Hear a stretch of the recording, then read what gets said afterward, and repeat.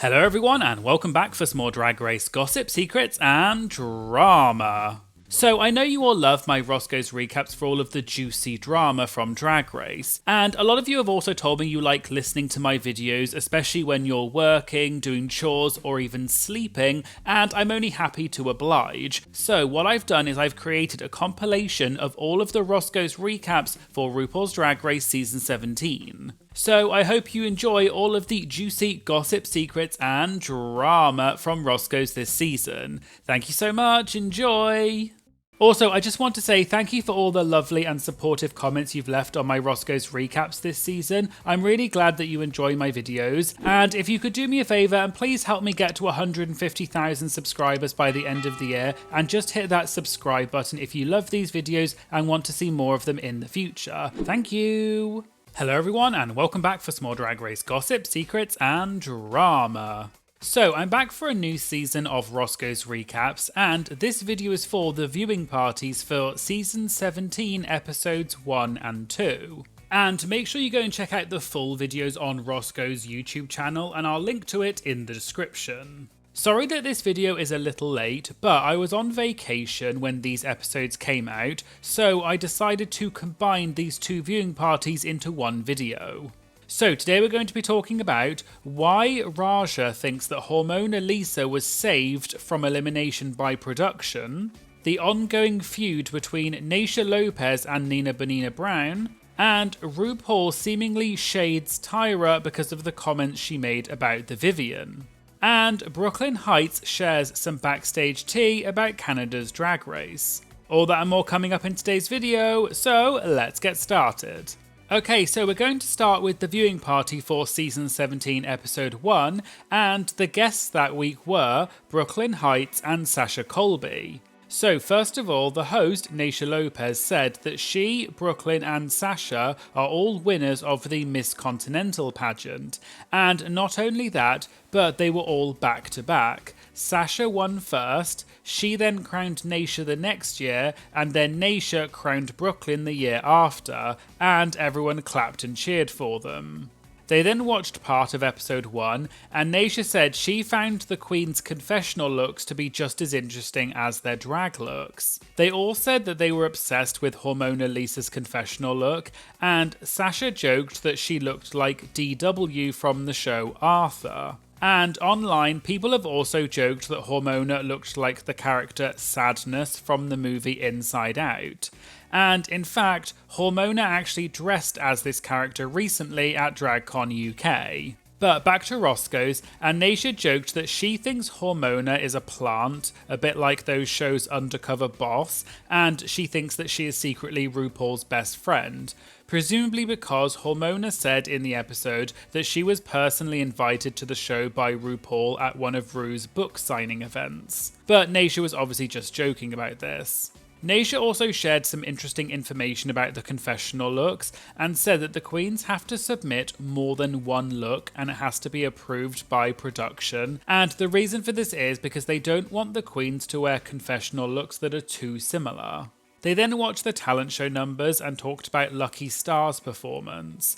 Brooklyn said Lucky's performance was a bit like a mix of Jimbo and Plain Jane, but the other host Caramel said that it was more like Jimbo and Nina Bonina Brown, and they all agreed. Naysha then said that Lucky and Nina's drag is quite similar, and she thinks that there is a relationship between the two queens, and someone from the audience shouted out that there used to be a relationship between them, and Lucky used to be Nina's drag daughter, but she isn't anymore. The other host, Batty Davis, then said that they have a drag dictionary down here, presumably referring to the audience member who shouted that out, and then said, quote, "Don't come for us." Naysha then said, quote, "Appreciate we said your name," referring to Nina. People in the audience gasped, and Naysha laughed and said, quote, I effing tried." For those of you who don't know, Naysha and Nina seemingly have a bit of an ongoing feud between them, and I believe Naysha has talked about Nina at Roscoe's in the past as well.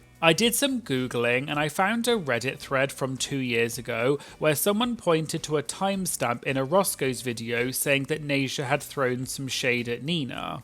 I checked out the timestamp and it was in a Roscoe's video for Drag Race UK Season 4. During the timestamp, there was a part where they were talking about queens who didn't get the role that they wanted in an acting challenge. And Naysha brought up Nina, but she couldn't remember her name, and she was mentioning when Nina didn't get the role of Black China in the Kardashian Roscoe in Season 9. But Naysha couldn't remember Nina's name and said, quote, "What's her name? She does like arts and crafts drag at home." And people in the audience gasped and laughed. Naysha also said that Nina does it at home and she's never seen her have a gig. And it looks like this may have been the start of the feud between them, although I'm not 100% sure. I also found a YouTube video from the channel Zonrocks, posted in August 2024, and the video was called Nina Bonina Brown Absolutely Living for Naysha Lopez. The video was a compilation of every time Nina mentioned Naysha during her reviews for All Stars 8, and Nina mentioned several times that Naysha kept shading her at Roscoe's and kept bringing up her name. Then, at the end of the compilation video, there was a clip from one of Nina's videos giving some context behind their beef. And Nina said that one time, presumably at Roscoe's, someone had asked Trinity if RuPaul would ever invite Nina back for an All-Stars, and Naysha apparently quickly said no. Nina then said that she had previously made fun of Naysha and said that her voguing was, quote, stiff, and that she vogued like she was wearing a diaper. And Nina questioned whether that was why Naysha kept bringing Nina up at Roscoe's and shading her. So it appears that the feud between Naysha and Nina may have started because Naysha had shaded Nina at Roscoe's, and the feud has then developed since then. But back to this week's Roscoe's, and there were quite a few comments on the Roscoe's video criticising Naysha and saying that she shouldn't be shading Nina, as well as some people defending Naysha. But Naysha actually responded to one of the comments, which said that Nina never came for Naysha and said that Naysha was petty. And Naysha responded to that comment and said, quote, "Incorrect, my name doesn't stay out her mouth and she started the whole thing, but nice try and thank you for watching." I saw that people were also commenting on Nina's most recent video, informing her that Naysha had shaded her at Roscoe's. And in Nina's raw view for Season 17 Episode 2, Nina read out a comment about this, and Nina said, quote, "I said what I said about that person and that place, and clearly that place likes to embrace a bully and someone who constantly does the same old, same old." And Nina said it was unwarranted that Naysha kept bringing up her name. And so it appears that there still is an ongoing issue between Naysha and Nina, and this is just a quick summary of the backstory about it, but if there is any context that I didn't mention, please let me know in the comments. And as always, please do not send hate to any of the queens involved, just consume this video passively. Anyway, back to Roscoe's. They then moved on to the Q&A, and one of the questions was for Brooklyn Heights and how she felt about the drama on the most recent season of Canada's Drag Race, because Brooklyn is the judge on the show, and was talking about the moment when Michaela Couture called out Xana and walked off set. Brooklyn said it was good TV, and the judges were in the middle of deliberation when that happened, and they could hear Michaela shouting backstage and said that she was leaving, and they did show this in the episode and it was all real. Naysha also asked Brooklyn whether she gets to see the cast before they start filming. Brooklyn said when she arrives for filming, she gets a list of who is on the cast, but that's it. And when she walks into the workroom on day one and gets to meet the queens, that's the first time she ever meets them. But other than that, she has no prior knowledge about any of it. Caramel then said that she wants to give Canada's Drag Race its props because they brought in a lot of elements that have never been done on Drag Race before, like having previous Drag Race alums as guest judges. And Brooklyn said that that was her idea, and everyone cheered. There was then another question for Brooklyn, which was whether the Snatch game on the most recent season of Canada's Drag Race was as bad in person as it looked on TV. Brooklyn said it was even worse in person, and people laughed and gasped. Brooklyn then said that Snatch Game is hard, and Brooklyn bombed the Snatch Game on her original season, so she knows how difficult it can be. And she said they filmed Snatch Game for about 2 hours, and it's a silent room, so it's a very hard atmosphere. Sasha was surprised that on Canada's Drag Race they filmed for 2 hours because Sasha said on her season they only filmed about 3 responses each and they filmed it really quickly. But Brooklyn said they did 6 rounds of questions on Canada's Drag Race and it may not have been 2 hours exactly, but it felt like it. Caramel then said she had a question from a special someone and they played a video message from Lucy LaDuca. And Lucy asked Sasha and Brooklyn when they met the whole cast on their seasons, who did they think was going home first? Brooklyn said right away that the person who did go home first was the person who she thought would go home, which was Soju, and everyone laughed. Sasha said her season was a split premiere, so she only got to meet half the cast at first, but everyone in her group was sickening. But when she met the second group, she knew that they would be all the early outs, and everyone laughed at what Sasha was saying. Naysha then asked if Sasha and Brooklyn still communicate with everyone from their season, and Brooklyn said no. Brooklyn then explained that there's no beef between them, but she said, quote, "Season 11 was weird," and she explained that it wasn't the season of sisterhood, and there were quite a lot of different cliques, and there is no group chat. Sasha said that on her season, they did have a master group chat, but by the time it went down to the top 4, no one really used the group chat, and they all created different sub-group chats. Sasha then added that she still talks to Selena Estites because they knew each other from before, and she also talks to Lucy LaDuca, Robin Fierce, and Anitra because they all check in on each other. Naysha said for season 8, they did have a group chat, but after the season finished, no one used the group chat anymore. But then, about 3 years after, Cynthia Lee Fontaine posted in the group chat asking how everyone was, and she was trying to restart the chat. But apparently no one replied, and Naysha joked and said, quote, "Just let it go, sis." Naysha also said for the All Stars 8 group chat, what happened was that after the episodes came out, one of the queens would see something that one of the other queens had said, either on the show or at Roscoe's, that they didn't know about, and that queen would get annoyed and they would then leave the group chat. And then someone would go and talk to that queen and calm them down, and they would then re-add that queen back into the group chat and say, quote, "Let's welcome so-and-so back to the group." And everyone laughed. There was then an audience question, and someone asked Brooklyn how it worked on the recent episode of Canada's Drag Race when the queens had to design an outfit for Brooke to model on the runway.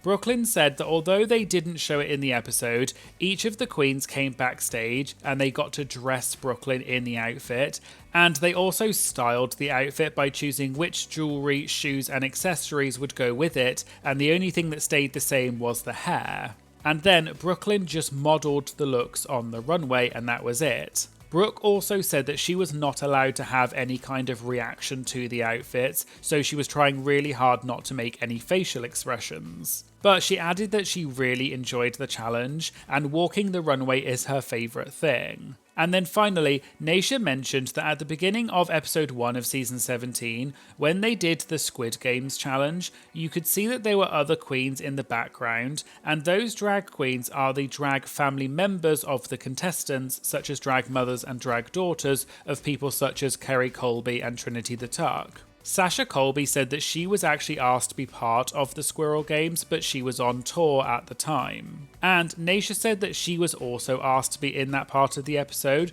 but she had a gig and she couldn't go. But when they reached out and told her about it, they did say that the queen should wear an outfit that can get dirty. So Naysha knew that something like that was going to happen. Okay, so let's move on to the viewing party for season 17 episode 2, and the guests that week were Raja and Adore Delano. They started off by talking about the awful wildfires that are currently affecting LA and California, and how many people have been evacuated, lost their homes, or even lost their lives. Naysha also said it's been a really rough start to 2025 with not only the wildfires, but she also mentioned the tragic passing of the Vivian. And they had a 1-minute silence at Roscoe's for the Vivian, and afterwards they shared all of their favourite memories about how funny and talented the Vivian was. And later in the episode, Raja shared a really touching and emotional tribute to the Vivienne because the two of them were on All Stars 7 together. And Raja said how amazing the Vivienne was, and everyone clapped and cheered for the Vivienne.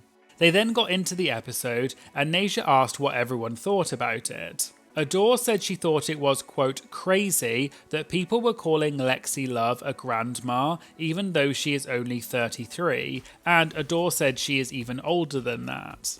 Raja said allegedly this is the youngest cast there's ever been on Drag Race. They then watched this week's talent show numbers, and they all said that they thought Hormona Lisa was the weakest. Nasia asked how long ago Hormona was invited by RuPaul to be on the season, and how long she got to get ready for the season, because she could have prepared something better. And later, Caramel said she googled it, and Hormona was invited by RuPaul on the 10th of March, so she would have had around 2 months to get ready for the show. Raja then said that she and Hormona are the only two queens who were ever invited to be on the show. Just in case you don't know, Raja has mentioned this in the past, and she once talked about it in an interview with Joseph Shepherd, which I'll link to in the description. But Raja explained that before she was on Drag Race, she was focusing more on being a makeup artist, and one day she had been out all night doing a night shoot for an Adam Lambert music video. And the next day, she got a call from Matthew Anderson, who used to be RuPaul's makeup artist, and Matthew said that they had been trying to contact Raja all day. Matthew then handed the phone over, and it was RuPaul, and RuPaul asked Raja if she wanted to be on Drag Race Season 3. At first, Raja thought Ru meant as a makeup artist, but Ru clarified that she meant coming on as a contestant. Raja said she didn't know what to say because she wasn't focusing on drag at the time, but Ru said she needed to know right now yes or no. Raja said yes, and that's how she got on Drag Race, and she was the only contestant who never had to audition. Back to Roscoe's, and they then talked about Michelle Visage, and Nasia joked that she wanted to hear from Adore and Raja because they both apparently had run-ins with Michelle in the past. This is because on All Stars 2, as I'm sure you remember, Michelle gave some harsh critiques to Adore and they had a confrontation about it, and Adore ended up quitting the competition. And then on All Stars 7, there was a rumour going around that Raja screamed at Michelle and said that she should be fired because Raja didn't appreciate some of Michelle's critiques. And although Trinity the Tuck once said that this rumour was true, Raja has since said that it was blown out of proportion, and she said that it was just a joke and she never screamed at Michelle. But back to Roscoe's, and they all said that they love Michelle, and she always checks in on them and texts the queens to make sure that they're okay. And Nasia explained that Michelle really does have a personal connection with some of the queens. They then moved on to the lip sync this week between the bottom two, which was Hormona and Acacia. Nasia asked what they thought of the lip sync, and Raja said she thought it was boring, and there was a reason why the two of them were in the bottom. Raja also said she thinks that when Hormona got to stay by pulling the lever, Raja thinks that that was an edit and was set up. She also said that Michelle clearly shaved and waxed her bikini area so that she could wear the swimsuit, and Michelle wouldn't have done all of that if she didn't know that she was actually going to get wet. Nasia agreed and said that she thinks it's, quote, completely produced, but she added that the show has been criticised a lot in the past, that the queens spend so much money on the outfits and then get eliminated right away. So she thinks that regardless of who was in the bottom, they would have been saved by the lever, but Nasia agreed and said that she's not mad at it because it's fairer to the queens if they don't get eliminated straight away. They then watched this week's Untucked, and during Untucked, there was a moment where Joella gave her honest opinions to some of the queens and said she didn't live for some of their talent show numbers or their outfits, and there were a few other similar dramatic moments between the queens. Nasia then asked how she felt about the, quote, mean girl edit in Untucked, because Nasia thinks that because Plain Jane was mean last season and got a lot of airtime because of it and became popular, she thinks that other queens are now copying Plain Jane and are also being mean. Raja said that she loves it, and the queens need to quit being nice to each other, and she wants them to be mean because it's a TV show and we all want some good TV, and some people in the audience cheered. They then mentioned that Joella is going to be at Roscoe's next week as a guest, and they're excited about it because she seems like the sort of queen who would spill a lot of tea. And beforehand in the episode, they had made some comments saying that Joella's look and her talent show were not that good. Raja then said, quote, "How do you say booger in Asian? I love her, but..." And everyone gasped and some people laughed. Raja then said that she's allowed to say that because Raja is also Asian, and then she said, quote, "She's such a brick. How do you say brick?" And everyone laughed that Raja had called Joella a booger and a brick. But Raja said that she loved Joella and wants to hang out with her. And Adore said that she loved that during Untucked, Joella was reading everyone, even though Joella's wig kept sliding back and she kept having to pull it down, and everyone laughed. They then moved on to the Q&A, and one of the questions was for Raja, which was, how far in advance do they film Fashion Photo Review, and how much of the episodes do they get to see? Raja said that they'd already taped it all, and they did it over 3 days. And they only get to see the runway part of the episode and none of the rest of it. So Raja had no idea who any of the queens were or what their personalities were like. But Raven did because she was obviously there during filming because she's RuPaul's makeup artist. An audience member then asked Raja and Adore if they had to be on a different country version of Drag Race, which one would it be? Adore said, quote, "I don't want to go back," and everyone laughed. But Adore said she would love to be a music mentor on an episode of the show where the queens have to record things. And Adore shared that she was actually supposed to be a music mentor on season 1 of Canada's Drag Race, but then it didn't happen because they said they were going in a different direction. And Adore said, quote, "Let's see how that goes."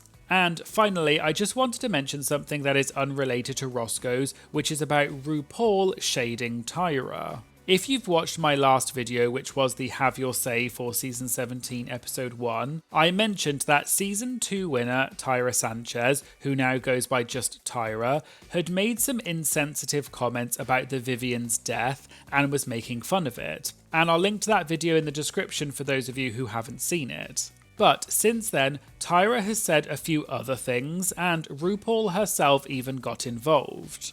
So, as you may know, just after the Vivienne's death was announced recently, Tyra brought up an old tweet of the Viviennes from years ago, and then made several horrible comments joking about the Vivienne's death. And Tyra got heavily criticised for these comments by many people. And since I made that video, Tyra has doubled down and made even more horrible comments about the Vivienne and said things like, "Ding dong, the Vivienne's dead. Was it AIDS or an overdose?" And then she posted an Instagram story saying, "Confirmed it was AIDS." And Tyra got even more criticism for this. However, something unusual that happened was that RuPaul seemingly got involved. Just after Tyra posted all of these awful things about the Vivienne, RuPaul posted on her social media platforms, and it was a video clip from an acting challenge on season 2 where RuPaul slapped Tyra in the face. You know what you did, Shane? Oh, Sharkeisha! And although there was no caption to the post, people clearly took this to be that RuPaul was criticising Tyra.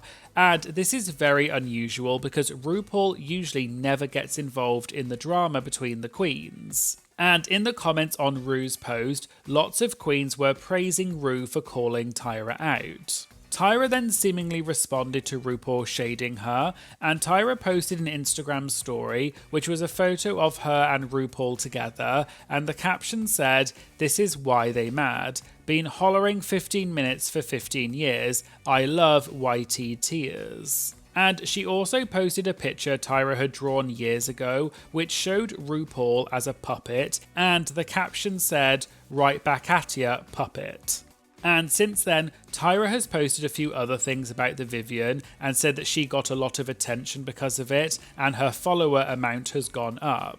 And as I said in my previous video, please don't send hate to any of the queens even if you think they deserve it, because it only helps to increase their own engagement. The reason I'm mentioning it in this video is just to keep you informed of what is happening, but I don't plan on talking about it anymore because I don't want to give any attention to someone who shouldn't be saying these things, so please just consume these videos passively and don't get involved. Hello everyone and welcome back for some more Drag Race gossip, secrets and drama. So I'm back for another Roscoe's recap, and this viewing party was for season 17 episode 3, and the guest this week was Joella. Today we're going to be talking about the truth about what really happened with Hormona Lisa's dress and the stones, Joella responds to the backlash that she got from the episode, and Hormona exposes Susie Toot for breaking the rules. All that and more coming up in today's video, so let's get started. So they started out by saying that Lucky Stars was supposed to be the other guest at Roscoe's this week, but unfortunately she couldn't make it, so she's going to be at Roscoe's next week instead. They then watched a bit of the episode, and Naysha mentioned the Badunkadunk tank twist and saving someone from elimination that happened in the last episode, and Naysha asked Joella if on set it looked as produced as it seemed. Joella said that what they told the contestants was that Michelle had to leave to go and film something else, and they were all confused why Michelle would be double booked. Then, as they showed in Untucked, they got the contestants to go off stage, and Joella assumed that there was some kind of technical issue. Then, they came back on stage, and RuPaul did the bit where they said they needed a virgin, and then they revealed Michelle in the dunk tank.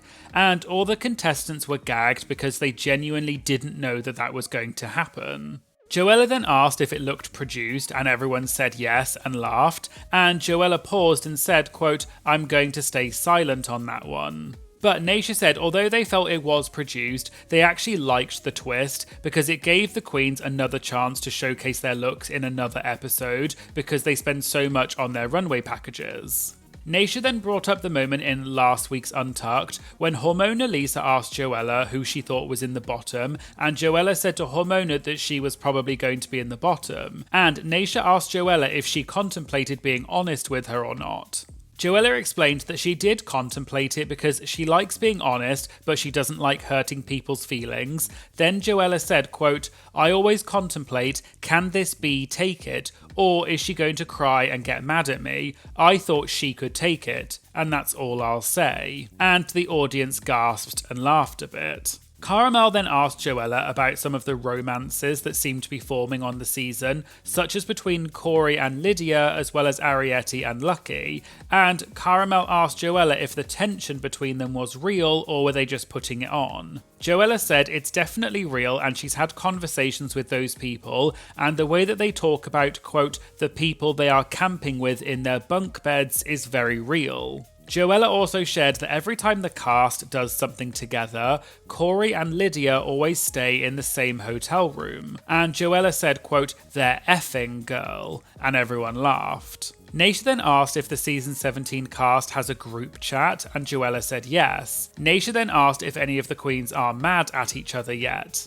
Joella said they were, but over the past few months, they are all getting along and they all love each other. Joella then shared that she and Hormona had been messaging recently and they love each other, and the fight that happened on this week's episode between them happened so long ago when they filmed the show. Naysha then said that often in the group chats, people get mad and leave the chat, but Joella said that the season 17 cast didn't do that. Naysha then asked if Joella got upset seeing the girls talking about her behind her back in the confessionals. Joella said, to be honest, when she watched the episode, she was completely unaware that they had been saying those things behind her back, but she understands because if you say something about someone, they're going to bite back, especially queens like Corey and Lana. And Joella said although it did hurt her at first watching the episode, she realised that she was telling them to their face the way she felt, whereas they were, quote, running around scared, so she's not hurt anymore and she loves them. They then got to the part of the episode where the queens found out that this week's challenge was a design challenge, and Joella said that she didn't know how to sew, and Naysha asked her about it. Joella said when you're preparing for Drag Race, there's a lot that you have to prepare for and you get very overwhelmed. And Joella said she did have sewing lessons, but none of it sunk in and she can't remember any of it. and she commended people who can sew because it's really hard. Later, Joella shared a fun fact and said that in the past, she entered a local competition and she actually won the design challenge part of it against people that can sew. Naisha then asked what this competition consisted of and looked at the audience and everyone started laughing. Joella explained that they had to make an outfit using things that you'd find in your home. Naisha then jokingly asked whether that meant that she made these things at home with no supervision, but Joella said that this was during the pandemic and they both laughed. Joella then joked and said that if you could see the outfit, you would say that it looked like crap, and it did look bad, but she won and doesn't know how. And I did try and find a copy of the picture of this look, but I couldn't find that Joella had posted it anywhere. They then watched the part of the episode where Ru does the walkthroughs with the queens, and Naisha asked if anything happened that didn't get shown. Joella said everything that she said to Ru did get shown, but in the confessional, she did say that the reason she didn't want to change her outfit design was because she wanted to wear something that she could perform in, presumably because she knew that she was likely going to be in the bottom, but they didn't show that part of the confessional. Naisha then asked if Joella was in the headspace already that she knew she was going to have to lip sync. Joella said that looking around, pretty much everyone in the cast can sew, and 2 + 2 = 4, so because she can't sew, she knew she'd probably end up in the bottom 2, but she felt confident that she could save herself in the lip sync. Joella also said that a lot of queens on season 17 learnt how to sew just for Drag Race, and nowadays lots of queens don't know how to sew, and there are more traditional queens who do know how to sew, and Joella thinks it's a good thing to know how to sew, but a lot of up-and-coming queens don't know how to sew, so when they get the call for Drag Race, they specifically learn how to sew. Later, Naisha said that Joella had said the design challenge was the challenge that she was most afraid for, but which challenge was she most excited about or hoping for? Joella said she really wanted to do a Rusical because she loves musical theatre, music and performing, so she really wanted a Rusical. And some people started laughing almost a bit awkwardly, presumably because Joella may have inadvertently spilled that either there was no Rusical on the season or that she gets eliminated before the Rusical, although this is just a guess and is not confirmed, and then they quickly moved on. They then watched the part of the episode where the queens were making their design challenge outfits, and Joella shared that although it wasn't shown in the edit, Hormona Lisa actually helped Joella a lot with her outfit, and she let Joella borrow one of her sewing patterns, and she also cut out Joella's pattern for her, and then Acacia helped Joella with the sewing. Joella also said that Drag Race updated the sewing machines and they're now really high-tech with touchscreens, and even the queens who do know how to sew were confused by them. There was then a part of the episode when Jules Sparkles was mad at Anya Nerve because Anya had taken the rest of the trim, which Jules had said that she needed, and Jules then confronted Anya about it and they argued in the workroom. Naisha asked Joella if that is how it happened or was it worse in real life. Joella said what we saw in the episode was an accurate depiction of what happened, but what we didn't see in the episode was that the night before when the queens were leaving, Jules did go up to some of the queens and say something about it, and then the next day at lunch, Anya came up to Joella and said that Jules was getting on her nerves, and Jules also said that Anya was getting on her nerves. But at first, Joella really didn't think anything of it, and then all of a sudden it went down. Caramel then said that what we didn't see in the episode was the exchange between Lexi Love and Hormona Lisa when Lexi called Hormona out for using her own stones on her outfit, which isn't allowed. And Hormona looked annoyed and came into the workroom and had to pull off all of the stones. And Caramel asked Joella what really happened. Joella explained that in the morning, they gave the queens an extra hour to finish their garments. Joella was with Acacia, who was helping her sew her outfit,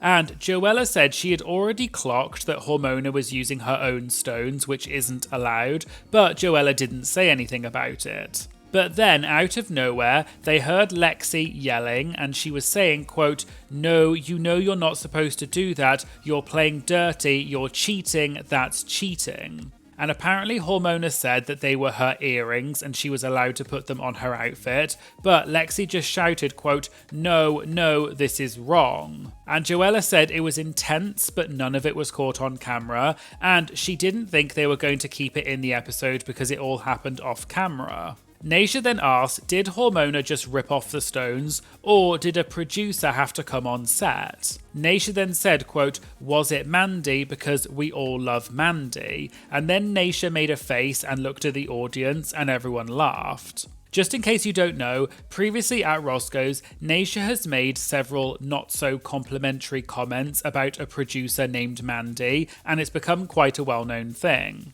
Joella smiled and then said, quote, "Like Hormona said, she was told to not continue with those on her outfit, so she was told."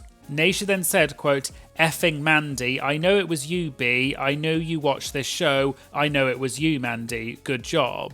Also, regarding this moment between Lexi and Hormona, I saw that some extra drama happened to do with this on Twitter. So, shortly after the episode came out, Susie Toot tweeted saying, "Oh, y'all should have been there when Lexi let Hormona have it. God, I wish the cameras were up." Hormona then responded to Susie's tweet and said, "She did not let me have it." A Twitter user then replied to Hormona and said, "If anything, she was helping you from getting into trouble." But Hormona said, "That's literally not it either, lol." Hormona also replied to Susie's original tweet and said, "Loved the stones on your little headpiece." And presumably Hormona was exposing the fact that Susie also used her own stones on the outfit, which is not allowed.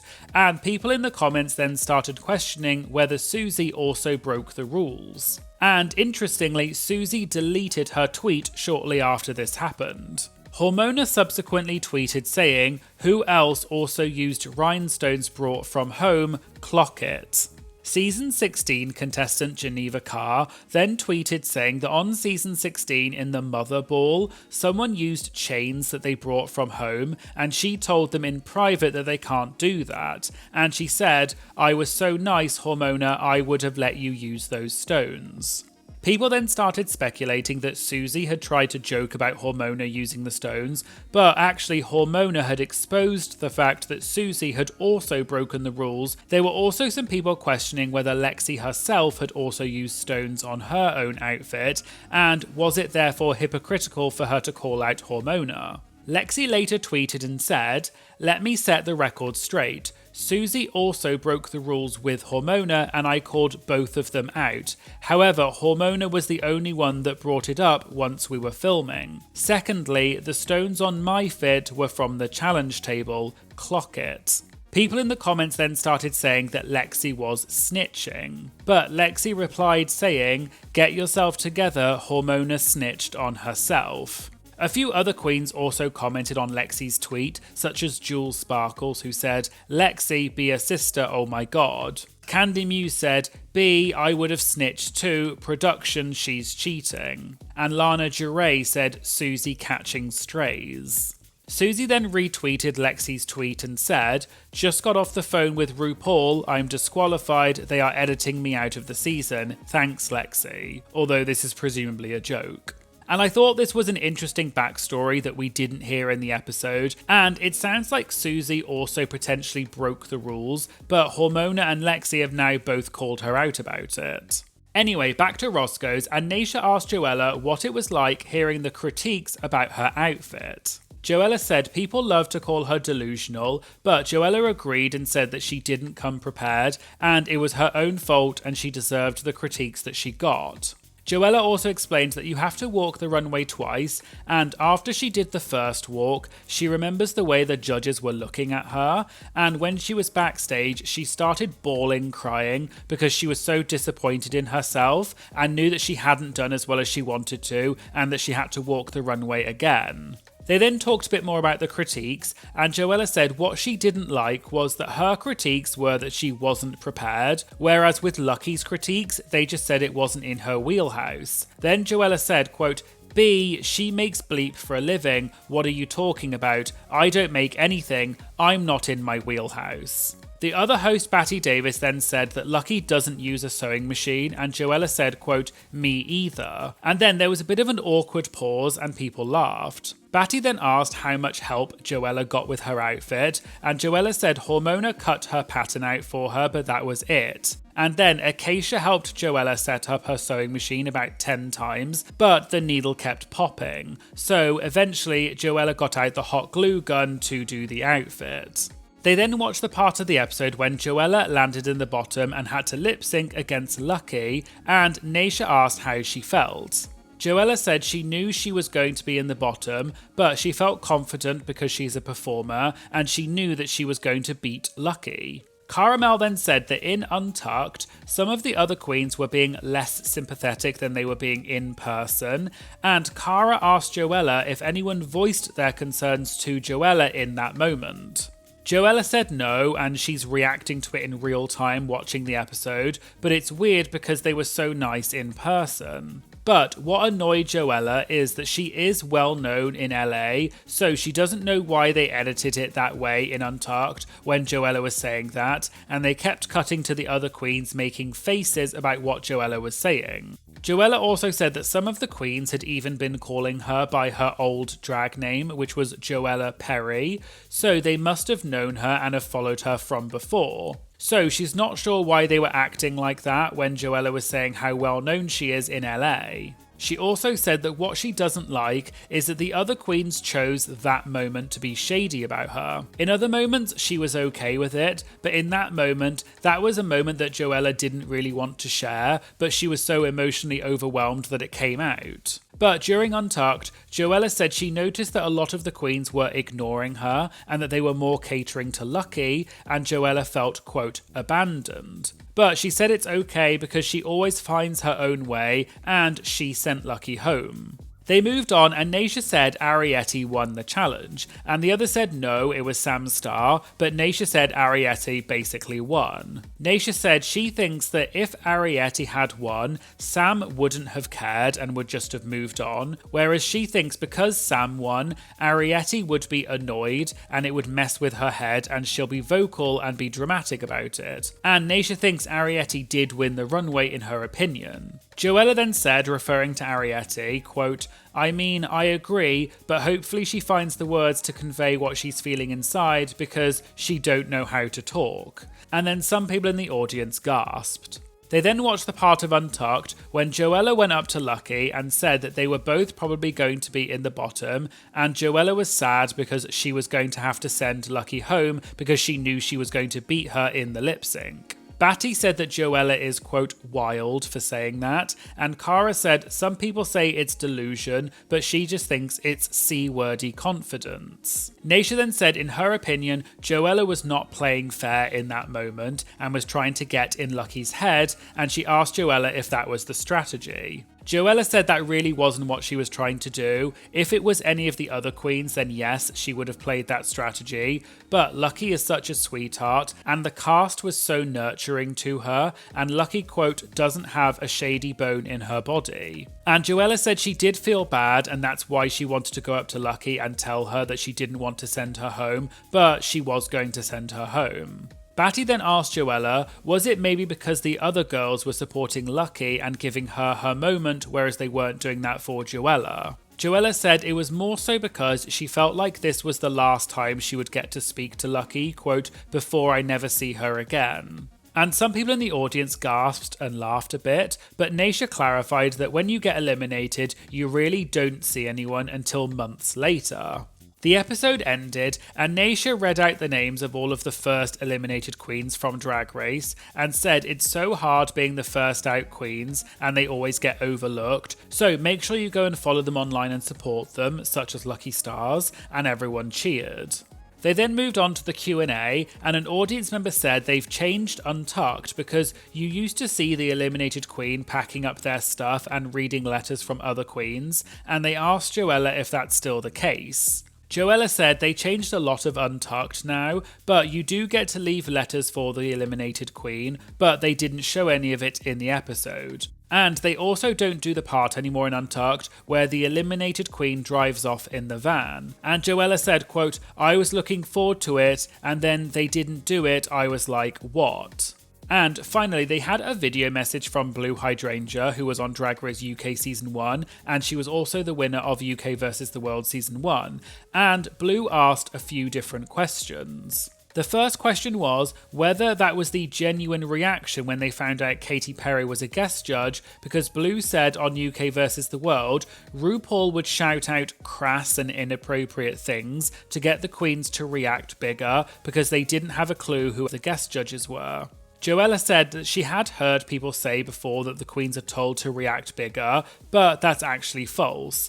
And even though some people are not very fond of Katy Perry right now, that was the genuine reaction because a lot of the queens grew up listening to her and perform her songs, so it was a big deal for her to be a guest judge. Blue's second question was, did they actually film the Squirrel Games in episode 1 before they entered the workroom as was shown in the episode? Joella said yes, they did film Squirrel Games before the workroom entrances, and that was the first time she saw all of the queens. And that's also why her wig kept sliding back, because they had been in their outfits at that point for about 7 hours, and she also said that she couldn't stand up or sit down while she was in her trailer beforehand.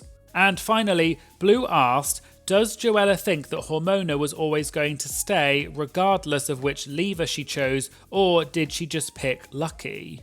Joella nodded and said, I think she picked Lucky, right guys? You know, Hormona, she's like smart, you know? But it sounded like Joella was probably being a bit sarcastic. And Naisha finished by saying, quote, by Lucky you mean produced, and people laughed. Also, just as some extra information outside of Roscoe's, I saw that in the RPDR drama subreddit that Lexi Love had posted an Instagram story saying, to those at Roscoe's tonight, really though? However, she deleted the story pretty quickly after she posted it, which is why I didn't see it. There were then several theories on Reddit as to why Lexi may have posted that, but a lot of people seem to think that what Lexi was saying was that apparently the audience at Roscoe's really wasn't living for Joella and they weren't cheering for her, and maybe Lexi found out about it and was calling it out. And I don't know if this is the case or not, but in the comments on the Roscoe's YouTube video, there were some comments criticising Joella, saying that she was unlikable. But then there were also quite a lot of comments defending Joella and saying that she was just being entertaining, and they also said that there was a weird energy at Roscoe's this week. And Joella seemingly responded to the criticism that she got, not just from Roscoe's but also from the episode in general. And after the episode, Joella tweeted saying, I identify with my haters because we both love judging things we're not qualified to judge. Just know you're suffering from delusional dynasty disease too. Your symptoms are just so strong that you don't know it. Hello everyone and welcome back for some more Drag Race gossip, secrets and drama. So I'm back for another Roscoe's recap, and this viewing party was for season 17 episode 4. And the guests this week were Crystal Envy, Hormona Lisa and Lucky Stars. Today we're going to be talking about the backlash Joella got from her exit line, why Katy Perry was referred to as, quote, the enemy by some of the cast, and Hormona apparently lied to production about what happened with the rhinestones. All that and more coming up in today's video, so let's get started. Okay, so they started off by explaining that Lucky Stars was there, but she was still getting ready so she would join them on stage later. Also, the host, Caramel, is on vacation this week, which is why she wasn't there. Also, just in case some of you are wondering why Hormona was dressed in blue, since the start of the season, people online have been commenting saying that in her confessional look, Hormona looks a bit like the character Sadness from the Pixar movie Inside Out. And Hormona even dressed as this character at DragCon UK, and she's also dressed the same for Roscoe's too. Hormona even commented on it at Roscoe's, and the hosts, Naisha and Batty, later said that they dressed up to look like Hormona with the glasses and the bobs. Hormona said she had a gift for Roscoe's, and she pulled out the bob wig that she wore in her confessionals on Drag Race, and the audience screamed and cheered, and they said they were going to put it on display at Roscoe's. Naysha also commended Hormona and said that in 17 seasons of Drag Race, no one has ever had that much chatter about their confessional look, and said that Hormona was making good moments for TV. They then watched some of this week's episode, and Naysha brought up what happened 2 episodes ago when Hormona pulled the lever and was saved from elimination. And Naysha asked Hormona if she really thought she was going home or not. Hormona joked that what was going through her mind at that moment was if she gets eliminated, the first thing she was going to do is go to Taco Bell because she didn't like the healthy food that they gave them on set, and people laughed. Hormona then joked that she was a comic genius, as we saw in the talent show, and she shared that she actually wrote her lines for the talent show on the plane journey while she was travelling to film Drag Race, and she even asked the flight attendants if they thought it was funny, and they said yes. Naysha then asked Hormona how long she had to prepare for Drag Race, and did she get the call right away after RuPaul's book signing when he said she was going to be on the show, or did she have to wait? Hormona said at first when RuPaul said that she would see her this summer, she thought that Ru meant that she was coming to Tennessee and she was confused. Batty then asked if Hormona thought Ru was joking when she said that she was going to be on the season. Hormona said she didn't think it was a joke, but she's not the sort of person who gets excited about a lot of things, so she felt like if she doesn't get excited about it, she won't end up being embarrassed if it doesn't happen. And that's why Hormona didn't post about it. But she did message RuPaul on Instagram about 17 times, and she even got a notification from Instagram telling her not to harass people, presumably because she had messaged RuPaul so many times and Ru never responded, but she still ended up getting on the season. Hormona also said something similar happened with Ryan Murphy, and he ended up blocking Hormona on social media because Hormona messaged him saying she wanted to audition for American Horror Story, but he just blocked her. They then watched the part of the episode where they introduced the guest judge this week, which is the actress Julia Schlepfer, and neither Naysha nor Batty knew who she was, and they asked if the queens were excited to see her, and Crystal sarcastically said she was so excited, presumably because the queens didn't know who she was either. Naysha then asked if production told the queens they had to act excited when they announced her as a guest judge, and Crystal said yes, and everyone laughed. Crystal then said, quote, "Same thing for episode 1. And people in the audience gasped a bit because the guest on episode 1 was Katy Perry, so I assumed Crystal was making a joke about the queens not being excited about Katy Perry. Hormona then said, quote, "Don't get me started with the enemy," and everyone laughed. Just to explain in case you don't know, what I assume this comment by Hormona is referring to is that a few weeks ago, a post on the RuPaul's Drag Race Reddit page went viral on social media. The post was by someone who said that they were at a viewing party for Drag Race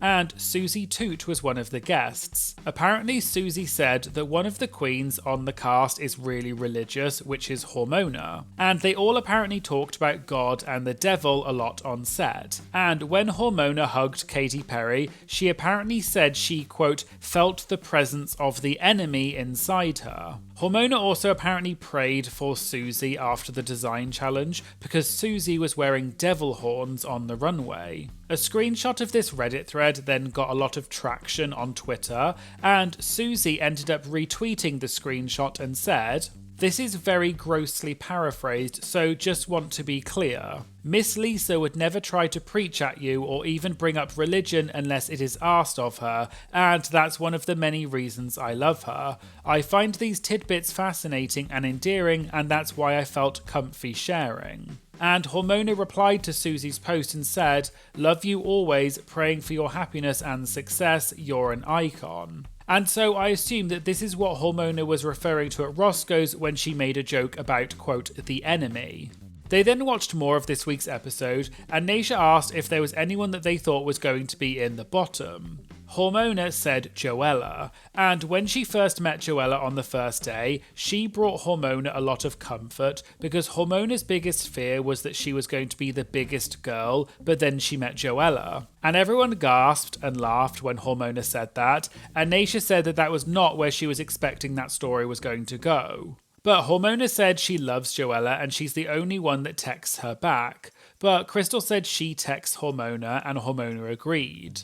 They then asked if there is a Season 17 group chat, and Crystal said yes. Batty then asked if there are group chats outside of the main group chat, and Hormona looked at Crystal and said, quote, "Go ahead and say your truth," and people gasped. Crystal laughed and said you naturally get close to individuals, and Naysha asked who. Crystal said she texts everyone and is close to everyone, but Naysha joked and said that that was too political of an answer and said, quote, "Name 'em." Crystal said before the competition she knew Corey, Lana and Jules, so afterwards they just got closer. They asked Hormona who she is close to from the cast, and Hormona said she has love for all of them and kinship with a lot of them, but Crystal then said, quote, "except Corey," and people gasped, but this may have been a joke because Hormona said in this week's Untucked that she didn't get on with Corey. But Hormona moved on and said, quote, "Honestly, I'm not close to anybody on the cast. I hate to say that, I love y'all, but I just don't feel close to any of them." Crystal then put her hand out and said, "Well, text me, B-word." And Batty said, quote, "No, you text her,"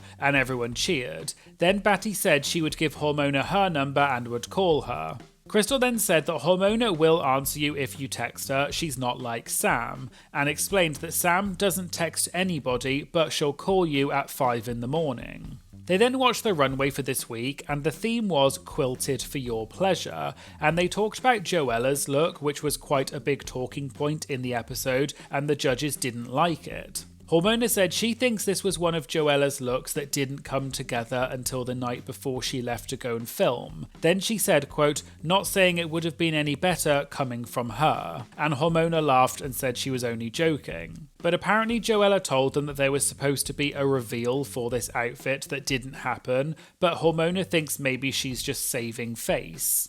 They also talked about Arietti's runway look, which the judges said they liked, but they didn't get quilted from it. Crystal said this look was stunning and it was completely quilted, but she had quilted on top of the fabric pattern so you couldn't see the quilt. They then watched the Queen's performances of the songs, and Naysha asked if they actually got to watch it on the main stage or was it added in afterwards.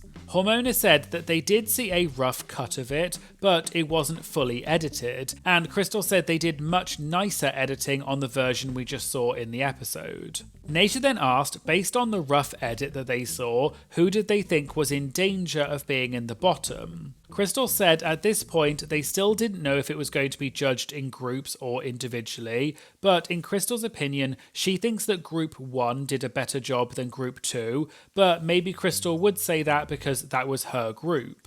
Hormona said that she thought that Lexi or Corey would be in the bottom based on what they saw in the rough cut. They then moved on and Naysha asked Hormona how she felt when Lexi, quote, tricked on her and made her take the rhinestones off her outfit last episode. Hormona said that she was mad because she was up all night doing that, and the stones that Hormona had were from the materials on the table, but she had given those stones to Lucky to use on her outfit as instructed by Lexi. Apparently, Lexi said to Hormona, quote, "Your outfit looks good on its own, give Lucky those stones," which Hormona did, but Hormona said that she was going to take apart her earrings to use anyway. Naysha then asked for clarification and asked if there were stones available in the materials that were given to the queens. And Crystal said there were stones on the trimmings, and you could cut the stones off the trimmings and use them that way. There is also a little bit of tea to do with this issue of the rhinestones that happened outside of Roscoe's, and the tea is that allegedly Hormona lied to production. So I saw on the episode of the Race Chaser podcast for episode 3, which I'll link to in the description, Willem talked about Hormona having to remove the stones from her outfit, and Alaska asked what happened. Willem then said that 2 of the queens were called out for rhinestoning stuff with their own stones. One of the queens apparently said that she asked production and compliance, and she was told that she was allowed to do that, and that queen was Hormona Lisa. Then, when the other queens reported back that Hormona had said that she had permission, production asked Hormona who from production had said that. Willem then said that Hormona, quote, failed to produce a name or be able to point out that person, so they're like, you're a liar girl, you're lying to your sisters. Willem also said that the other girl who stoned her outfit using her own stones rather than the materials provided and was called out for it was Susie Toot, who used them on her red horns. However, Susie did not try and lie about it, and they did not make her rip off her stones. And Willem didn't say where she got this information from, but presumably this may have come from an insider source because Willem knows a lot of the queens as well as people who work at World of Wonder, but I just thought this was an interesting bit of information that Willem shared. Anyway, back to Roscoe's, and Naisha said that Hormona can sew, so did she make a lot of her outfits for the season? Hormona said that she made the decision to stay in her 9-to-5 job right up until she left for filming because she wanted a job to come back to, although they ended up firing her anyway because they couldn't hold the position open for her. But that's the reason why Hormona didn't get to make a lot of her outfits. Crystal added that there's a lot of stuff you have to prepare for the show, not just the outfits but physically and mentally as well, so to make 14 runways and other garments on top of that is a big task. Hormona said she made about half of her outfits. Naisha then said that queens like Raja O'Hara made all of her own outfits for only a few $100s. Crystal then said, quote, she kept that stipend, honey. Naisha then said, quote, wait, hold on, did you guys get a stipend? Hormona then pointed at Crystal and said, quote, she said it. People in the audience gasped, and Crystal smiled and looked down, maybe because she had revealed something that she wasn't supposed to. And Batty said maybe the stipend is why all the outfits this season look good. Naisha then said that up until season 8 there was no stipend, and then Crystal said, quote, it's not much. Naisha said that on season 14 she knows that they got $2,000 for stipend, although she's not sure if that's when Drag Race started doing the stipend or not. Hormona then said that they got a very generous stipend and they both thanked World of Wonder. Hormona then pointed at Crystal again and joked and said, quote, she said it, I didn't say it. And Crystal then said, quote, girl, can't you Google that? And everyone laughed. Just to explain, queens have mentioned in the past that the queens get a stipend, which is an amount of money that they get given to put towards paying for their outfits. On All Stars 9, the stipend was reportedly around $25,000, although that was an All Stars charity season, so it may be different for a regular season. Queens in the past have also said that they get an appearance fee for every episode they're on, which is usually a couple of $100s per episode, although this figure was previously lower and has reportedly increased throughout the years. And for All Stars 9, the queens were reportedly paid $50,000 as an appearance fee, plus $25,000 stipend, which was for the outfits. But back to Roscoe's, and a short while later, Lucky Stars joined them on stage and everyone cheered for Lucky. They then watched Joella's elimination, and Joella's exit line was, quote, well, at least I didn't die a local girl. When they came back, Naisha brought this moment up and said that when the queens have a difference of opinions, it doesn't mean that you don't like each other. But Naisha is going to speak on this because it has bothered her since she heard that Joella said this. So presumably Naisha had heard in advance that Joella had said this as her exit line. Naisha then said, quote, some of the most talented drag queens are the ones who are not on effing Drag Race. So for you to sit there and leave and say, oh, I won't die a local queen, girls, stop. It just shows how unaware and not in tune with our community that you are. Naisha then said that she loves Joella, but she hates that Joella said that, and that it was, quote, the dumbest thing to come out of your mouth, and you said some stupid bleep. And people in the audience gasped and cheered. Hormona said that when Joella said that, the queens at the back just rolled their eyes, and Crystal said, quote, Drag Race doesn't mean success. However, in the comments on the Roscoe's video, some people commented saying that Joella's exit line was probably a reference to the line Selena S. Titties said during the acting challenge on season 15 when she said, quote, "I died a local girl." And I went and checked to see if Joella had made any kind of statement clarifying this on social media. And Joella did tweet about this a few days after the episode aired, and she said, "My exit line was not a diss at local drag at all. Anyone that knows me knows I only have what I have today because of local drag. Just because I'm on TV doesn't mean I didn't walk the walk. The line was a reference to Selena S. Titties, brackets, my LA icon sis, and my poor run on Drag Race." Joella then followed this up with another tweet that said, "Go follow your local drag queens, go see a drag show that features local talent. Local drag is drag. Drag Race is only a glimpse into the world of drag, so please go and support the hardworking and talented queens that are around you." So it appears that Joella's exit line was a joke, however it didn't really land and may have just been a poor choice of a joke. But back to Roscoe's, and they moved on, and Naysha asked Lucky why she decided to go outside of her comfort zone during the design challenge and try and do a style that she doesn't normally do. Lucky said she thinks the challenge called for that, and there was no way Lucky was going to use those fabrics and give opulence in the drag that she normally does. Lucky also said that she had heard a comment, but she didn't say who had said it to her, but apparently the comment was that Lucky hadn't given, quote, "pretty lady" so far in the competition. So Lucky felt that they were dropping hints of what they wanted from Lucky, which is why she decided to do that. Lucky also said that she would have to do that at some point anyway, but she just bit off more than she could chew.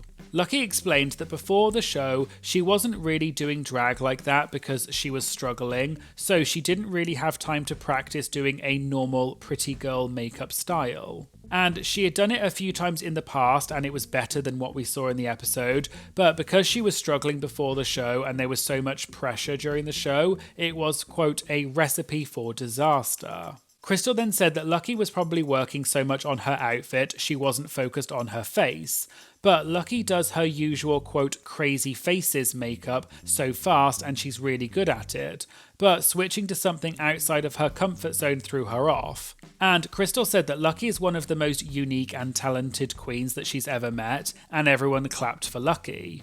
They then watched Untucked, and they mentioned that last week, Joella had gone up to Lucky and said that they were probably going to be the two in the bottom, but Joella knew that she was going to send Lucky home and she was sad about it. And everyone laughed, and Crystal asked Lucky how she felt when Joella said that. Lucky said in that moment it didn't really hit her as being shady, she just thought Joella was having her moment. Naysha asked if it got in Lucky's head, but Lucky said no because she was already so in her own head anyway, and she was, quote, "blacked out" at that point. Hormona then said that Joella had shared something very sensitive that she was struggling with in Untucked, but they didn't air it. And so whenever Hormona was talking to Joella, they were talking about that. But Hormona isn't going to say what it was because it's very sensitive and vulnerable for Joella, and she's glad that they didn't air it. But Hormona explained that she said to Joella that she thought it was actually a blessing that Joella was in the bottom and that she was probably going to go home, because the show is not somewhere where you need to work through that kind of struggle. Hormona then said that that might come across as cold, but with those sorts of struggles, it's like a revolving door and you just keep coming back to it and it doesn't get better. Then, later in the viewing party, Hormona made a jokey comment about Naysha, and Naysha jokingly asked if Hormona was reading her because she can't tell. But Hormona shared that she's autistic, and that's where that comes from, and she doesn't do it on purpose, but she finds it hard to read people.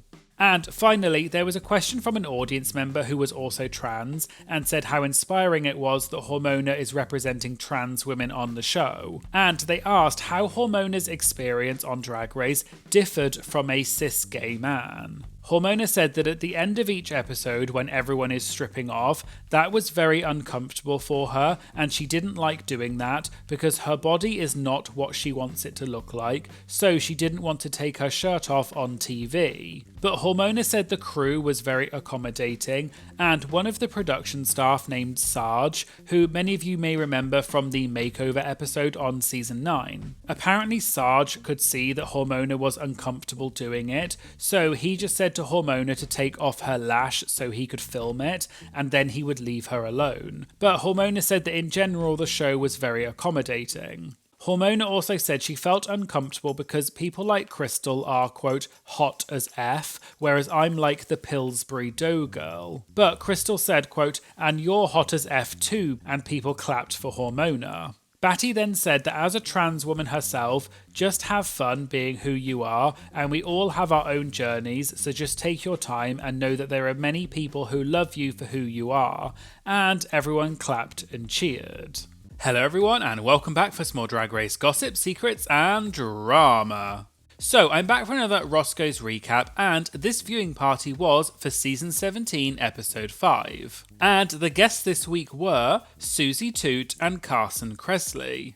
Today we're going to be talking about Susie breaking her silence on what really happened with Hormona's rhinestones and whether Susie also broke the rules. Carson spills backstage tea about how the show is filmed, and Susie potentially exposes a guest judge from season 17 who apparently does not pay their drag performers. All that and more coming up in today's video, so let's get started. So they started off and host Naysha Lopez mentioned that Susie won the first challenge on the season and asked if she felt any pressure after that. Susie said the design challenge was the first challenge after the talent shows and she's not a designer, so she thought that it was going to be the storyline that a queen is in the top for the talent show but then she goes home in the design challenge because, quote, she can't sew for bleep. But Susie said that she did fiercely in the design challenge, so she then joked and said, quote, I'm here until the end, I'm going to win. Naysha then said she thinks that the queens all underestimated Susie and asked if she agreed. Susie said, quote, absolutely, and explained that it's happened to her before, and from her experience, queens usually don't expect much from her until they see her on stage. Also, Susie said on the first episode she was at a very, quote, experimental period with her makeup and her eyebrows were just, quote, wherever they wanted to be. So when she was doing her makeup for the entrance look, she decided to just, quote, go big, and she joked that, quote, my makeup looked how it did, and everyone laughed. However, later Susie explained that she knew it was reality TV, so she was not going to get away with it, and she knew that her makeup style would come up at some point as a point of discussion, and she accepted that. However, the only thing that gagged her was when the show aired and she saw Michelle's comments that she made while the queens were in Untucked, and Michelle said that the Betty Boop style didn't work at all for Susie. And Susie was a bit gagged about that, presumably because she'd never actually heard Michelle say that before the episode aired. They then watched a bit more of the episode, and Caramel mentioned Lexi and brought up that a few episodes ago in the design challenge, Lexi was upset with Hormona Lisa because Hormona had used her own rhinestones on her outfit, which is against the rules, and Hormona was made to take them off. However, it then came out later on social media that Lexi had also called out Susie for using her own stones, but it wasn't shown in the episode. And I did cover this in a previous Roscoe's recap, which I'll link to in the description if you want to check that out. And Caramel asked Susie what really happened, and Susie said that she would spill all the tea. Susie explained that she had never heard the rule that you're not allowed to use your own rhinestones and no one had ever told her that. Susie then said that allegedly Lexi and Hormona had found out about this rule at the same time, but Susie said she's not sure if this is true, she just heard that that's true. So that night, Susie took home her devil horns headpiece to her hotel room and stayed up rhinestoning it, because she still didn't know at that time that you weren't allowed to use your own stones. Then, the next morning, all of the queens would meet in the hotel corridor to go down the elevator together. Lexi apparently saw Susie carrying the devil headpiece and asked her what it was, so Susie explained that she had stoned it and said, quote, isn't it cool? Lexi then responded saying no, because I had to pull off this, that, and whatever. Susie didn't explain exactly what that meant, but it sounds like she was saying that Lexi must have also used her own stones on her own outfit, but then when she found out that you aren't allowed to use your own stones, she must have taken off the stones on her outfit, although this is just a guess based on what Susie said. Then Susie explained that for the design challenge, you get an hour before the cameras go up to do any last minute touches to your outfit. But during this time, there are no cameras rolling and the queens are just working on their outfits. It was during this time that Lexi called out Hormona for using her own stones,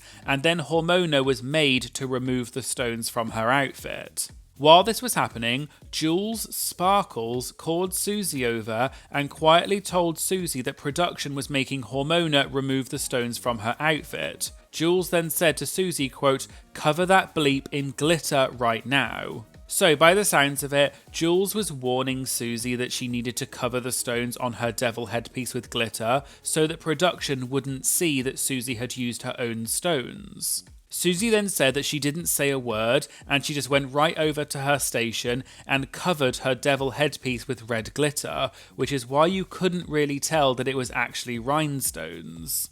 Carson then joked that he was calling production right now to inform them about this, and he said, quote, "We had a cheater," and everyone laughed. Susie also said that the funniest part was that this issue was the biggest drama of the episode, but she, Hormona and Lexi were all safe, so it didn't actually matter. And when they were all back in Untucked together after being called safe, they all said to each other, quote, "We were being kind of crazy, weren't we?"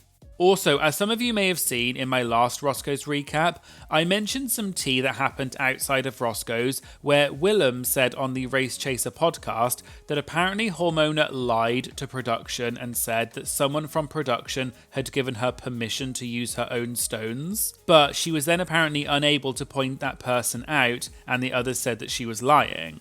And Willem also said the reason Susie didn't have to take off her stones was because she didn't try and lie about it. So what Susie said does somewhat line up with this, but by the sound of it, Susie covered up the rhinestones and just didn't tell anyone, so this version of events is a bit different. Also, I noticed that an account that seems to belong to Hormona Lisa actually commented on my Roscoe's recap video last week and said, "Allegedly is the key word, lol, that is definitely not what happened." And I'm not sure what part of the story exactly Hormona was referring to, but I thought this was an interesting comment, so Hormona, if you're watching, please feel free to DM me if you have any details you'd like to share. But back to Roscoe's, and they then watched the part of the episode when the queens were getting ready for the RDR Live challenge this week. And Lexi was getting annoyed at Susie because Susie was shooting down all of Lexi's ideas, and Naisha asked if that was really how it happened.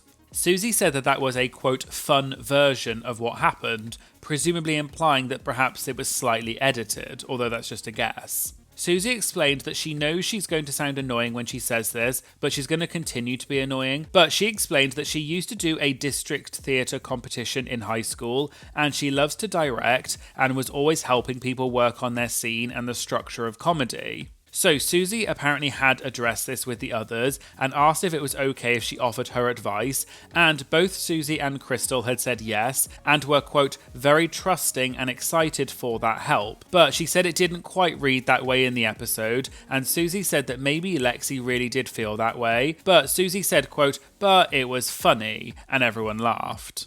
They were then talking about something else, and Carson had made a joke that he's really old, and Susie joked and said, quote, is anyone as old as Lexi Love in the building? Do we have queer elders in the building? This is obviously a reference to the fact that a few episodes ago, the queens were making fun of Lexi for being old and calling her grandma because she was the oldest member of the cast at 33 at the time of filming. But afterwards on social media, some people were shocked about this and said how ridiculous it was that the queens were calling her old when she's only 33. And some people even accused the cast of being ageist because the rest of the cast is so young. And for example, Susie is 24 years old and was born in April 2000. So the hosts at Roscoe's were saying that Lexi is not old and they are almost double Susie's age. Susie then said that she wanted to speak on this issue and explained that Lexi was the first person who called herself, quote, old and ancient and grandma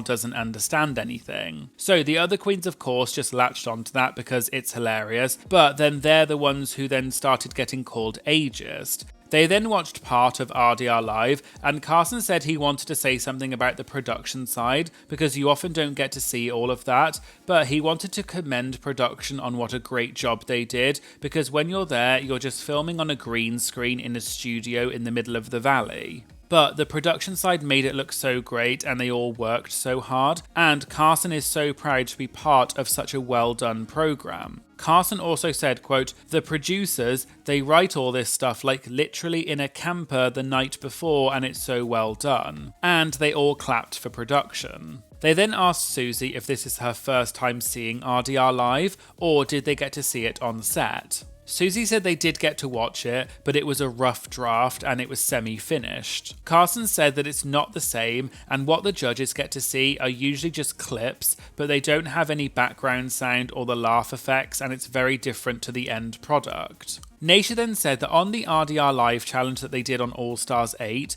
they got to do a rehearsal, but then the scenes they were only allowed to be filmed in one take as if it were live, and she asked Susie if that was the case on season 17. Susie said that they did have a rehearsal and then they filmed it in one take, but with her scene, something had, quote, messed up with the mics, so they did have to do a second take, but it was because of the mics, not because of them. Naisha then said the same thing happened on All Stars 8 with Candy Muse, and something had, quote, happened, and Naisha used her fingers to make air quotes when she said something happened, presumably inferring that she was being sarcastic and that's not actually true, and everyone gasped and laughed. Naisha then said that Candy got to do her bit a few times because, quote, something technical happened, but she said it in a very sarcastic way. Naisha then looked at the camera and jokingly said, quote, Candy, I love you, don't hit me. Naisha then asked Susie if they got to watch each other's skits, but Susie said no, and they filmed all of their scenes separately, and it was in a different order. But what Naisha meant was whether they actually got to use a teleprompter, and Susie said yes, they had a teleprompter with their lines on it. The other host, Batty Davis, said that with the Beaver skit, you could see that they were just staring, looking at the teleprompter, whereas with the first group, because it was on an angle, you couldn't quite tell as much. Susie clarified though that she had memorised her lines, so presumably she was saying that she didn't use the teleprompter. They then moved on, and Batty brought up that Susie had previously worked with singer Chapel Roan, and Susie once opened for one of Chapel's concerts and she asked what that was like. Susie explained that she worked with Chapel last November before Chapel's career blew up, and it was, quote, the coolest effing experience. Susie said that Chapel paid the queens fiercely, she respected them and was excited to meet them. Then Susie said, quote, other stars, who may or may not have been guest judges on Drag Race 17, maybe don't pay their drag queens. The audience then gasped and Carson asked who, but Susie laughed and pretended that she couldn't remember the name. Naisha then said, quote, wow, Katy Perry, and the audience screamed and everyone laughed. Susie didn't confirm or deny, she just said, quote, sexy confident, which is the opening lyric to Katy's song Woman's World, which was the lip sync song on episode 1. Then Naisha said, quote, Katy, what the F? But she didn't say anything more about it. Now, I'm not 100% sure what Susie was referring to, however I did find an article from 2017 where Vicky Vox, who is a well-known drag queen and was part of the band DWV with Willem and Detox, she accused Katy Perry's team of asking drag queens to perform in her music video for free. Apparently, at the time, Vicky had tweeted saying, here's a pop star begging drag queens to do a music video for 2 days with no pay, their own costumes and all. It wasn't until we said nope that they said maybe there might be some budget. Vicky apparently didn't name who it was at first, but then later tagged Katy Perry. And it looks like these tweets no longer exist, but multiple news outlets picked up on this story. So I assume Susie was referring to Katy Perry in this instance, especially because Naisha also said her name, but this is just a guess. Caramel then mentioned that in this episode, Lexi had brought up that there were the so-called Kumbaya girls, who are the girls that you can't be fully shady with because they can't take a joke, and Cara asked Susie about this. Susie said that it had been a bit of a joke on set that there were the Kumbaya girls, and up until this very moment, Susie thought that she was not part of the Kumbaya girls.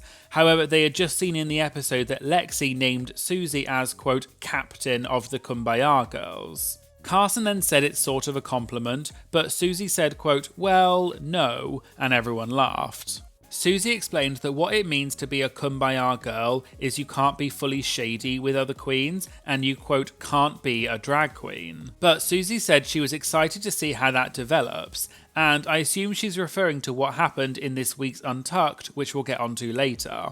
They then got to the runway portion for this week, and Susie shared that for her runway, Crystal had told her that she was going to do the bubblegum pop thing on the runway, and Susie had originally planned to do something similar and pop the balloon and then walk the runway, but she didn't want to do the same thing as Crystal. So, luckily, Susie had 2 balloons with her, just in case, and she blew up both of them and held them in her hands and looked in the mirror, and she realised that it actually looked cooler than what she had originally planned, so she changed her idea, and this all happened about 20 minutes before they filmed the runway.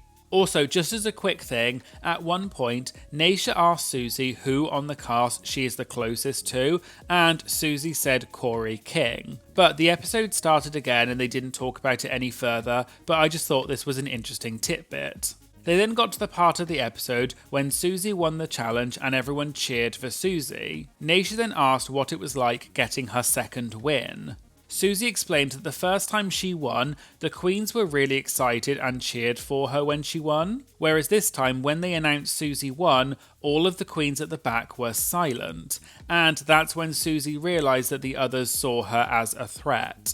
They then moved on to Untucked for this week, and there was a moment where many of the girls, particularly Lana, Arietti, Jules and Lexi, didn't seem to agree that Susie should be in the top, and they said Susie's look was not good, and Susie clapped back at them. There are other girls that barely did and they're safe. But I could not see Susie beating me in the top because she did not beat my outfit tonight. So I'm gonna stop you. I do love you. Whether or not other drag queens think my look is chic or cool or fierce, that does not matter to me. Cara said that Arietti had her moment, a bit like Aja when she said to Valentina, "You look like Linda Evangelista," and Susie agreed and they all laughed. I could come out in a blanket or a potato sack Right. and be like, oh, okay. The hosts all praised Susie for how she handled the situation and for standing up for herself, and they said that it was an iconic Untucked moment. Susie then said that she was excited to come to Roscoe's and watch herself win the challenge, but she was even more excited to come and watch this moment of Untucked, and everyone laughed and cheered for Susie. Carson then explained that it's not about who has the most fashionable outfit, it's about who is memorable and who showcases their brand of drag, which is why Susie won. And he said, hopefully the other queens are watching this back and understand that, but then he said, quote, I don't think that's going to happen. Naysha then asked if they think the runway actually matters. Carson said not very much. And Susie said she thinks it can be used as a tiebreaker if 2 queens do equally well in the challenge, but that's it. They then discussed the levers for the Badunkadunk tank, and Naysha explained that they had previously said that they thought it was going to be levers 1 and 7 because it's season 17, and she asked Susie if she had thought about it like that. Susie said, quote, all of us were convinced it was rigged, and whoever they wanted to save, they just decide and then use it. And so Susie wasn't thinking about it like that at all, and she said that she would have actually pulled lever number 5 because it's her lucky number. Caramel then asked how long does it take after the lip sync for them to set up the Badunkadunk tank and for Michelle to get on. Carson said when he first saw the tank he thought it would take ages to set up, but actually he said it goes pretty quickly because Michelle already has her hair and makeup done, so all she needs to do is get into her bathing suit. And if she does get dunked, it's the end of the show and she doesn't have to go back into hair and makeup because that would add a lot of extra time. Susie also said that as soon as they finish the lip sync, the PAs bring the levers onto the stage and Michelle is already getting ready to go onto the tank and it's actually really quick. Also, earlier at the viewing party, Carson had been asked if he or Ross Matthews had ever been considered for the tank, but Carson said no, it was always Michelle. They then moved on to the Q&A, and one of the questions was for Carson, which was, what does a day of filming look like for the judges? Carson said it depends on what they're doing that day and what the challenge is. Carson also said he's very lucky because it's the best gig in Hollywood. And he said, as a fun fact, there are these 3 trailers in a little trailer village, and they have a tent over it with a picnic table so they can eat. But as soon as Carson gets to set around 11 o'clock, he immediately goes to the guest judge's trailer to try and see who it is and see if he knows them. But usually it just has their initials on it, so he has to try and work out who it is. And for example, when it was Lady Gaga as the guest judge, it just said LG on the trailer. So Carson said he gets to set for around 11. The producers will then brief them on what the challenge is or what the runway category is. If there was an acting challenge and Carson was not there for it, he'll get to watch clips of it on an iPad so he can make notes. They then film the judges' walks and the hellos on the runway. Then it gets to about 2 o'clock, so it's lunchtime. And Carson joked that he doesn't eat for days beforehand just so he can go to craft service, which is where all the food is, and eat all of it for free. Carson said for lunch it's different every time, and sometimes they have food trucks or ice cream trucks that come, and he asked Susie if they ever got that, and Susie looked shocked and said no, and they all laughed. Carson said that after lunch they usually go back in around 4 PM and then maybe it's over by 7 PM and that's great, but other times they might be there until midnight or 1 AM. It just depends how elaborate it is and if all the machines are working, so it's always different. And then finally, an audience member asked if they were able to steal anything from set. Susie joked that being able to and whether they actually did are 2 different things, but Susie said that she was actually very good compared to some of the other queens, and she took a few little things that they would give them for the challenges, but some queens on season 17 took lots of stuff. Carson asked what exactly they took and mentioned the Anastasia Beverly Hills makeup, but Susie said that they give the queens those things to take anyway. Carson also mentioned the fabric wall, and Susie said that Corey took a whole bolt of fabric that they gave them for the Monopoly Design Challenge, and Susie said, quote, "When are you going to effing use that? She doesn't sew anything," and everyone laughed. They also asked Carson if he ever took anything from set, and Carson said as a judge there's not much you can take, but they do give them fans to use if they get hot, or to hold over their mouths if they want to be shady and cover up what they're saying. There are also some RuPaul breath mints, and also some sparkly pens which he occasionally takes, but that's it. And Susie said she wishes she had taken one of the golden styrofoam heads, a bit like Hormona did when she was there last week, and she gave them the bob wig that she wore in her confessional, and it was on a styrofoam head. Hello everyone, and welcome back for some more Drag Race gossip, secrets, and drama. So, I'm back for another Roscoe's recap, and this viewing party was for season 17, episode 6. And the guests this week were Acacia Forgot and T.S. Madison. Today we're going to be talking about why Acacia said that the other queens on the season can, quote, go F themselves, some drama involving T.S. Madison being accused of making inappropriate comments, and some backstage tea about an apparent unaired production shutdown due to the fight between Lexi and Anya. All that and more coming up in today's video, so let's get started. Okay, so they started off by saying that T.S. Madison was coming, but she was running a bit late because of her train, so she would join them later. Host Naysha Lopez said she wanted to rewind a bit to the first few episodes of the season. She then asked Acacia how she felt about, quote, Joella's honesty, and Acacia said, quote, is that what it is? And people gasped and laughed.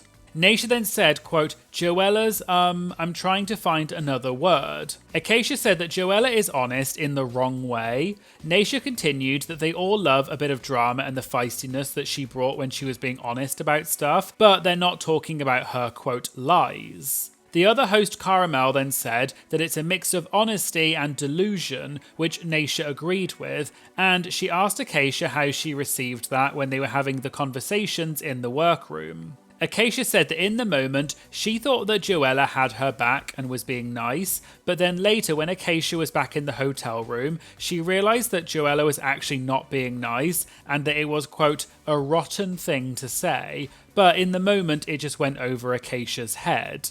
Naysha then brought up that when Joella was at Roscoe's a few weeks ago, Naysha had asked which challenges she was most excited and not excited for. And Joella had said, quote, I wish I got a Roscoe, so they all realised that Joella clearly did not last until the Roscoe. Naysha said that when Joella said that, they all clocked it, and even the people in the audience clocked it as well, and that you could see on their faces that they realised when Joella said that. They then moved on, and the other host, Batty Davis, brought up the lip sync from episode 2, which was Acacia versus Hormona. And during the lip sync, Acacia had pulled a makeup brush out of her butt during the lip sync, and Batty wanted to know how long the brush had been up there. Acacia joked that it had been in there long enough to, quote, be cooked all the way through, and everyone laughed. Naysha later revealed that Acacia had actually told her a secret about this during the commercial break, and Acacia had actually glued the brush in place, so it was there all the way through Untucked, the critiques and everything, which is about 4 to 5 hours. Acacia shared that she didn't want anyone to know that the brush was there, and Crystal Envy kept wanting to peek at Acacia's butt, so she kept trying to look at the back of Acacia's outfit to help her fix the outfit at the back, but Acacia kept batting her away because she wanted to keep the brush a surprise until the lip sync. Acacia also confirmed that she had always planned to do that gimmick for the lip sync, even before she came to Drag Race. Caramel then brought up episodes 1 and 2 and asked if the queens were being honest about their feelings about Acacia's talent show number, or did they say something different to her face and then say something else in the confessionals behind Acacia's back. Acacia said they definitely were talking crap about her behind her back because in the moment they all said to Acacia that she had nothing to worry about because she was so fierce and because, quote, you were one of the only people to bring a talent. But then they all said something different behind her backs and said that she should be in the bottom. Acacia then said that she should have done a split at the end of her talent show number, and she would have then been in the top because, quote, all it takes to have talent is to do a split to a club beat because that's what everyone did besides Susie, and everyone gasped a bit. Batty agreed and mentioned that they had previously said at Roscoe's that having an actual raw talent is different to just lip syncing to a pre-recorded song, even if it's an original song. Acacia added, quote, exactly, we're going to see them lip sync to a track when they're in the bottom anyway, so this is a good time to show something that we're not going to see otherwise. The hosts all laughed, and Batty and Naysha said that Acacia was so shady and they loved it. They then watched the moment from this week's episode when Lexi realised someone had spray painted on her outfit, and eventually Arietti admitted that she had done part of it by accident because she thought Lexi's outfit was a tarp. Later, Lexi asked who the other person was who spray painted because there were 2 colours on her outfit, and Anya didn't say anything at first, but later said that it was her and it was an accident. Lexi then confronted Anya about it, asking why she didn't admit to it earlier, and they had a huge shouting argument about it. Batty said it was one of the, quote, craziest meltdowns that they've ever seen on the show, and Naysha asked Acacia what the energy was like in the room when that happened. Acacia shared that she was sitting in the workroom and Anya came back from spray painting and came to Acacia and said, quote, girl, bleep is about to go down. Acacia asked what Anya meant and Anya said that she had, quote, effed up and explained what had happened. Acacia then said they needed to get a camera over there and tell them what happened, but Anya said no and told Acacia not to bring it up because she wanted it to blow over. And at the time, Acacia didn't fully realise how bad it was and how big Lexi was going to blow up, but she should have known. And so when Lexi came in and asked who did it, Acacia wanted to point to Anya and say, quote, she did it. But she was trying to be too sisterly and, quote, too kumbaya, and she just didn't say anything. Naisha said she imagines that the arguing that we saw probably went on longer than what was shown, and she asked if that was the case. Acacia said it was intense and, quote, they had to put us in our own corners and be like, stop working, we need to deal with this. Acacia then said that the second it happened and they left the room, the queens were all like, quote, we're going to get the Emmy, and everyone laughed and cheered.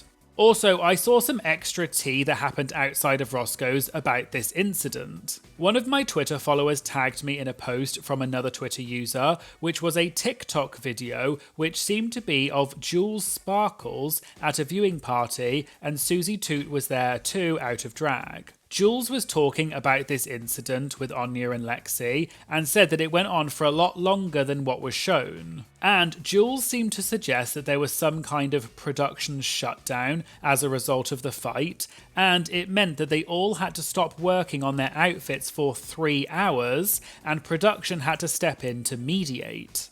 What we saw was a very humble edit. The girls did get fierce. It got so fierce that we had to stop working on our outfits for like 3 hours.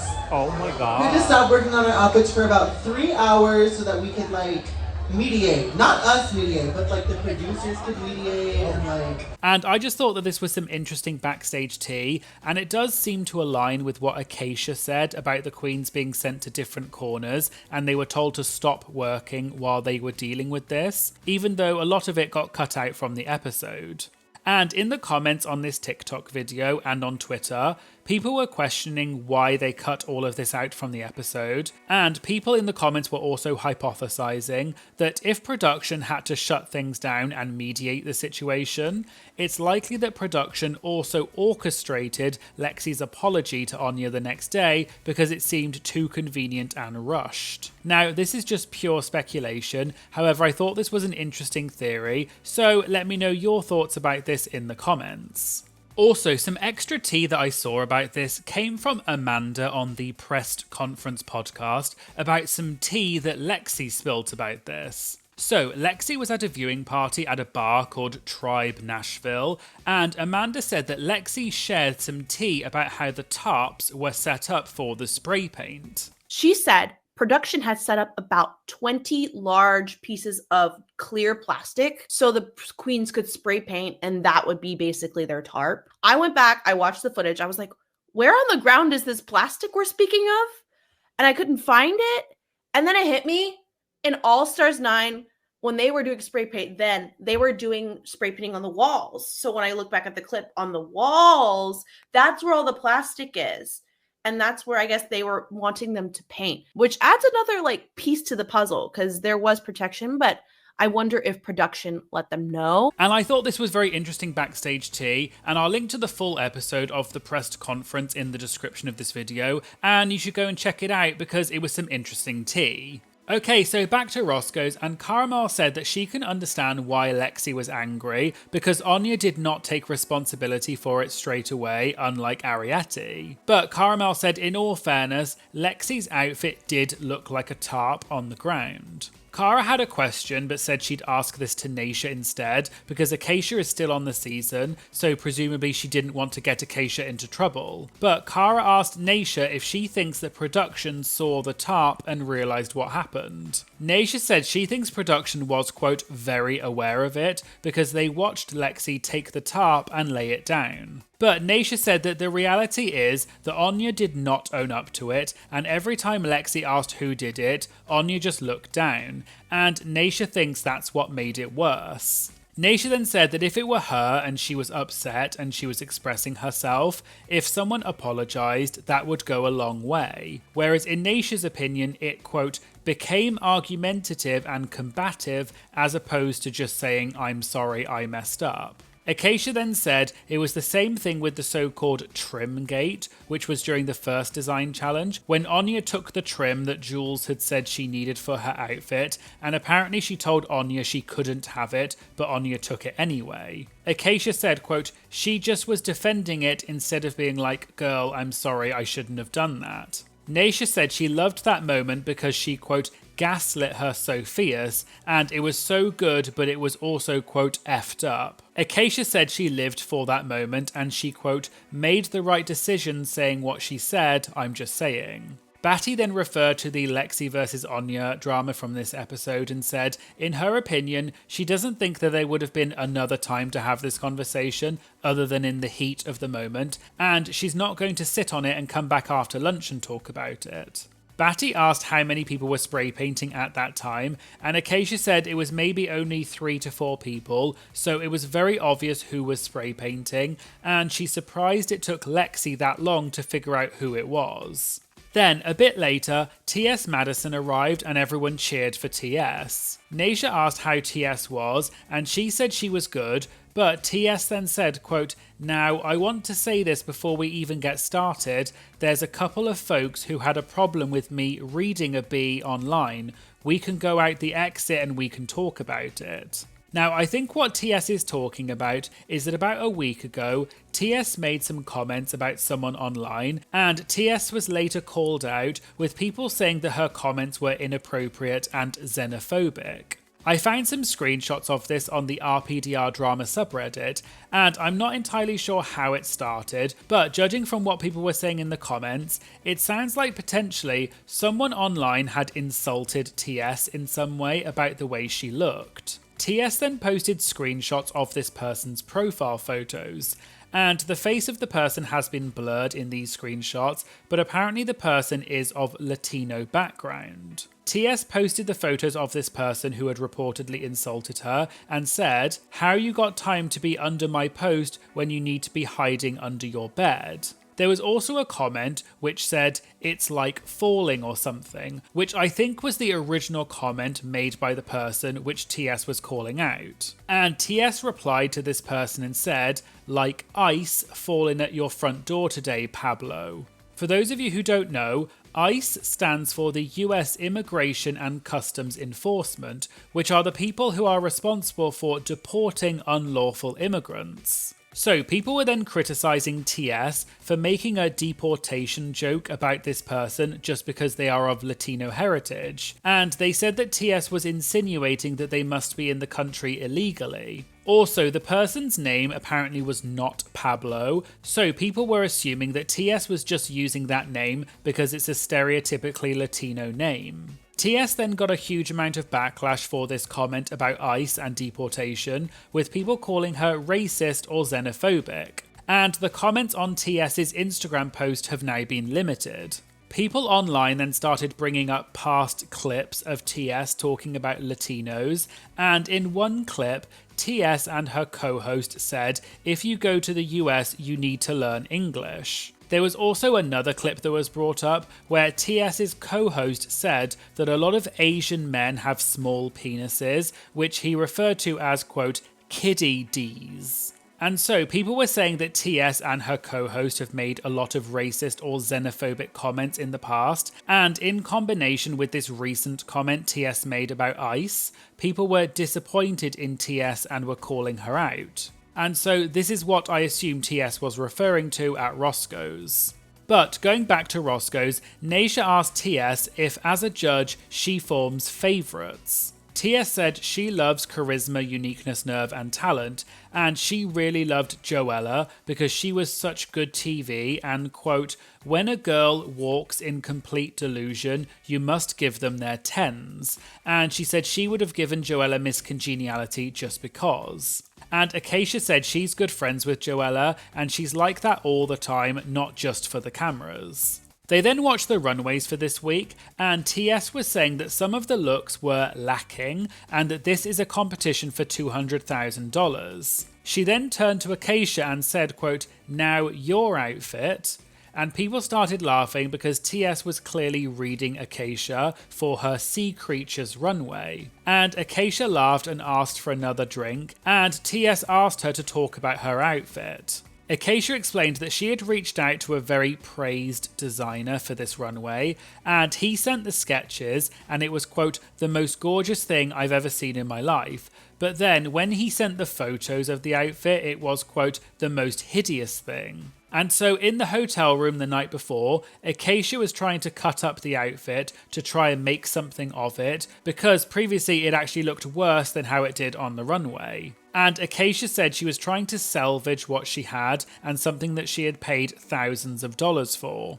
They then watched the judges' critiques, and they all said that they did not agree with the tops and bottoms. TS said that she did not like Sam's self-made outfit and said, quote, "Those bags is a fool," and she asked if the audience liked it and they said no. Acacia said that the judges read her look because they said it looked like she glued a bunch of crap to a corset, which is true. However, she covered the laces in the back and covered the front so that you couldn't see that it was a corset. But Acacia said Sam looked like she glued crap to a corset, as did Corey, Lydia and Susie, and you could see that it was a corset.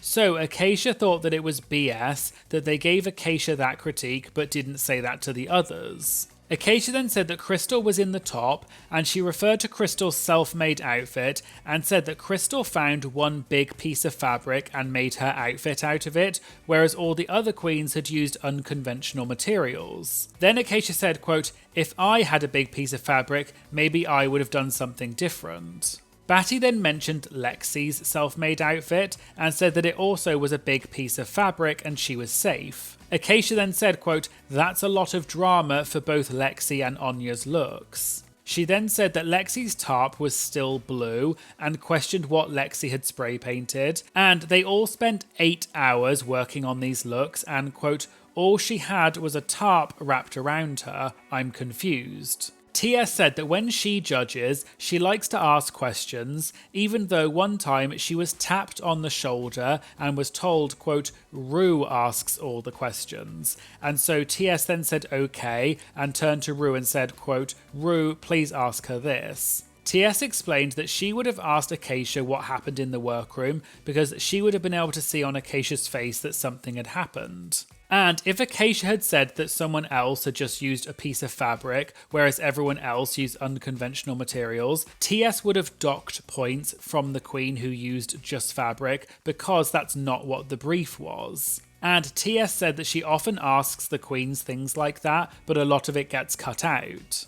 They then watched Untucked, and afterwards, Acacia said she had something she wanted to say, and everyone laughed. Acacia said that last week she was called one of the Kumbaya queens because she's, quote, "too sensitive and cannot take critique, reads or jokes." Yet, who are the ones crying because they're not in the top, because they're not loved, and because someone was praised last week? It's not Acacia, it's not Susie, Lydia or Hormona, it's the queens who claim to be the non-Kumbaya girls who are now being sensitive. Acacia then said, quote, "F all of them because that's effing bull bleep."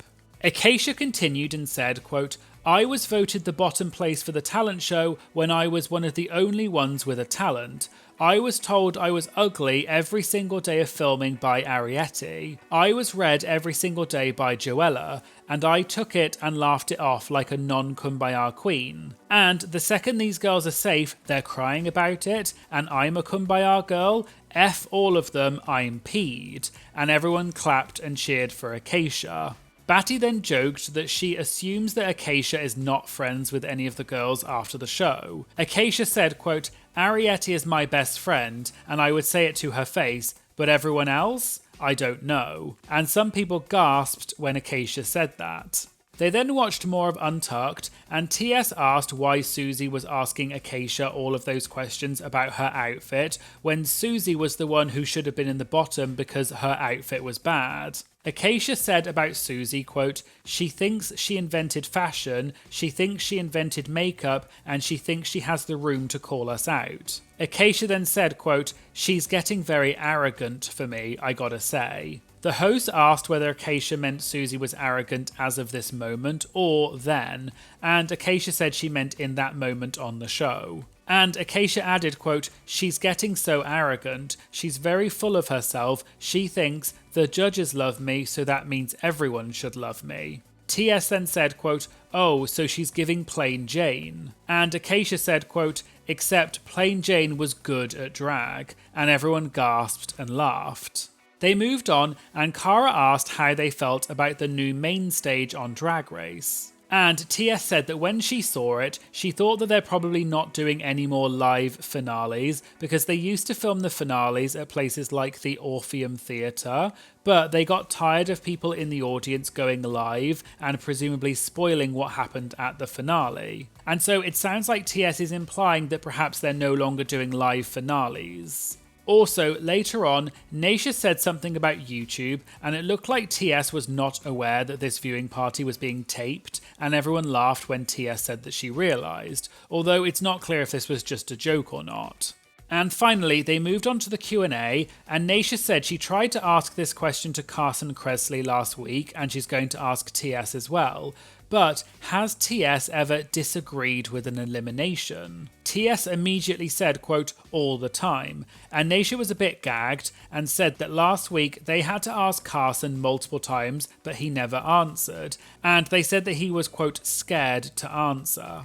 And TS said, quote, well, listen, I've got a million jobs. And everyone screamed and laughed when TS said that, because it seemed like she was jokingly shading Carson and presumably implying that he only has one job. And Batty said, quote, she ate him up. TS then explained that on the first season she judged, when Lala Ree got eliminated, TS went back to her trailer and cried because she felt like she had assisted in someone going home and she didn't want Lala to go home. And apparently Rue said to TS, quote, toughen up, B. This is a competition. You think you wouldn't be up there, honey, for $200,000. It's time for them to go home. Hello everyone and welcome back for some more Drag Race gossip, secrets and drama. So I'm back for another Roscoe's recap, and this viewing party was for season 17 episode 7, and the guests this week were Lana Duray and Luxe Noir London. Today we're going to be talking about why Lana thinks she should not have been in the bottom for Snatch Game. Luxe addresses rumours that there was a production mistake at the season 15 finale and one of the queens had a backstage tantrum. And Lana clocks Lexi Love over what happened during the fight between her and Anya Nerve, which apparently may have almost turned physical. All that and more coming up in today's video, so let's get started.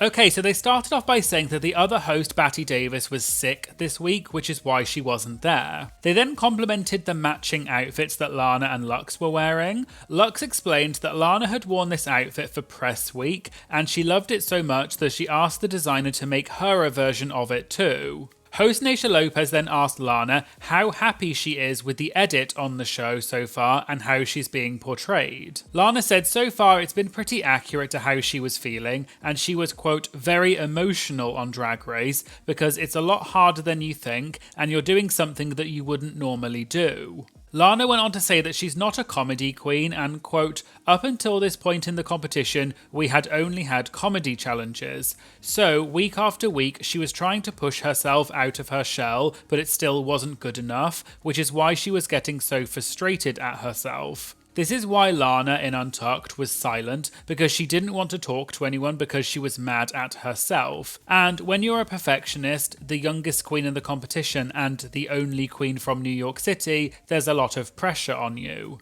Naysha then mentioned that she was on Twitter and saw one of Lana's posts, which, quote, broke my heart, because Lana had said that everyone hated her. Naysha said that she understands where she's coming from, because people online will say certain things, but Naysha said she doesn't think anyone actually hates Lana, and everyone loves and adores her, and they appreciate Lana being vulnerable, and everyone clapped and cheered for Lana.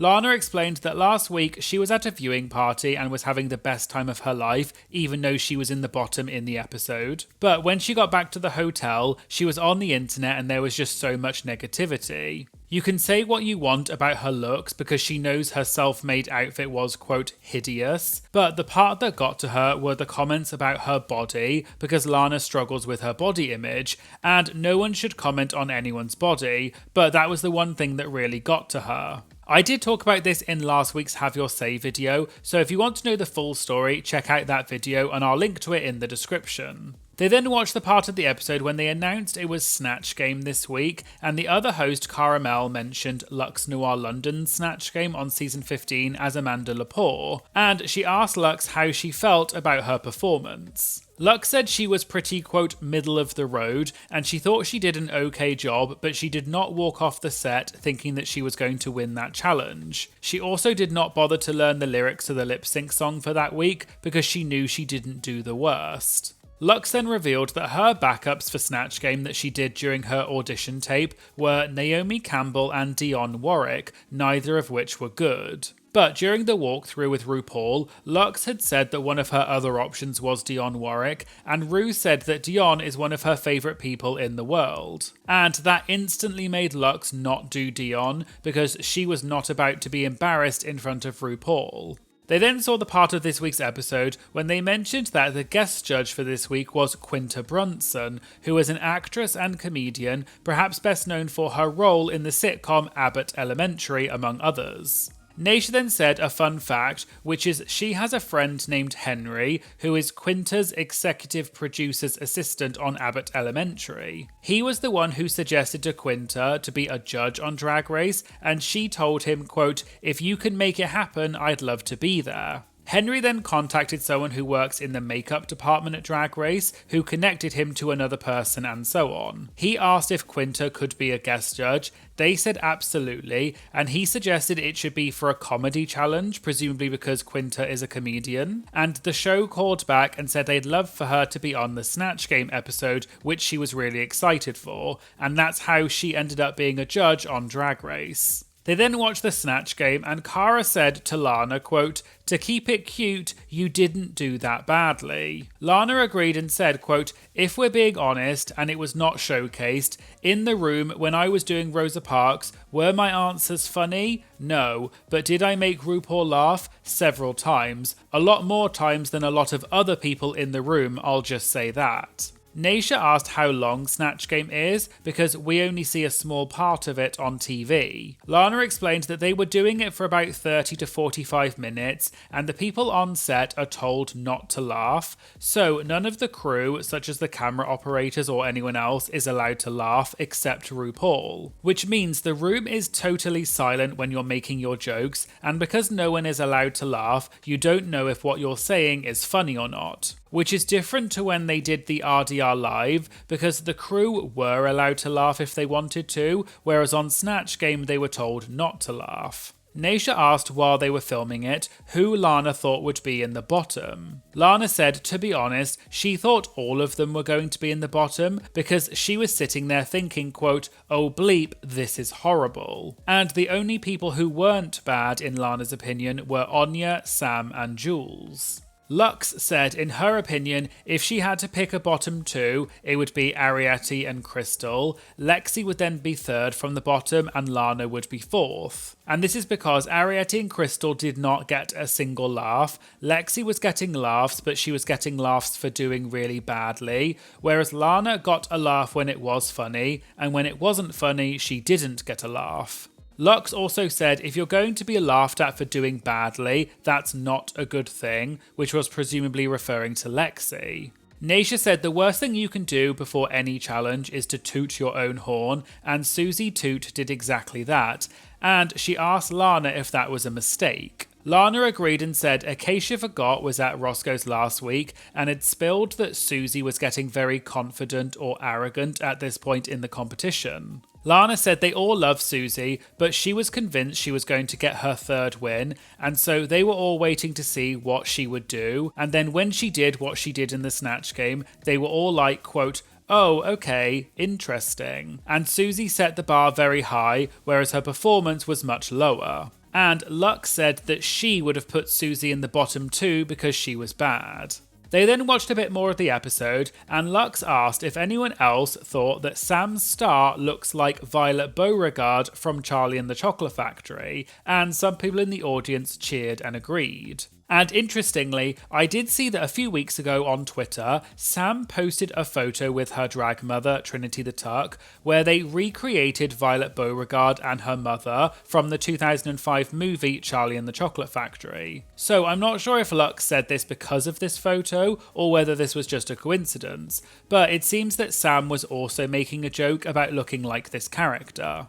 They then talked about the moment later in the episode when Sam went over to Susie in the workroom and told her that she didn't think her snatch game was as good as Susie thought it was. Lana said that Sam is good at keeping the girls humble, and in that moment, quote, Susie did need that humbling because they were all thinking it. However, Lana added that although it may come across on TV that they all hate Susie, they actually all love her and they do give her her flowers for being so talented, and they hate her because she's so talented, and quote, not because we don't get her references, we get them, we just don't like them, and they're mad the judges like them more than ours. And everyone laughed. Lux said it's funny because the same thing happened with Susie's clown outfit, because people were saying online that the people who didn't like the outfit just didn't get the reference to what it was. Lux then said, quote, just because something's a reference doesn't make it good or well executed. Lana then explained that she did compliment Susie about the outfit and said that she loves that Susie can wear that outfit and get away with it, because if Lana wore that outfit, she would not get away with it. But Lux questioned if you would want to get away with it, because you shouldn't do anything just because you can, quote, get away with it. Naisha then said to Lana, quote, let's be honest, you've got body yoddy yoddy, you could come out in a two-piece swimsuit, well you did, you looked stunning. We can't take that two-piece swimsuit and throw it on Susie Toot. Lux said that it would be a boot, but Lana said that she would like to see it because she thinks Susie could rock it. They then watched the judges' critiques, and Naisha asked if the judges watched the full Snatch Game or just a shortened version. Lana and Lux said that they watched the full version, and Lana said while the judges are getting ready or having lunch, they watch it. Cara then said that she did not agree with what the judges were saying, and she thinks that Lana and Corey King's places should be switched. Lana said a lot of times this season, specifically last week and this week,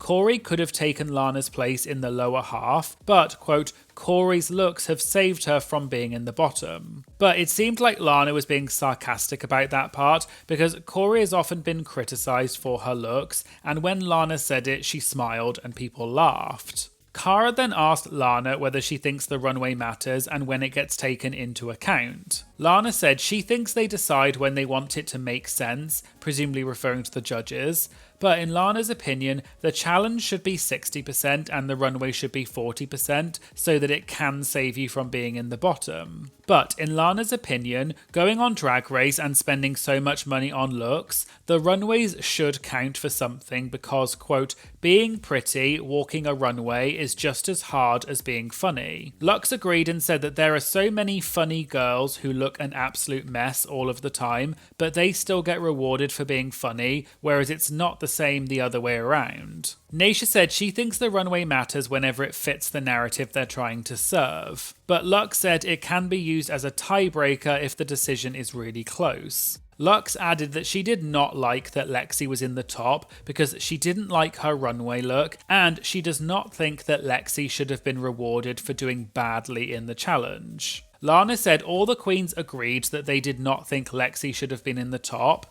and Lana felt that she got just as many, if not more, laughs than Lexi did, whereas Lexi was in the top because she was unintentionally funny, whereas Lana was in the bottom. Naisha said she thinks Corey should have been in the bottom instead of Lana, and that Corey's runways have not been very good so far. However, Lux said she thought Corey was funny in the Snatch Game, so she was safe. Lana said that she does not think that she should have been in the bottom, and she's not delusional despite what people think, and she knows that she didn't do that well in the Snatch Game, but based on the judges' reaction to Lana's runway, she thought she was going to be safe because they were gagging for her runway outfit. They then watched the lip sync between Lana and Crystal, which Lana won, and they all cheered for Lana winning the lip sync. Nash then asked Lana what she was thinking when she had to lip sync. Lana said she thought she was going to go home because up until then, Crystal had been, quote, devouring in the competition and was doing well in every challenge, whereas Lana had not,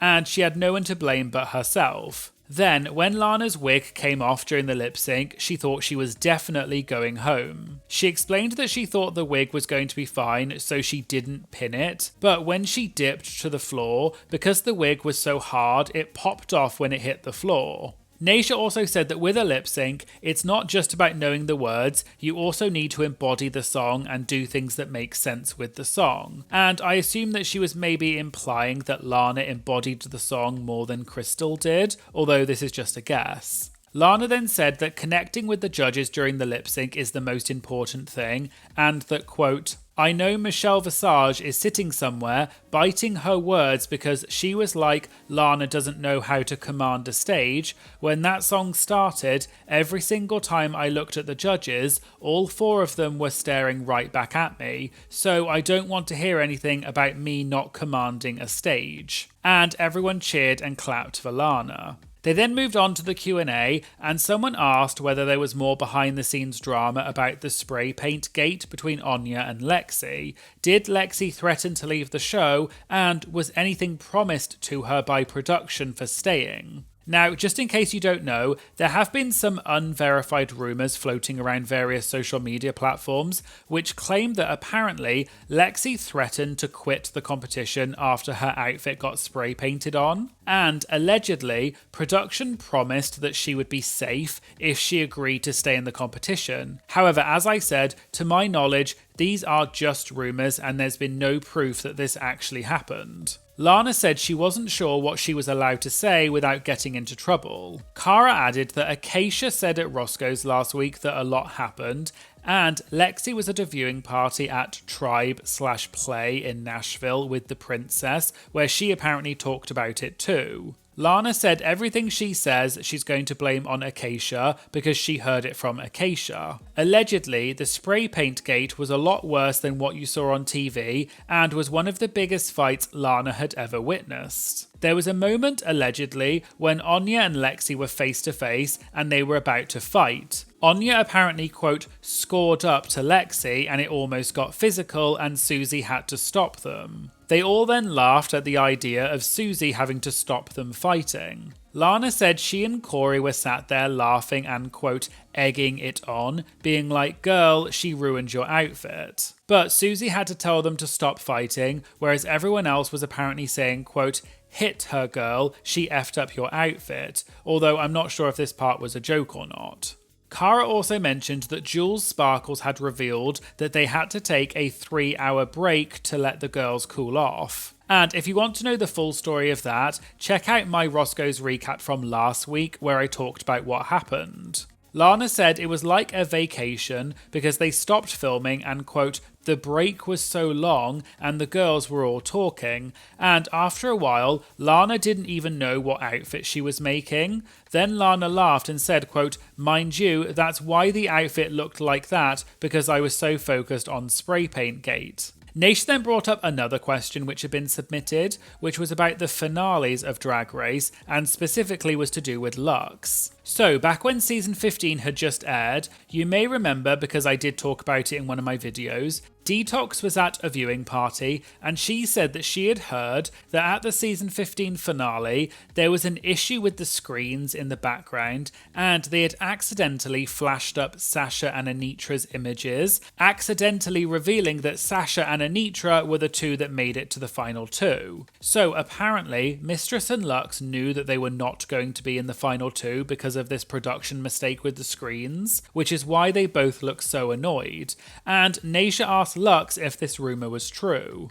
Luxx said that quote absolutely did not happen, and Luxx's boyfriend was also in the audience and can also confirm that this did not happen. According to Luxx, up until the moment when RuPaul said that Luxx did not make it to the top 2, Luxx thought she was definitely in the top 2 because she, quote, ate her finale performance. Lux said this isn't her being cocky, she knew what had happened to Anitra, and I assume this is referring to one of Anitra's dancers got hurt during the finale, and someone leaked a photo of it online, and apparently they had to readjust Anitra's performance because of this injury. And I'll link to my previous video where I talked about this in detail if you're interested. But Lux said she knew what happened to Anitra, she knew that, quote, Mistress's song was not that fab like that. So Lux was convinced that she was going to be in the top 2 because she, quote, devoured her performance and she knew the choreography better than the dancers did. However, the crowd did not go up because, quote, everybody did not like me at the time, but Lux felt that she was perfect and she was about to win. And she repeated that no, they did not know beforehand who was going to be in the top 2 and who was not, and if she had known before, she would not have given 110%, and maybe she just wouldn't have even turned up. Naysha said that when Lux got told that she did not make it to the top 2, she handled it professionally, and she asked if anyone else did not handle it professionally. This is likely a reference to the fact that at a previous Roscoe's during season 15, Malaysia Baby Doll Fox had said that Mistress threw a fit when she did not make it to the top 2, and they even joked about this on Twitter at the time, which is why I assume Naysha asked this question. Lux said that, quote, Mistress threw a bit of a tantrum backstage, and the rumours are already out there and you can Google it. Lux repeated that Mistress threw a tantrum, and that when Lux was backstage, she proceeded to ask Lana to help pack up her things so that she could go and watch the final 2 lip sync because, quote, I'm not a sore loser, because at that point it was what it was and she didn't process it at that time, and there was nothing she could do about it. And finally, an audience member asked how Lana felt about Anya spray painting on Lexi's outfit. Lana said that Anya has been part of several issues this season, but she is, quote, misunderstood. But then Lana said, quote, let's be real, let's clock Lexi for a second because Lexi hardly gets clocked. Lana proceeded to say that Lexi's outfit was a tarp, and there were other tarps on the ground to protect the concrete from the spray paint, so what did Lexi think was going to happen? And she said that Lexi shouldn't have left her outfit unattended like that. And Anya was just following the rules and using a tarp to protect the concrete. So Lana stands with Anya, but she also stands with Lexi because if someone had spray painted on her outfit, she would also have been mad. But you couldn't even see the spray paint on Lexi's outfit in the end, so it didn't really matter. And Naysha said the outfit was not even that good. Naysha said, though, that she thinks the main reason why Lexi was so mad was because Anya didn't own up to it straight away. Lana explained that during the moment when Lexi was outside spray painting, they were all having such a good vibe in the workroom, cracking jokes, keying, playing music and having a great time. So when Lexi came in and was angry, it, quote, killed the vibe. And Anya, as well as Lana, are not the type of people who are going to speak up when the vibe is killed, because Lexi was at a 10, whereas the others were at a 0, having a good time. And so they didn't want to meet Lexi at a 10, they wanted her to cool down and wait until she was more calm and collected, which is what Anya did. Lana then said, quote, Lexi was looking for a fight, which was Anya, which is why she didn't want Spray Paint Gate aired at all, because it would make her look like a bad person. And this is why Anya said she would talk to Lexi when she was calm, because she was making it seem like Anya was a bad person, quote, which is very easy to believe the black person is the bad person on reality TV. And according to Lana, this is what Anya did not want, and it's exactly what America believes, which is why Anya tried to avoid that from the beginning, and people in the audience clapped. Hello everyone, and welcome back for some more Drag Race gossip, secrets, and drama. So, I'm back for another Roscoe's recap, and this viewing party is for Season 17, Episode 8. And the guests this week were Georges and Corey King. So, today we're going to be talking about Corey revealing something that Lexi said to her on set that showed that she's really competitive. Someone exposed some potential shady editing that made Susie and Acacia look worse than they were. And the Snatch Game character that Corey was stopped from doing. All that and more coming up in today's video, so let's get started. So they started off by saying that they were looking forward to this week's episode because it was the Rusical. Corey said that the Rusical is an iconic challenge and she can't wait to see who does well and who does badly. Host Naysha Lopez then joked that Corey already knew who did well or not because she was there. Corey then said, quote, "I'm not going to lie, halfway through this episode I was blackout drunk, so actually I don't remember some of this." And she joked that this was going to be new for her too, and people laughed. They moved on, and Naysha brought up the Snatch game from last week and sarcastically said that it was going to go down in history, presumably because the Snatch game was not that well received. But Naysha brought up that Corey had a different character that she was going to do instead. This is referring to the fact that after the episode aired, Corey posted several videos and photos of her dressed as Michael Jackson, and she even filmed cameos and did other videos dressed as Michael Jackson, and this got a huge amount of traction on social media, with people saying that her impression of Michael was unhinged. He said, "Hi Michael, hi." He said, "I heard you got a little sugar in your tank." No, never. I was ignorant, you're ignorant. But back to Roscoe's, and Naysha mentioned this to Corey and said that her first option for Snatch Game was Michael Jackson. There was then a break, and Naysha read out a question from a VIP member, which was whether production didn't allow Corey to do Michael Jackson and what the story is. Corey explained that Drag Race has to approve your Snatch Game character in advance, and when Corey said that she wanted to do Michael Jackson, according to Corey, they said, quote, "No, don't bring that, it's a no, it's a chop." Later at Roscoe's, Naysha asked if they ever gave a reason why Corey couldn't do Michael Jackson, but Corey said no, they didn't go into detail. So, last minute, Corey chose to be Big Ange instead because she knew she wouldn't go home by doing that, and she joked that when she saw what the others were doing during Snatch Game, she knew for sure that she was going to be safe. Corey explained that she's really good friends with Susie Toot, so she doesn't mind saying this, but she said about Susie's performance, quote, "That bleep was ass," and everyone laughed. She went on to say that they actually edited Susie to look better than she actually was because it was, quote, "crazy," and Corey felt that RuPaul was tired of it and wanted to move on to the next person. Corey then said, quote, "Snatch Game, I was bored, and I was sitting there." The other host, Caramel, then brought up that people had different opinions about Lexi Love's performance as Gilbert Gottfried, and she asked what Corey thought about this as someone who was actually there. Corey laughed and said it was like breaking the fourth wall, and it was, quote, "crazy," because Lexi wasn't just fumbling during her own answers. Apparently, during everyone's answer, Lexi kept muttering to herself and saying things like, quote, "Oh, effing bleep," and then she would turn to the other contestants and say things like, "Oh, Sam, that was a good one, effing bleep," presumably because she knew she was doing badly. Corey said that everyone could still hear what Lexi was saying, and it wasn't as if they were turning the mics off. The other host, Batty Davis, said that the judges liked her performance because she was funny and was breaking character. But Corey said she thinks Lexi was out of character the whole time, and she was so funny out of character that the judges thought that it was a deliberate choice by Lexi, but it actually wasn't, and it was, quote, "Lexi was just struggling." They then watched the part of this week's episode when Susie seemed annoyed that Anya was doing well in rehearsal because Susie wanted the win this week. Corey said she had no idea how, quote, "bitter" Susie was, and during filming she didn't realise Susie had said all those things, so watching it now was a gag.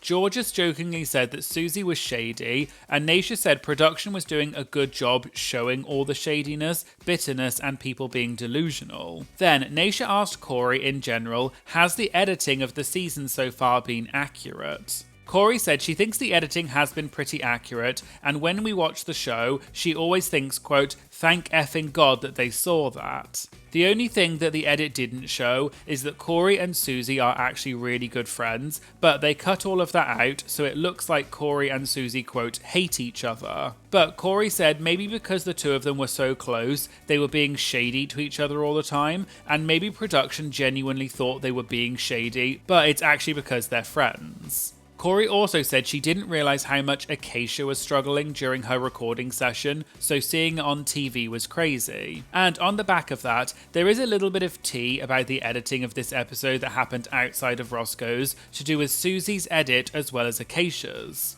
So one of my followers called Lazarus messaged me on Instagram and shared that they were at a viewing party where Susie Toot was the guest, and Susie had spilled some information about this week's episode, and they sent me a short video clip and summarised what happened. I can't verify all of this, but this is what I was told. So apparently Susie revealed that when they were doing the audio recording, Michelle asked all of the queens if they got the role that they wanted, so she knew that both Susie and Acacia wanted the role of Kansas Dorothy. Apparently, when it came time for Acacia to record after Susie had recorded, Michelle said, quote, "Let's see what you can do." Susie also shared that they got 2 days to rehearse for the Rusical. One day was for the solo numbers, and the second day was for the group number. And according to Susie, the backup dancers forgot the counts for the dance on the second day, so Susie had to teach the counts to the dancers because she remembered the count from her theatre training. Also, Amanda from the Pressed Conference podcast was at Tribe in Nashville, and Acacia was the guest for the viewing party this week, and she also spilled some tea about this episode, and Amanda summarised what happened in a voice note that she sent to me. Right after we watched the part where Acacia was filming her bit for the vocals for the Rusical, she pointed out, in her words, how the edit was going. So when Anya went up, she says they played her track. It was on beat, on the same key, and it looked good. But then when she went on, she says that they played like a track that wasn't the same key as her to make her look bad. And then asking, obviously they were, and the princess was like, oh, well, yeah. And they were cut to ask if you wanted water and this and that, which obviously everybody else does. I went back and I looked at the recording again because I was like, did they give it a different song? I believe that the track that they did play underneath it is the same track. Maybe they made it play back maybe slightly out of sync, but the key was the same as the original. So I'm like, maybe is she referencing that they made the footage of her singing slightly pitched up so it's not matching? In my musical opinion, I think it is what it was. It was slightly sharp, and that was fixed in post for the vocal. And they may talk more about this on the Pressed Conference podcast for this week, so I'll link to their channel in the description so you can go and check it out. Also, on the same topic of potential shady editing, I saw that a Twitter user pointed out that in the episode, during the vocal recording session, when Acacia was shown to be struggling, they zoomed in on Susie, who was smiling, potentially making Susie look shady. However, the Twitter user noticed that you can see that Acacia is actually sitting next to Susie in that shot because she was wearing a green top and no one else was wearing green apart from Susie and Acacia. And in the wide shot, we can see that during Acacia's recording, Sam was actually sitting on Susie's left side and Sam was wearing black. But then in the zoom-in shot, the person on the left of Susie is clearly wearing green, which is Acacia. So this was some potential misleading editing to make it look like Susie was being shady towards Acacia, but in reality, this clip must have actually happened during someone else's recording because Acacia was actually sitting next to Susie. And in general, there seemed to be a lot of talk about shady editing this week, and I just thought that this was some potential interesting tea that people sent to me, so thank you to everyone who shared this tea with me. Okay, back to Roscoe's, and Naisha brought up Corey's outfit from last week when she was dressed as a mime and had regular French tip nails on, and Naisha had said last week that this was not a great outfit, so Naisha asked what Corey's thought process was for this outfit. Corey explained that she and her friend came up with the concept for that outfit, and they thought it would be the quote ultimate troll for her to be dressed as a mime with regular French tips and be safe, while everyone else was wearing really expensive outfits. So Corey said she thought it was so funny and, quote, I was doing this for me, and she also said that every runway she was doing it for her own amusement because it was an inside joke. Georges then asked how Corey felt when she saw everyone else's looks when they were getting ready in the workroom. Corey shared that when she put the outfit on, she felt like she was eating everybody up and the others just didn't get it. Apparently Jules Sparkles looked at Corey and said, quote, Corey, what the F is this? Corey joked that this was some, quote, high fashion next level bleep and that Jules just didn't get it, and everyone laughed. Then, in Untucked, apparently Susie kept saying just how terrible Corey's outfit was, and Corey just said, quote, "You wish you could do this." Naysha agreed and said that some girls can get away with certain things, and Corey laughed and said, quote, "Yeah, I've been doing it for a couple of episodes now." Corey also said she was saying to the other queens, quote, "How much did you spend on this outfit? And you're safe." They moved on, and Caramel mentioned Corey's relationship with Lydia B. Collins, and they may be potentially the first queens who have stayed together after the show. Cara asked Corey if she and Lydia decided to play it cool because they were worried that they may put the two of them in the bottom together. Corey said although they were flirting and stuff on set, they didn't really think about playing it up for the cameras, which is probably why they didn't catch a lot of it, and they were genuinely just in a relationship and not thinking about how it looked on camera. Naysha asked what the extent of their relationship is, and Corey confirmed that they are together officially, and everyone clapped and cheered at Roscoe's, which Corey seemed sort of surprised at, so perhaps Corey thought that everyone already knew they were officially together. Naysha asked if their relationship happened on set and did it progress after filming. Corey said it progressed after they got home and then it flourished a couple of months after filming. They then moved on and watched the runways for this week, and Naysha asked how much Corey spent on all of her outfits for Drag Race. Corey joked that she only spent $4 and everyone laughed. But she said she doesn't really know exactly how much she spent, but a ballpark figure was probably around $15,000. Naysha said that was fierce, and Georges also seemed to agree, presumably because that's not that much compared to some of the other queens nowadays. Corey said that Lexi kept going around saying that she had spent $55,000, and Corey just thought, quote, "Whoa." Also, just as a quick funny moment that happened at Roscoe's, Batty Davis at one point asked Georges who was her favourite from this season so far. Georges then said, quote, "Monet Exchange," and everyone laughed and cheered. Just to explain in case you don't get this reference, several years ago, Georges was at Roscoe's for a viewing party for UK vs the World Season 1, and when they asked Georges who her favourite was so far, she said Monet Exchange. However, the host pointed out that Monet was not on the season, and it turned out that Georges actually meant Mo Hart and she had confused the two of them. And after that, people kept making jokes about Georges, thinking that Monet Exchange and Mo Hart are the same person. But back to this week's Roscoe's, and they then watched more of the episode, and Caramel asked Corey how long it took for her and Jules to get over the fight they had when they both wanted the same role, and did it go on for longer than what we saw. Corey said it went on for a lot longer than what was shown, but the thing is that she and Jules are so close, so they were just joking and doing a bit to, quote, ham it up, so they were just having fun and they laughed about it afterwards. However, she said the disagreement between Acacia and Susie was real, and it was, quote,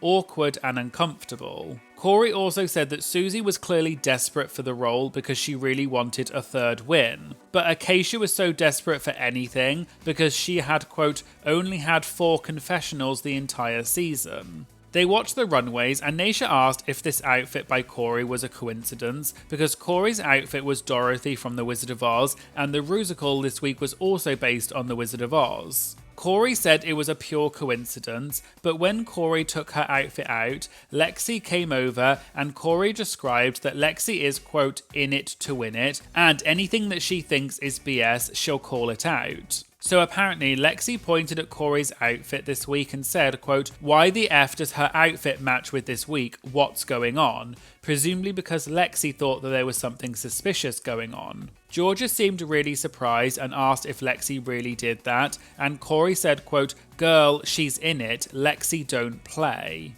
Corey then explained that in the first week, Lexi had revealed that she had a piece of paper where she had written down all of the queens' names with their strengths and weaknesses, and she was crossing it off every time a queen got eliminated. Georges then joked that if she had been on the season, she would have had beef with Lexi. They then watched the part of the episode when Corey lip-synced against Acacia and won, and everyone clapped and cheered for Corey. Naysha asked Corey what was going through her head in that moment. Corey had previously said that she knew she was going to be in the bottom and she agreed with the judges' critiques, and that the judges are rarely wrong. Apparently, Corey had been saying for weeks that she really liked the song Wet Dream by Adam Lambert, and anyone who went up against her with that song would be going home. So when it was announced that the lip sync song for this week was that song, everyone said, quote, F, Corey sending someone home this week, and everyone was scared to go up against Corey in that lip sync. But by the time they lip synced, Corey said she was, quote, blackout drunk because she had not eaten all day because she wanted to, quote, feel the alcohol. So in Untucked, she had her own drink, Lydia's drink, and she also had Arietti and Anya's drinks when they weren't looking. So by the time she did the lip sync, she had had about 6 House of Love cocktails and she was swaying while standing on the runway. But watching the lip sync back, she didn't think it was that bad. I also saw that Corey tweeted about this after the episode came out and said, the way I could tell I was blackout drunk during that lip sync LMFAO. And Lana Del Rey also tweeted about this and said, we were drunk as F in Untucked, oh my. But back to Roscoe's, and Corey said she knew that she was going to win the lip sync even though she was drunk. However, Corey added that if you look at the end of the lip sync, you'll see that Acacia doesn't have her shoes on. So Corey didn't see what Acacia had been doing during the lip sync, but when she saw that her shoes were off, she assumed that Acacia must have been dancing so much that they fell off, but watching it back now, that clearly wasn't the case. Also, Corey said when her wig fell off, she, quote, sobered up, but she still knew she wasn't going home, and, quote, you have to be delusional on the show, and you have to believe that you're going to stay no matter what.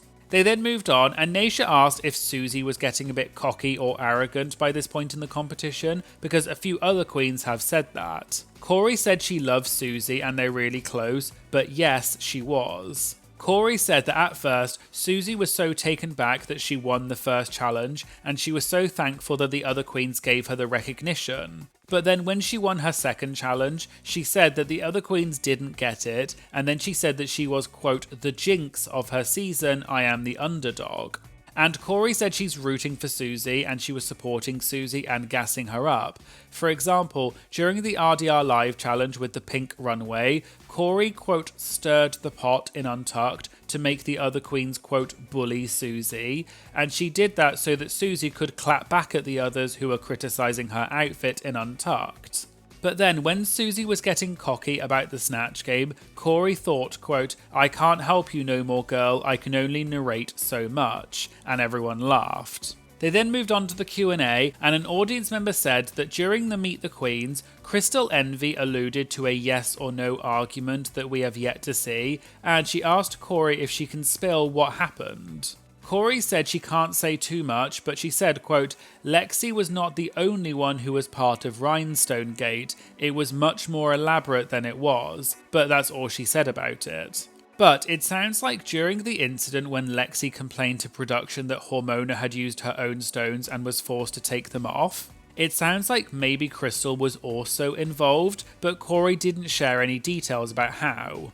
A different audience member then asked Corey about the fact that she had referenced Monet X Change during one of her runways, and she also said in her Meet the Queens that Corey kept saying, quote, sweet as St. Lucia. Just in case you don't know, this reference comes from a video of Monet X Change from years ago when she won the Miss Gay Caribbean pageant, and during an interview at the pageant, Monet seemed to have a strong Caribbean accent where she said, quote, sweet as St. Lucia. Pageant, how does it feel? It feels so good, just as sweet as St. Lucia. Aye. What does this mean representing your country? This means everything to me. I love St. Lucia. I am St. Lucia to the core of my heart, to the core of my spirit. I love all my St. Lucia family. And people have been joking about this for years because Monet's accent was so different than it is usually. Bob and Monet have even discussed it several times on their podcast, and Monet once explained that when she visits her family in the Caribbean, all of them have such a strong Caribbean accent that she ends up doing it too. And the sweet as St. Lucia has now become a meme about Monet X Change. But back to Roscoe's, and Corey said she's obsessed with Monet and she's her favourite drag queen ever, which is why she referenced her in the runway outfit. And this is also the reason why she kept saying sweet as St. Lucia in her Meet the Queens, and she thought that they were only going to keep one of the times she said it in the edit, but they ended up keeping all of them in. And for example, the YouTube channel Hyro Evangelista even did a supercut of all the times Corey said this. The drag scene in Boston, honestly, is as sweet as St. Lucia. No, but seriously, being on the 17th season of RuPaul's Drag Race is as sweet as St. Lucia. I am America's next drag superstar because I am as sweet as St. Lucia. It feels so good, so good. It's just as sweet as St. Lucia. And finally, Naysha asked a question about a rumour about Corey's talent show outfit being different than what it was supposed to be. Corey revealed that she actually had a different bodysuit that she was going to wear for the talent show, which had appliques and rhinestones on it. But when you get to Drag Race, you have no time to unpack your stuff, and Corey's station was next to Susie's station, and Corey couldn't find the outfit that she wanted to wear for the talent show, so she ended up having to wear a different bodysuit instead. And then, about 3 weeks later, she realised that one of her bins with her outfits inside it was actually in Susie's station, and she didn't realise it was there, and that was where her original talent show outfit was. Hello everyone and welcome back for some more Drag Race gossip, secrets and drama. So I'm back for another Roscoe's recap, and this viewing party was for season 17 episode 9, and the guests this week were Anya Nerve, Lexi Love and Arietti. So today we're going to be talking about Anya Nerve shading Corey King, Lexi Love reveals an unaired moment between her and Michelle Visage, and why Corey King said that she would have quit the show if a particular thing happened. All that and more coming up in today's video, so let's get started. So they started off with host Naysha Lopez saying that Lexi was looking, quote, exceptionally beautiful, which was obviously a joke because Lexi came in wearing a big blue tarp, and Lexi joked that it was something new that you'd never seen before. The other host, Caramel, mentioned that it was designed by all three of the people on the panel today, because if you remember back to Spray Paint Gate a few episodes ago, it was Anya and Arietti who spray painted on Lexi's outfit, and she confronted Anya about it and they had a huge fight. Naysha said it was a complete coincidence that all three of them were booked at Roscoe's together this week, and Lexi said, quote, "Who believes Naysha?" and people laughed. But the other host, Batty Davis, said that she can vouch for the fact that it was a genuine coincidence that all three of them were there that week. Naysha then asked the queens how their perception of the show has changed since they went from being just fans of the show to now being contestants on the show. Anya said when she watched the show before, she thought she would have more control over her journey on the show, but actually when you get on the show, you realise that you don't have much control beyond the stuff that you bring with you. Lexi said she, quote, held the girls accountable a lot for mistakes that they made, but then after being on the show, she realised that if you don't know the words to a lip sync song, it's not because you were lazy, but it's probably because you were too busy working and didn't have time to learn the song. So Lexi now has a new respect for the queens who go through this experience, and she sees them through a new lens as, quote, warriors. And she said Drag Race is like the Olympics of drag, but it's actually more like a war. But she joked that it's a gay war because it's fabulous. Batty then asked the queens what their biggest challenge was going into the show. Anya explained that for her, her biggest challenge was making friends with the queens, because at first she couldn't tell if the queens liked her or not, and they were already established friendships. And she thought that the other queens didn't like her, but in the end she came away with a group of amazing sisters. They moved on, and Naysha said that while the show has been airing, we see all the confessionals and the queens are seeing all the things that the other queens never said to their faces, and she asked how that feels and how that's affected their relationships with their sisters. Lexi said it's a, quote, good old time, and the more jabby and harder you make her laugh, the more that she's proud of whoever said it. But if someone makes a bad joke and it's at Lexi's expense, quote, B, you're going to get a phone call later today, and she'll say that that wasn't even funny, but they all encouraged each other to, quote, go for it in the confessionals. Arietti said she had to send Acacia some flowers, and the others asked if she really had to do it, but Arietti clarified that she wanted to do it. Lexi then jokingly said, quote, you did have to do it, and she explained that Acacia was Arietti's champion and bestie, but Arietti had, quote, read the dog bleep out of Acacia all season, and Arietti laughed and agreed, but said that she loves Acacia. They asked if Anya cared about any of the confessional stuff, and Anya said, quote, "No, I don't give an F," and everyone laughed. Lexi added, quote, "She didn't give an F then, she doesn't give an F now." Anya said they were making TV and half of it was real and half of it was for the TV. Lexi joked that Anya was doing so well in the competition that the others were afraid to talk crap about her anyway. They moved on and they were talking about which challenges the queens thought they would do well in or not,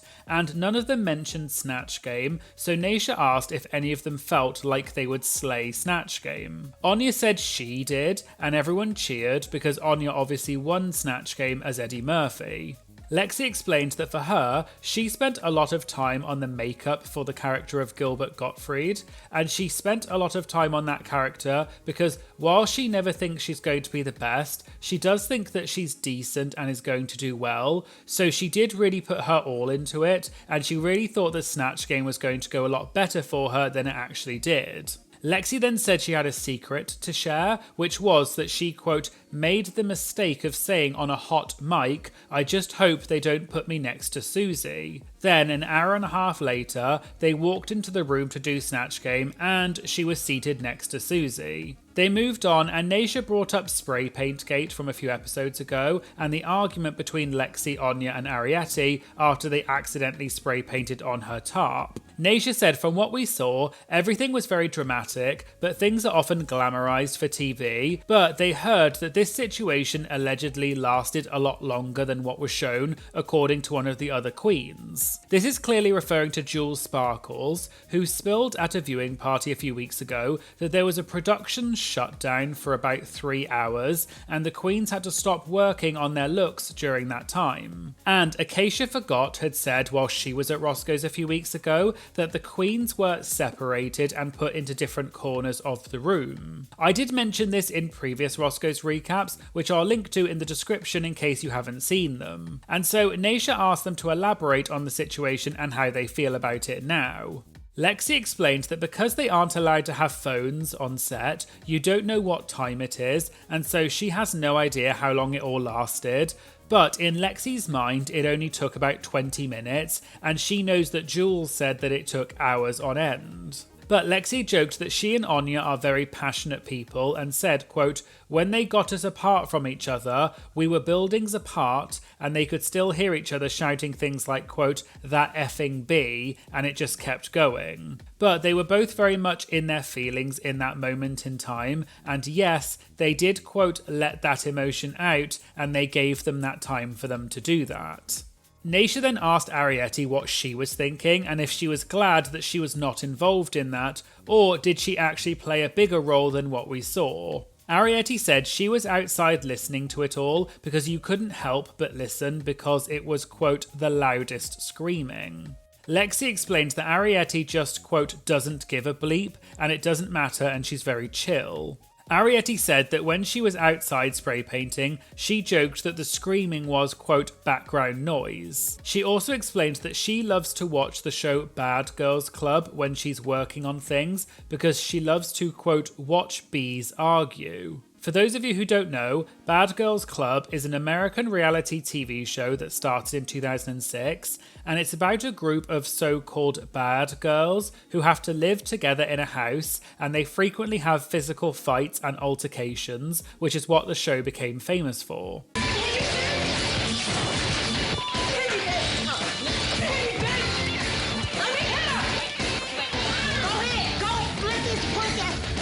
But back to Roscoe's, and Naysha then asked Anya where she was with the spray paint gate situation. Anya joked that she thought she was on Bad Girls Club, but the spray paint gate situation was, quote, "probably the craziest experience I've ever experienced." And Anya didn't know what was going to happen, which probably has a lot to do with the way that she reacted, and Lexi said that it was the same for her too. Anya just thought that they would give her a new tarp to work on, and then it just happened, and it's, quote, "now the most amazing moment on TV," and they all laughed. Lexi said she loves both Arietti and Anya, and thanked them for ruining her outfit.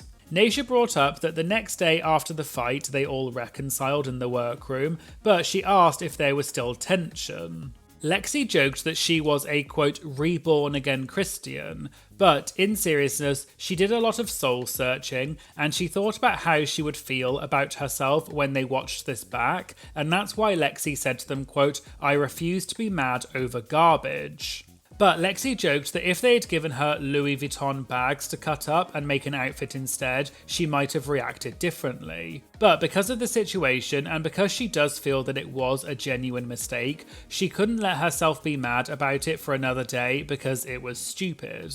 Naysha said her favourite part of that situation was how Anya reacted, and every time Lexi said anything, Anya just looked down or looked in the other direction and was looking around for, quote, an answer that only you had. Naysha asked if that was really how it happened. Lexi said that the way it was shown in the episode when Lexi came in and Anya looked at her all, quote, doughy-eyed, that absolutely did happen in that order, and Lexi was, quote, gagged. Anya explained that the edit was pretty accurate and she was trying to think about how she was going to deal with the situation, and so when Lexi came in all upset, Anya just felt that it wasn't the right time. They moved on and Lexi shared that the thing that she was most excited for on Drag Race were the runways, because she wanted to show as many runway outfits as possible, and she even had backup outfits for them as well. And Utica from season 13 made a few of Lexi's outfits for Drag Race, including one that did not get used. And Utica was actually in the audience at Roscoe's, although she wasn't on camera, and everyone clapped for Utica. They then watched the runways for this week because it was a design challenge,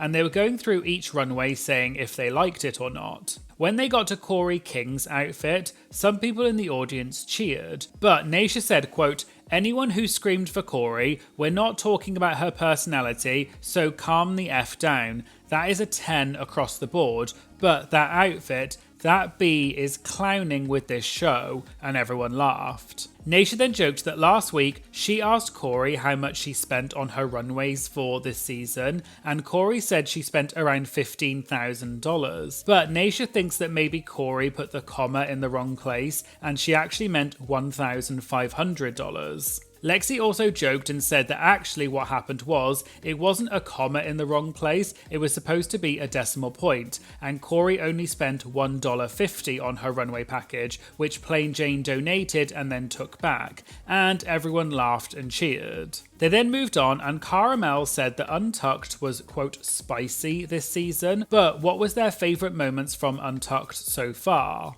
Lexi said her favourite part was when they were all together in Untucked at the beginning of the season, but once the queens started going home and it was whittled down to less queens, Untucked started to become, quote, more awkward or cutthroat or point the finger, and it became a lot more serious, whereas at the beginning Untucked was so much fun with all of them there. They moved on, and last week at Roscoe's, Corey had revealed that Lexi had a binder with notes about all of the queens' strengths and weaknesses, and she implied that Lexi was very competitive. So Naysha had asked Lexi to bring the binder with her, so she did, and later on Naysha said that she would read some of the stuff from the binder out loud. Lexi explained that she had 4 binders in total, but only one of them had notes about the other queens. The other 3 binders had information about Lexi, such as her outfits, keepsakes from home, and different tricks and jokes that she would use throughout the competition if she needed to. They watched the judges' critiques for this week, and as we know, Jules Sparkles won the challenge, but they asked the queens who they thought was going to win. Lexi and Ariete said they thought that each other were going to win, and Caramel said that Jules wasn't even on their radar. Lexi then said, quote, no girl, look at the outfit. Lexi elaborated that Jules was in the top and she did present the outfit well, but Lexi asked the audience if anyone really thought that Jules' look was the most impressive look, because Lexi did not.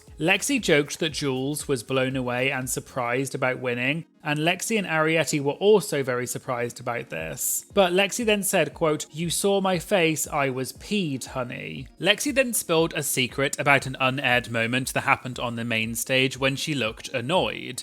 Apparently, what they didn't show in the episode was that Michelle Visage looked at Lexi during that moment and said, quote, Lexi, we can see that you're a little upset. Lexi said she just went ding and changed her facial expression from being annoyed to just smiling and just replied back to Michelle saying no. Presumably because Lexi didn't want to look angry on camera, or maybe she just didn't want to look shady, although this is just a guess and Lexi didn't clarify why. But I just thought this was an interesting unaired moment that Lexi spilled, and I wonder why they didn't show this in the episode, because it sounded like it would have been funny. Let me know your thoughts in the comments.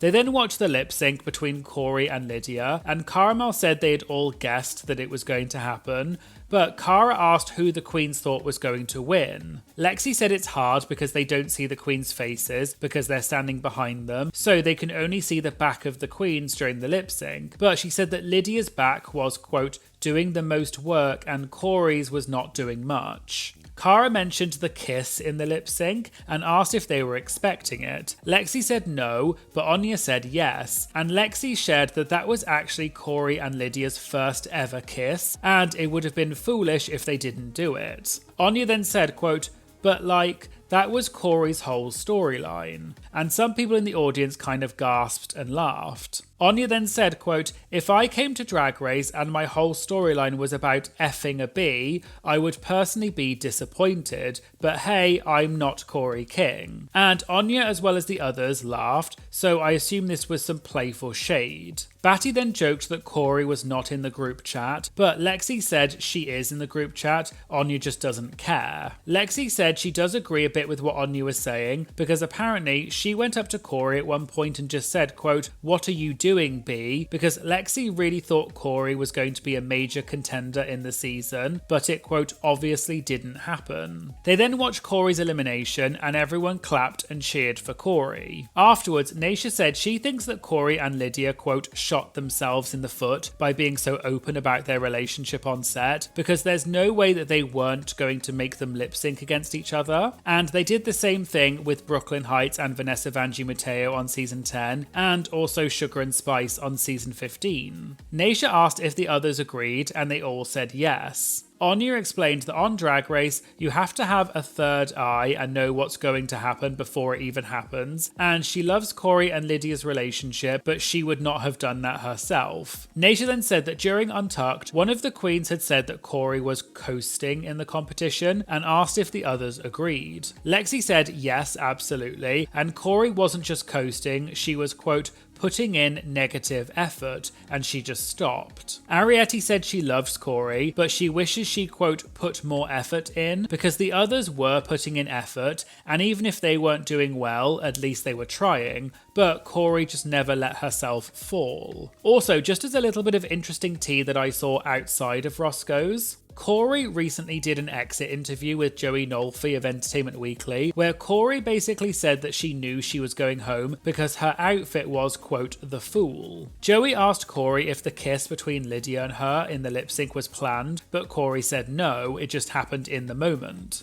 Joey also asked if Corey thought the kiss would save her from elimination, and Corey said, quote, no, once it was me and Lydia, I did not want to stay at all. I knew how bad Lydia wanted it, and I'd rather have her stay than me. However, if it was me and Anya in the bottom, baby, I'm bucking. Even if I did win, I would have had to find a way to save Lydia. I'd have to bend de la creme myself. And Joey asked Corey whether she really would have quit if she had won the lip sync instead of Lydia, and Corey replied, quote, yes, absolutely. I wouldn't be able to send Lydia home, I'd find a way to swap. Joey also brought up that Hormona Lisa had said during her exit interview with Entertainment Weekly that she and Corey do not have the best relationship and they were only acquaintances. And Joey asked why Corey had such a negative reaction to her. Corey said, quote, everything I do is heightened, especially on TV, to a magnitude that I find entertaining. The first episode, the way that she, meaning Hormona, walked in, I wasn't a fan of, and being neutral about it isn't entertaining. Everybody thinks I actually hate people. It's never that, it's more that I'm having fun. It's camp. When I said she was annoying, I didn't truly hate her, it was just a bit at that point. Are we best friends? No, but we're cool. And in general, this was an interesting interview interview with Corey with some fun tea. So make sure you check out the full article in Entertainment Weekly, and I'll link to it in the description. But back to Roscoe's, and they moved on, and Naysha showed what was inside Lexi's binder, and there were things such as face charts for makeup, descriptions of outfits, and photos of her garments. Naysha said this must have been a huge amount of work, and it was so impressive that Lexi had put in all that work to create these documents, and it showed that she was taking the competition very seriously, and they all clapped for Lexi. Lexi said she made these binders with the help of her manager, and she also said that Crystal Envy also had a similar binder with information too. Naysha then said that one of the other things in the binder were reads for the reading challenge. Lexi explained that she had written some of these reads before she knew who was going to be on the season, because during the audition process, they asked the queens who they think is going to be on the season. And Lexi didn't know some of the queens, but she had written reads for around 20 to 25 queens just in case they were on the show, and there were 3 options for each queen. Lexi also shared that the only queen she didn't have anything for was Lydia. Naysha then read out one of the reads, which was for Joella, and Lexi explained that the read is based on Kim Chi's song from season 8, No Fats, No Femmes and No Asians. So the read was, quote, no fats, no femmes and no Kim Chi impersonators, presumably inferring that Joella is like Kim Chi. No one really laughed in the audience, and there was a bit of an awkward silence, but Lexi acknowledged that it wasn't great. Naysha read another of the reads for Joella, which was, quote, inclusion is the name of the game this season, like Joella. For example, she's gender fluid and body solid. And people gasped and laughed, and Lexi didn't seem to remember having that read in there. But Lexi said all of the queens made fun of her for having the binders with her with all of that information, but she thinks that it was worth it. They moved on to the Q&A, and someone asked if Lexi was still working for the bank, which she had talked about in a previous episode. Lexi said that she took a sabbatical for the time that she was filming the show. She then went back to work there for 2 months, but then she left because she didn't have enough time to get ready for Drag Race coming out, so she no longer works there. They then did the audience Q&A, and Utica, who as I mentioned earlier was there in the audience, asked Lexi why she did not wear the pink runway that Utica had made for her. Lexi explained that she wore the black outfit for the quilted runway that Utica made her, but the pink look was too, quote, ethereal, so she had to use one of her backups that was more cutthroat and punk. But she did clarify that she did pay for both looks. There was also a funny moment when Utica said that Anya Nerve had contacted her about making an outfit for Anya for the finale, but Anya apparently ghosted Utica, and when she said that, everyone in the crowd started screaming and laughing. And Anya also laughed and said that she was waiting to see Utica at Roscoe's to discuss it. Lexi also said that they're allowed up to 8 suitcases on Drag Race of £50 each, but the airlines let them bring £100 per suitcase. And so Lexi went over the weight limit and said that she had to pay extra to take it all with her, but due to the rules of the competition, some of her stuff wasn't even allowed to come onto set when she got there because it was too much. Anya then asked what happens with bigger queens because their outfits weigh more. Naysha said the bigger queens get more baggage allowance, and she mentioned that Candy Muse on All Stars 8 told the producers that she needed to bring more because her outfits are bigger. And Naysha said if she knows anyone who knows how to, quote, F with production, it's Candy Muse, because she, quote, tells them what she's going to do, she doesn't ask for permission, and she stands up for herself, and no one ever questions her. Naysha then told a story that for All Stars 8, the premiere of the season happened in a small space with a couple of hundred people, but the queens were told that they were not allowed to bring a +1 such as their partners because there was not enough room, even though other guests at the premiere, such as members of the press, were allowed to have +1s, which the queens felt was messed up. So Naysha, Candy, Monica Beverly Hills and a few others who had had their boyfriends and partners there all grouped together and went to production and said that if that was the case they weren't going to go to the premiere. And they said because they're the stars of the show and they weren't even allowed to bring a +1 to their own premiere, and all of the boyfriends and the partners had flown in on their own for the premiere, so presumably they hadn't been told in advance that they couldn't bring a +1. And apparently multiple queens threatened to just not show up, and Candy got involved and confronted production, and it became a big thing. And within half an hour, production came back to the queens and offered them to bring +1s. Naysha said you've got to remember who the stars of the show are, and the show wouldn't exist without the queens. And Lexi shared that for season 17, they were told that they could bring a +1, but only for the last day of the premiere, and they had to get them there themselves.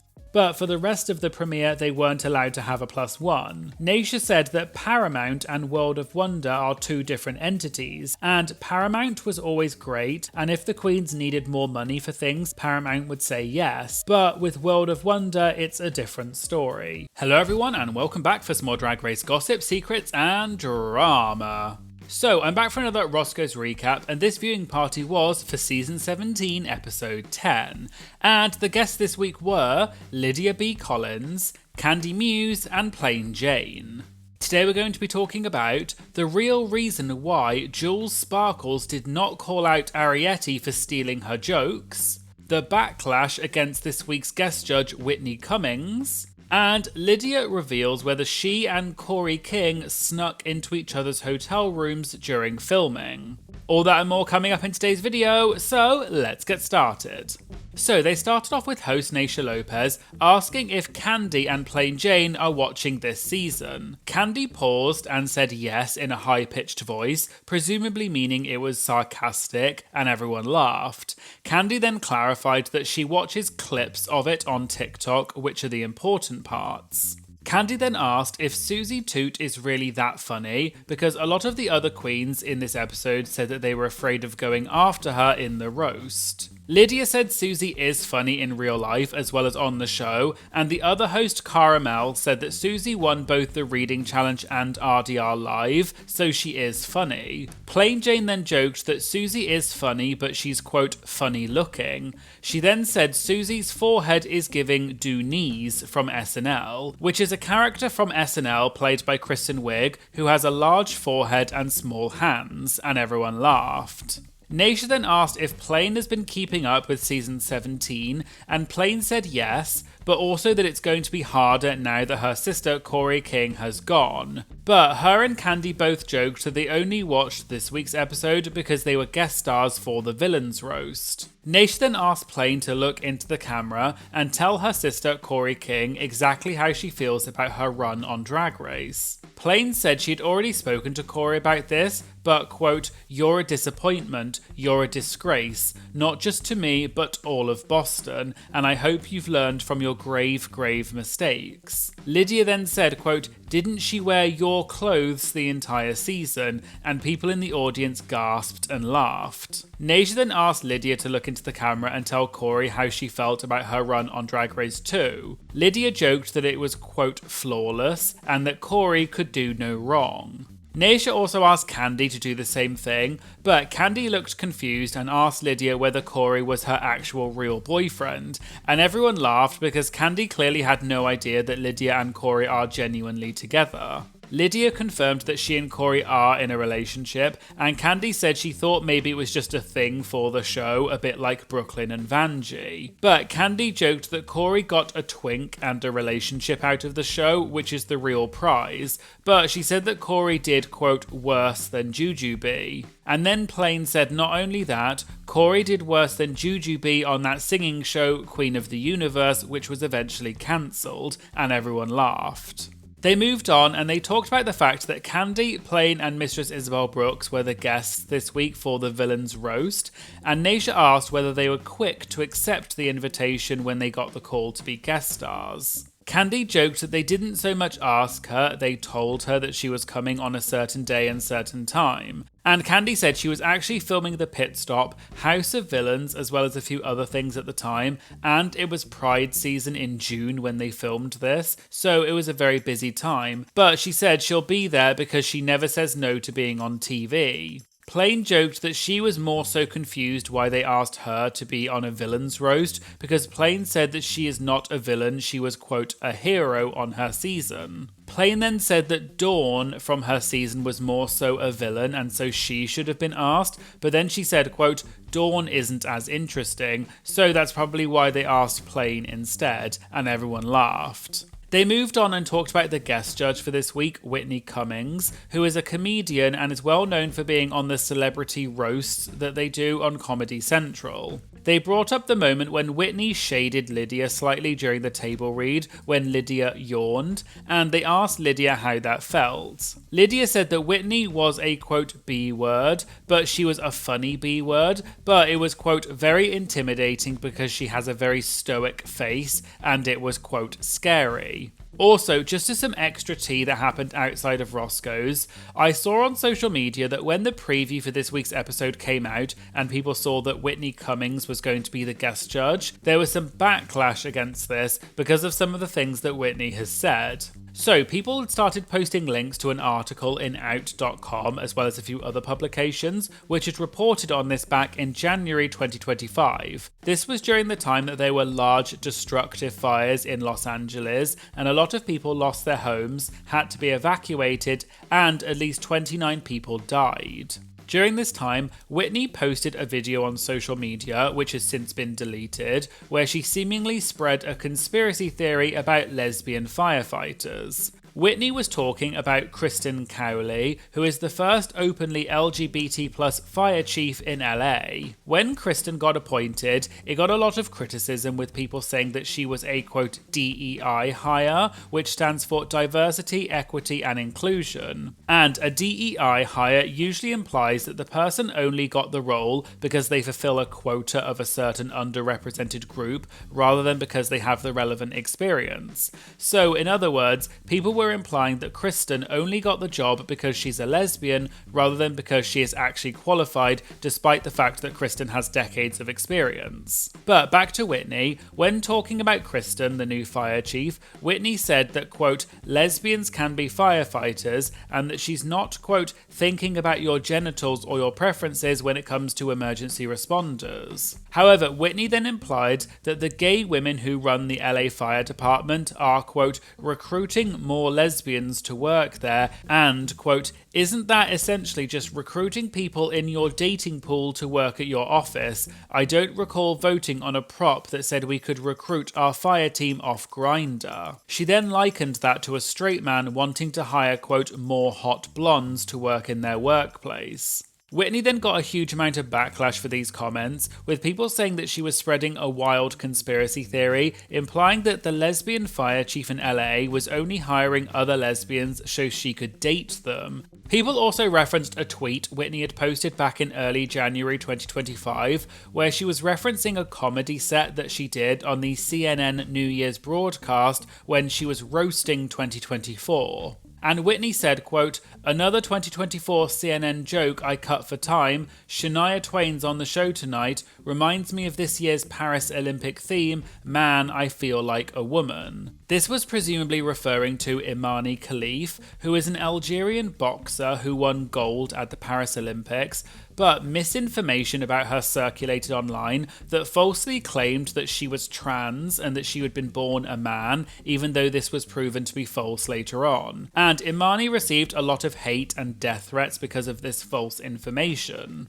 There's also ongoing legal action to do with this, which is quite complicated, so I won't explain it all here, but I'll put links to the articles in the description if you want to read more. However, because Whitney Cummings had previously made these comments about the lesbian firefighter conspiracy theory, as well as these jokes about Imani Khalif, which people said were making fun of transphobia, a lot of Drag Race fans said that Whitney should not have been a guest judge on the show. Other people pointed out, though, that Whitney made these controversial comments in 2025, whereas her appearance on the show would have been filmed months before that, so Drag Race probably would not have known that she was going to say those things. But a lot of people were angry that Whitney was a guest judge this week, so I just thought this was some interesting tea, which is why I included it in this video. Anyway, back to Roscoe's, and they talked about the roast, and Caramel brought up that Arietti had stolen some jokes from Jules Sparkles, and Caramel asked Lydia whether anyone noticed Arietti stealing these jokes. Lydia said, quote, no, I don't think anyone cared to look at what Arietti was doing, and everyone laughed. Also, I did see some tea about this outside of Roscoe's to do with why Jules did not call out Arietti for stealing her jokes. Susie Toot recently did an interview with Joey Nolfi of Entertainment Weekly, where Joey asked Susie if she knew why Jules didn't call Ariete out. Susie said, quote,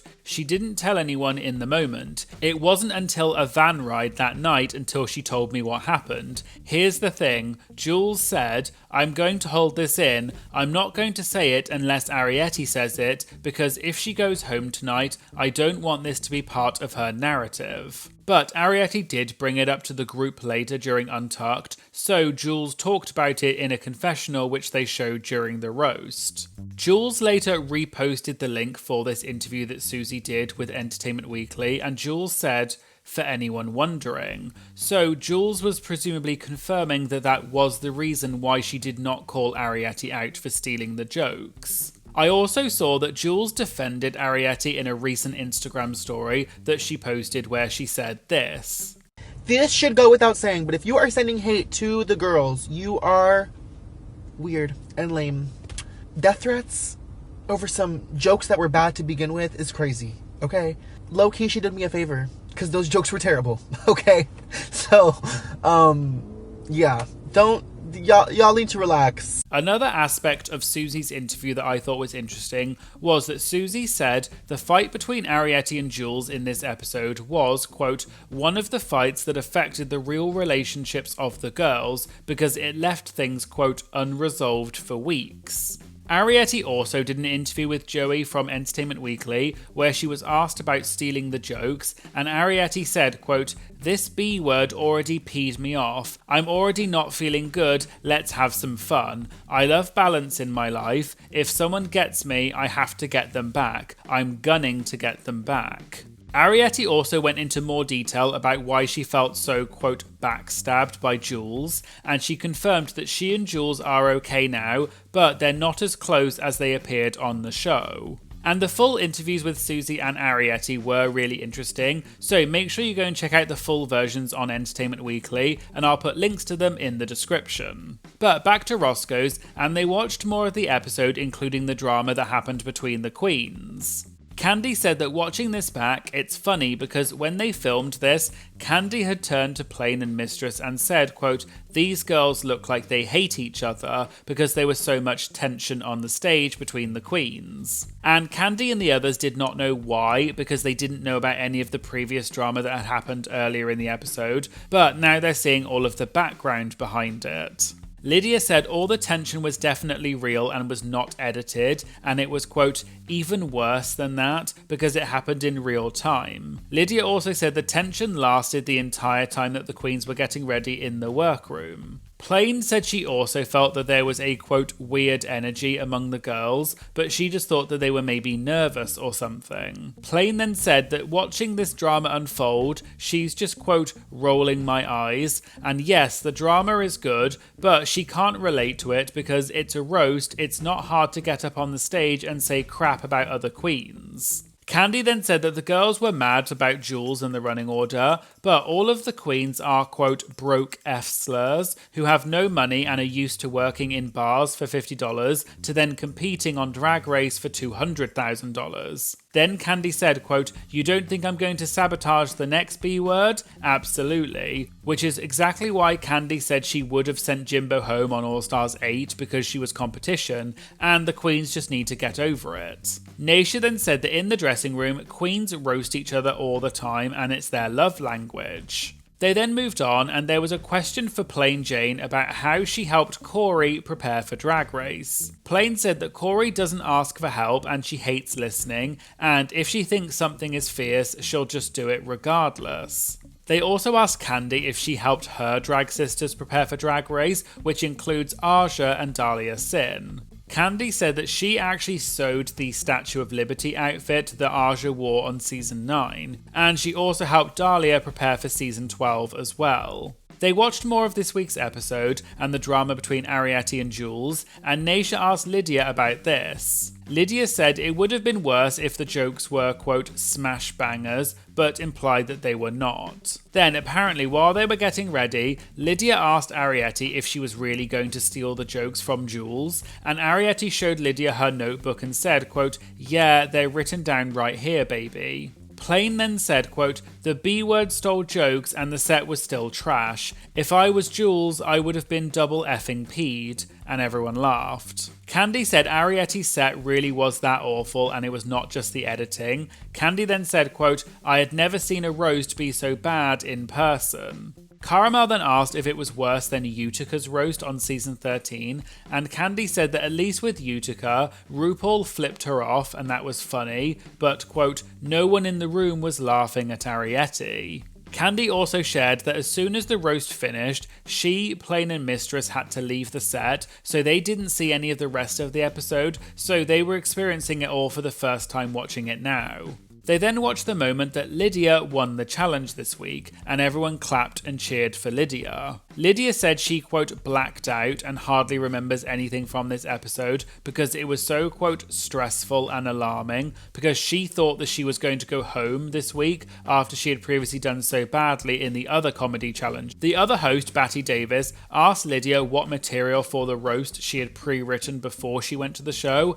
and what did she come up with on the spot. Lydia revealed that she did not think that she was going to make it that far in the competition, so she had not pre-written anything, and she also did not have a ghostwriter or anything like that. Caramel then said that Arietti, Jules and Lexi didn't do a great job. Candy agreed and said that when they left the set, she turned to Plain and Mistress and said, quote, baby, they will have a hard time editing this episode. They then talked about Sam's stars, roast, and how it was so short compared to the others, and asked Lydia if Sam's really was that short or was it edited down. Lydia said that she couldn't remember, but then she said, quote, maybe she just wasn't that funny that they had to cut some of the stuff out, I don't know. But apparently each queen got a 3 to 5 minute set. Naysha then said, quote, but you know how it is, it's like we need things to fit the narrative. Some people in the audience gasped, but Naysha said that that wasn't shady. They then went through the runways for this week, and Lydia explained that her outfit was not her first choice. The original outfit that she was going to wear, quote, showed every ounce of my skin, but Lydia felt that it would be too revealing if she had to lip sync, so the night before the roast, Lydia pulled this outfit out of the bottom of her suitcase and said she was going to do something with it, and she thinks that it worked out. There was then a question asking if Plain or Candy would ever go back for All Stars. Candy said she would not go back as a contestant after experiencing being a guest star because they were treated so well, they all had their own trailers, and they also got gift bags of Anastasia Beverly Hills, and they also got paid to be there. Candy then said, quote, I think I'm done with my time on Drag Race. However, Candy added that every time a new promo comes out, she thinks, quote, I want just one more promo. Candy then said she'd love to see all of the, quote, nasty girls on a season together, such as Plain Jane, Willem, Gia Gunn, and Jeremy Carey, who previously went by Fifi O'Hara. Lydia asked if Plain would go on All Stars with her sister Corey King, and Plain said yes, but she said that she doesn't think Corey is an All Star. Plain then joked and said, quote, nowadays it's like anything goes. I mean, they had Naysha, and everyone laughed.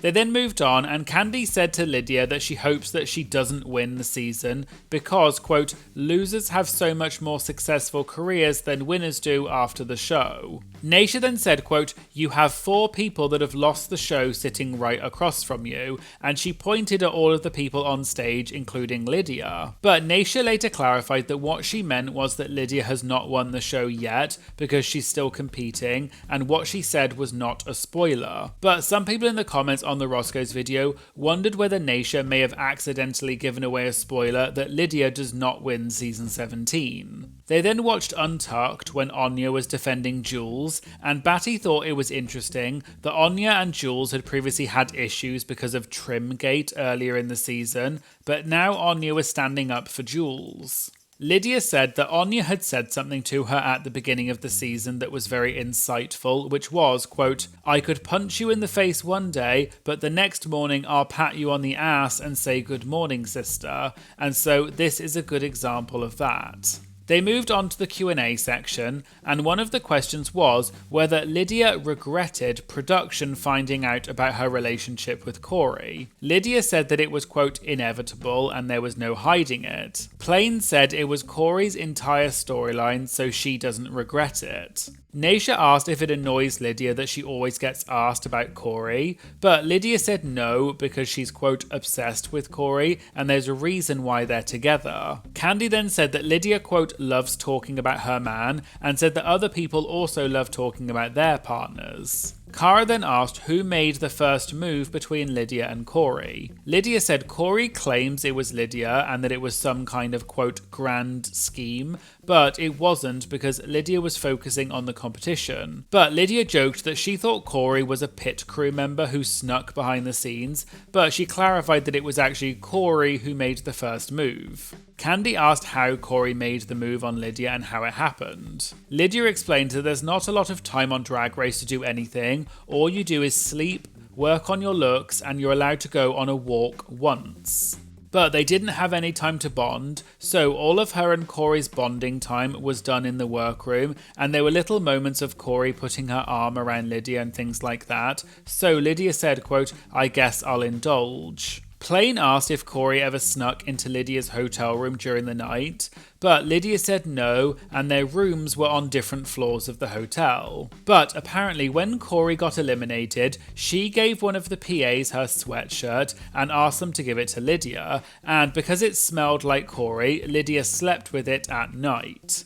Naysha also said that on Drag Race, they tape the doors shut so that if you try and leave your room, the tape comes off and they'll know that you left your room. But Lydia said they have, quote, upped the ante now because the doors are actually dead-bolted shut. Candy said that they only put tape on the doors for regular seasons of Drag Race, not All-Stars. Naysha said they did do it on All-Stars 8, but Candy was just doing her own thing, and on All-Stars 8, Candy had the internet when no one else did, and Candy was, quote, doing the most. Naysha then asked Lydia if the doors had not been locked, would she have gone to Corey's hotel room? Lydia said she's a quote stickler for the rules, but she wouldn't have said no if Corey had knocked on her door. Naysha then said in last week's episode, when the queens were assigning the categories for the design challenge outfits, they got to nominate which queen would go next, and she asked why Lydia did not choose Corey. Lydia said that Lexi Love was her quote good sister and offered Lydia a joint after the show, so when Lydia had the opportunity to choose the next queen, she panicked and just chose Lexi because she knew Lexi would have her back after the show, but she wasn't even thinking about Corey. Lydia then said, quote, "I'm stupid, I don't know," and people laughed. Naysha also asked if the kiss between Lydia and Corey in last week's lip sync was planned, and Lydia said no, and in fact, Lydia was trying to reject the idea that the two of them might be in the bottom together, and so they didn't talk about it or plan it in advance, it just happened. But the song is called Kiss Me Deadly, so even if Anya was in the bottom, she probably would have ended up making out with Corey too. And finally, someone asked the queens if they would ever kai-kai with another Drag Race queen, and Candy revealed that she has previously hooked up with two queens from the show. Someone joked that one of them was Utica because Utica was in the audience at Roscoe's, and Candy said no, but then she said, quote, "Utica has a big ass D," and explained that Utica on season 13 walked around naked all the time in the workroom, and everyone screamed and laughed. Candy said she can't say who the queens were that she hooked up with, but one time she was at a pool with a go-go dancer and a popular Drag Race queen, and that queen was, quote, eating his ass and stuff like that. The audience shouted out asking who it was. Candy said she couldn't say, and Naysha told her to whisper it to her, and Naysha laughed when Candy told her who it was, but then Candy said, quote, "Okay, it was Valentina," and everyone laughed. Then Candy said the other queen she hooked up with, she really can't say who it was, but they were in London after the DragCon UK weekend, and they were throwing an after party in their hotel room, and Candy was with another Drag Race queen and two other guys,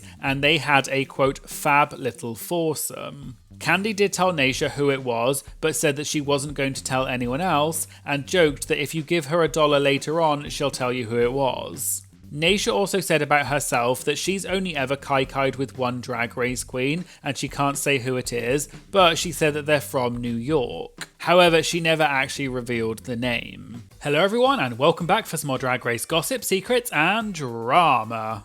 So I'm back for another Roscoe's recap, and this viewing party was for RuPaul's Drag Race Season 17, Episode 11. And the guests this week were Angeria and Cheryl. Today we're going to be talking about Ariete responds to the backlash that she got due to her mirror message about Anya. Angeria says that it was, quote, a cop-out what the queens did in this week's episode. And Cheryl explains the controversy which led to her changing her drag name. All that and more coming up in today's video, so let's get started. Okay, so they started off with host Naysha Lopez asking Angeria and Cheryl if they're watching season 17, and Cheryl joked that Angeria would watch Antarctica versus the World if it was on, because Angeria watches every season, and Angeria agreed and said she watches every single season of RuPaul's Drag Race. Naysha then said a little birdie had told her that Angeria is the guest on the pit stop for this week, and Angeria said yes. So Angeria said she's already watched this episode, but let's pretend that she hasn't and she's not going to give away any spoilers. They then talked about the beginning of this week's episode when the queens came back into the workroom and read Ariete's mirror message where she had said that Anya's breath stinks and she needs to brush her teeth. Anya was upset about this, and in a confessional, we saw that Jules said that Anya had confided in her and a few other queens that Anya has a condition where she has bad breath, and she's really self-conscious about it. So she got upset that Ariete would say that about her, and she teared up in the episode. At Roscoe's they discussed this, and Naysha asked whether they thought this was drag reading or was it just nasty. Cheryl said, in her opinion, with what Ariete said, you can tell that it's someone's insecurity and it's not just a generic read about someone, it was, quote, mean, nasty and malicious. Cheryl also said that leaving this sort of nasty mirror message will leave a lasting impression for the rest of your drag career, and that's what you'll be remembered for. Also, something interesting I saw outside of Roscoe's is that on the press conference podcast for this week, the guest was Bombay from Canada's Drag Race Season 3. And they were talking about Ariete's mirror message, and Bombay said that on Canada's Drag Race, the producers ask you what you're going to write for the mirror message to make sure that it's okay, and that a producer should have stepped in and told Ariete not to write something like that. This is so weird because on Canada's Drag Race, when you're writing your message, before you write your message, the story producers is like, what do you want to do? How do you want to be remembered? So they kind of make sure your message is a little bit more, it's less raw and just more like, because like, if this is the last thing you want to say, why would you make this about another person, let alone about something so malicious? It just paints in such a bad light. A producer should have stepped in and said, babe, you don't want to be remembered like this. And I'll link to the full episode of Press Conference in the description. But back to Roscoe's, and the other host Caramel said that she feels as though Ariete's mirror message shows that Ariete doesn't know how to, quote, handle losing with grace, and that she cracked under pressure and took it out on the wrong person. Naysha said we're all entitled to our feelings, as she feels that it was, quote, nasty, but she's giving Ariete a bit of grace, only because, quote, the B word is immature, and she needs to, quote, grow up. Naysha continued and said, we all say stupid things and it's a high pressure situation and your emotions are all over the place, which is why Naysha is giving Ariete a little bit of grace.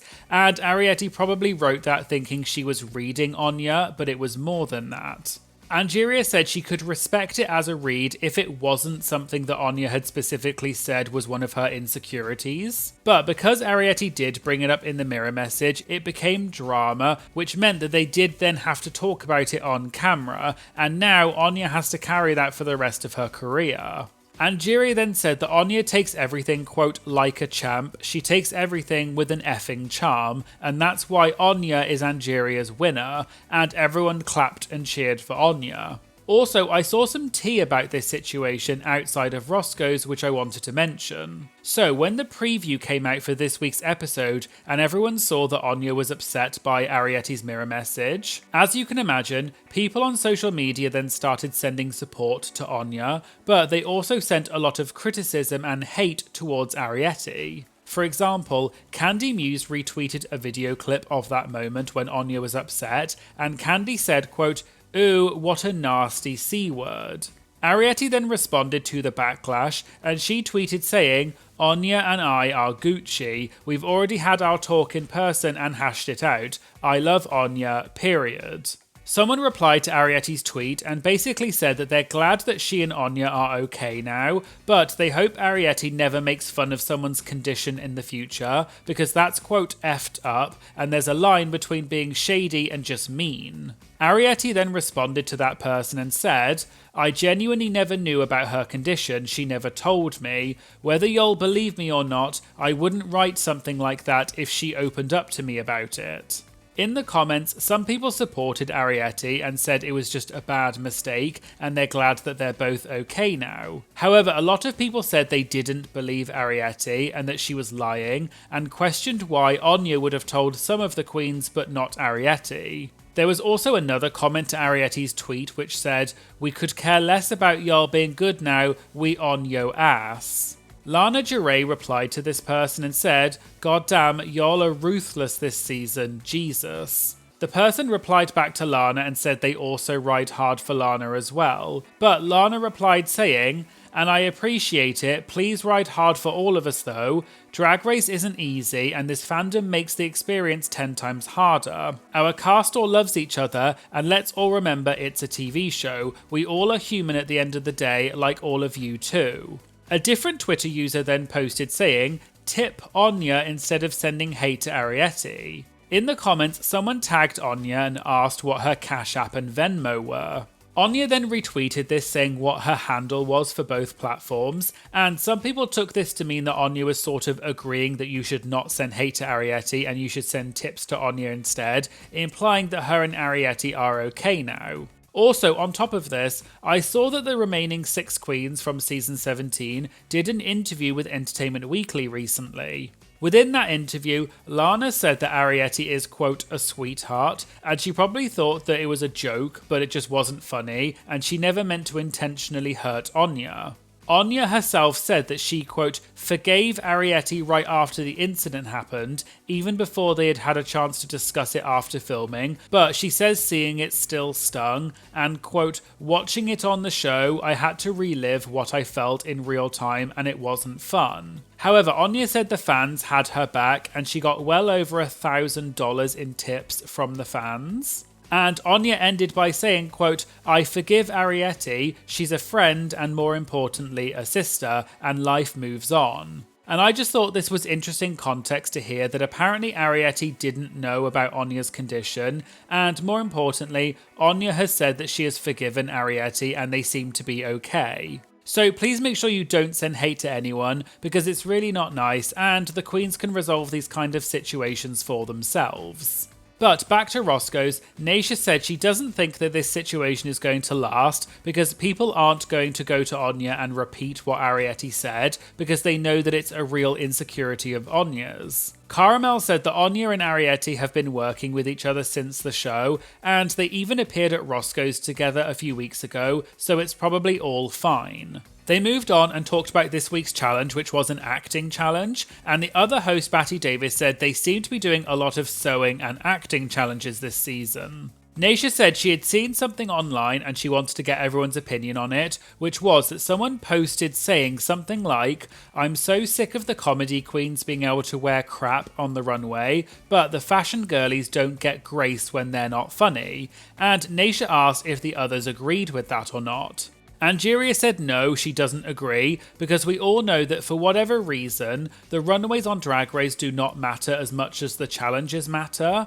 and in Angeria's opinion, it's probably something like the challenge is 75% and the runway is 25%. And Angeria doesn't know why that's the case, but we all know that it is the case, so why expect anything else? And if you do badly in the challenge and then lean on your runway to save you, that's, quote, probably not a great idea. Naysha said though that what that person who posted that was referring to was the grace that the queens get shown. And if a fashion queen isn't funny, they get sent home, but a comedy queen can wear something crappy on the runway, but because they're funny, they get away with it. Cheryl joked that the runway does matter sometimes because on Canada vs. the World, Cheryl said, quote, I lost a challenge I should have won because of a runway. Angeria then said that in her observation, it seems to matter more when you're near the top rather than the bottom. So if you were great in the challenge but your runway was not so great, you'll probably still be okay. But if you were bad in the challenge,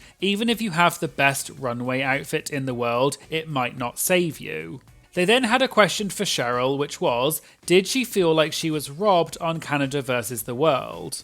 Cheryl said she doesn't feel like she was robbed as such because she was just so, quote, over the moon to finally get a chance to go on a season of Drag Race and showcase herself and what she can deliver and have a good time. And her mindset was that when you get there, leave everything at the door and just say, quote, F it, even if you go home first because it's just a laugh. I think what Cheryl is maybe referring to is that, as we know, she previously competed on Drag Race UK Season 1 and then later was on UK versus the World, and she went home second. And I remembered that Cheryl had once done an interview with Joseph Shepherd where she basically said she did not have a good time on UK versus the World because she was really excited to go back and show everyone what she can do, and she'd invested so much in the season, and then she got eliminated so early. But on top of that, the day after her elimination on UK vs the World, she found out that her grandmother had died.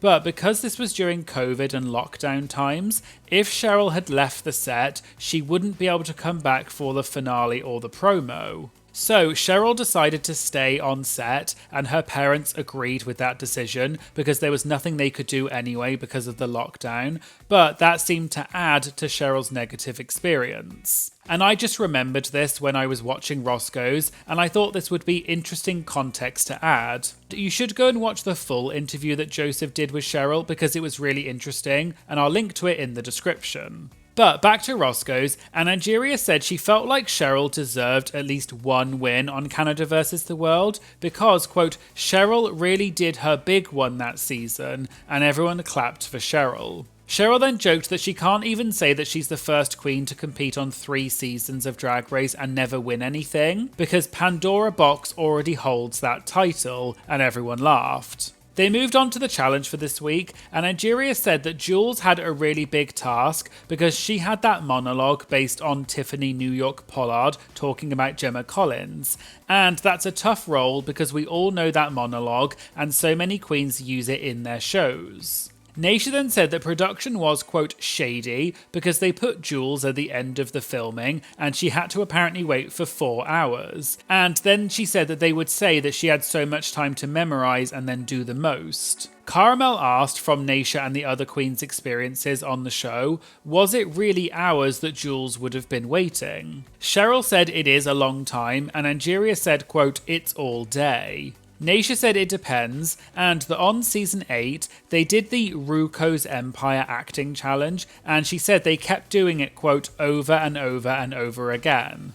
They moved on, and there was another question for Cheryl, which was why she dropped the whole part of her name, because she now goes by just Cheryl, whereas previously she used to go by Cheryl Hole. Cheryl explained that the reason she dropped the whole part of her name was because of the backlash that she got after she went on the TV show Celebrity MasterChef in the UK, and people complained that her last name was offensive and not appropriate for TV. Just to give some context in case you don't know, back in August 2023, Cheryl appeared on the celebrity version of the cooking show MasterChef. But before Cheryl appeared on the show, she did an interview where she spoke about the hate that the LGBT+ community faces in the UK today. And for example, shortly before she was on MasterChef, there had been a homophobic attack outside of a nightclub in London where 2 men were stabbed, and although they were injured, they luckily survived. A man was later arrested in connection with this homophobic attack, but I'm not sure there have been any updates since then. But this attack was part of a worrying trend of an increase in violence against the LGBT+ community,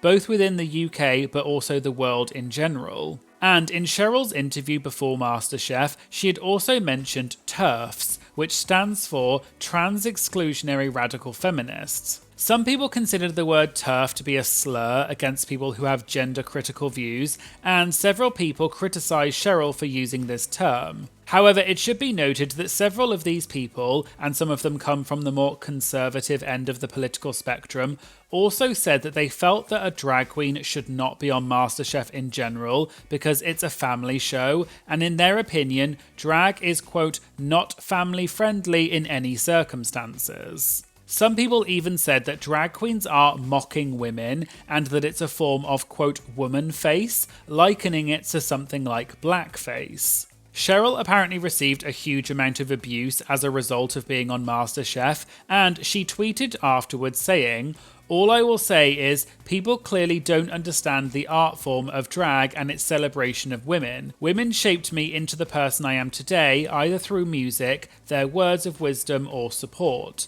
In no way do we mock women at all, so to throw that argument at me is in vain. People can continue to hurl abuse at me, liken my work to, quote, woman face, but at the end of the day, this has all stemmed from me speaking up and using my platform on the hate that is directed to our community, and you've proved everyone right. Please enjoy tonight's episode. Remember, it's a light-hearted entertainment cooking show. I'm not doing anything other than using a few pots and pans and an oven. I'll see you all on the other side."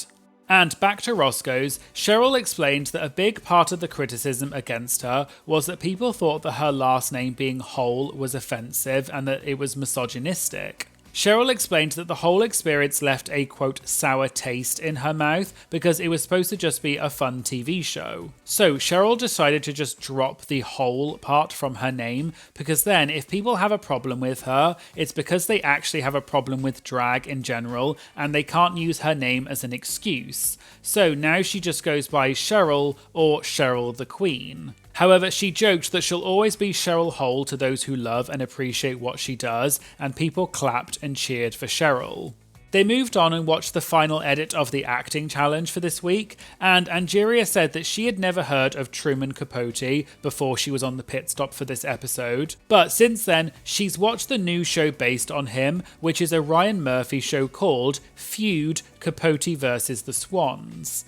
And Angeria said since she watched the show, the acting challenge makes a lot more sense. Caramel then said that everyone in the final edit looked good, so it's not clear who's going to be in the bottom. Naisha said she knows who's going to be in the bottom, and when everyone asked who, she said Ross Matthews, and everyone laughed. Naisha then said, quote, B-word, the second that mother effer came out, I'm not buying it. They then did an impression of the voice Ross Matthews did during the acting challenge, but Caramel said that that is sort of how Truman Capote sounds, so Ross did not exactly do it right, but he was trying. They then talked about a moment later in the episode where they showed a childhood photo of Lana when she was talking about her past, and Naisha said that she had said to everyone when that moment happened that Lana must be going home because the baby photos were coming out. Angeria joked and said, quote, don't start talking about your childhood trauma, you're going home. Cheryl then joked that when you're talking about your childhood trauma,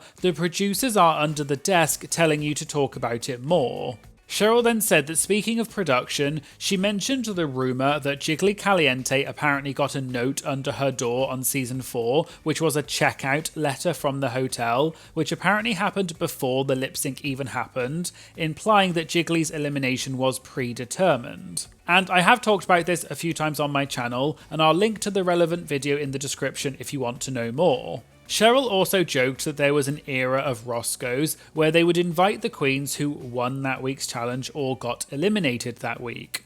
They then watched the part of the episode when the queens were asked who should go home tonight and why, and several queens said Susie Toot because she's their biggest competition. Angeria said it was a, quote, cop-out to say that, and they didn't ask who do you want to send home because they're competition, they asked who deserved to go home, and there's no way Susie deserved to go home because she did so well. And you need to be saying people like Lana or Lydia because objectively they have the worst track records, and the others agreed.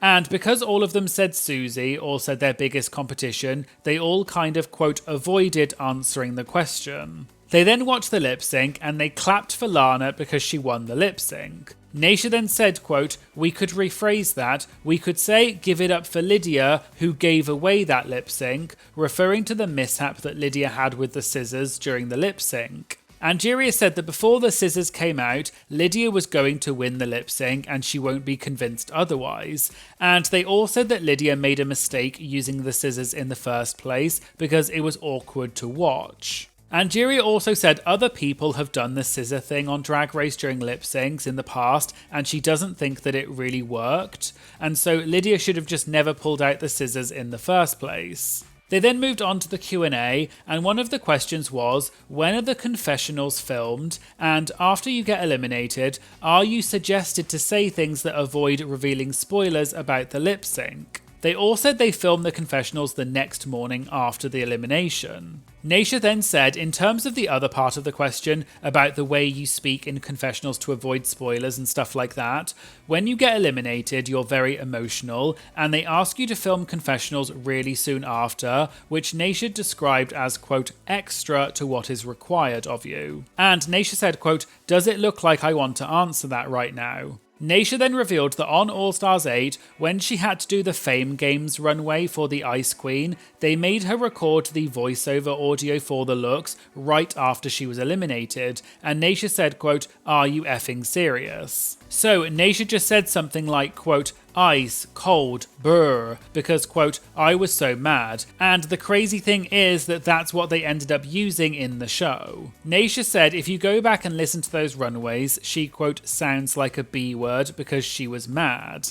Cheryl said for her on UK vs. The World, you have to, quote, live in that moment and take yourself back, even if it's already happened, so you know it can't be changed. Like saying you hope someone doesn't pick your lipstick to send you home, even though you know they did. But Cheryl was thinking of the audience and wanted it to feel genuine, so maybe she was just trying to relive the moment and have some fun. There was also a very quick moment where Naysha said to make some noise for Lydia B. Collins because she got eliminated and everyone clapped. Then Naysha sort of sang and said, quote, you haven't seen the last of me yet, and then continued talking, and there was a bit of a silence and a few people sort of started laughing. Now, I'm not 100% sure, but what I think this is referring to is that for the rumoured cast for the next All-Stars, which is All-Stars 10, Lydia is rumoured to be on that season. The reason is because she apparently disappeared from social media around June 2024, which is apparently when filming started.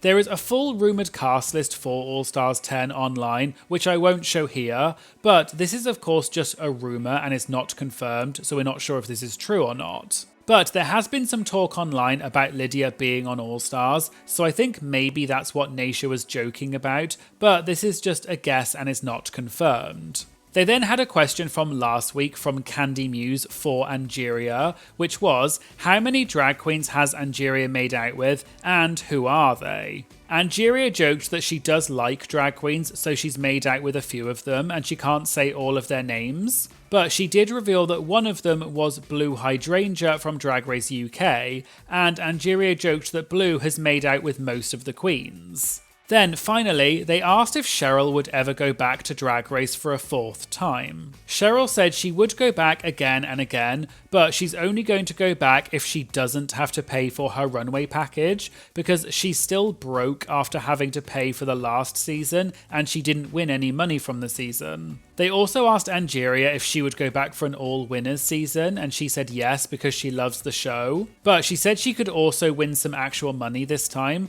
Presumably what she meant is because All Stars 9 was a charity season, so the queens didn't actually win the prize because it went to charity. Naysha then asked if Angeria would still go back to All Stars if they had eliminations, and Angeria said yes.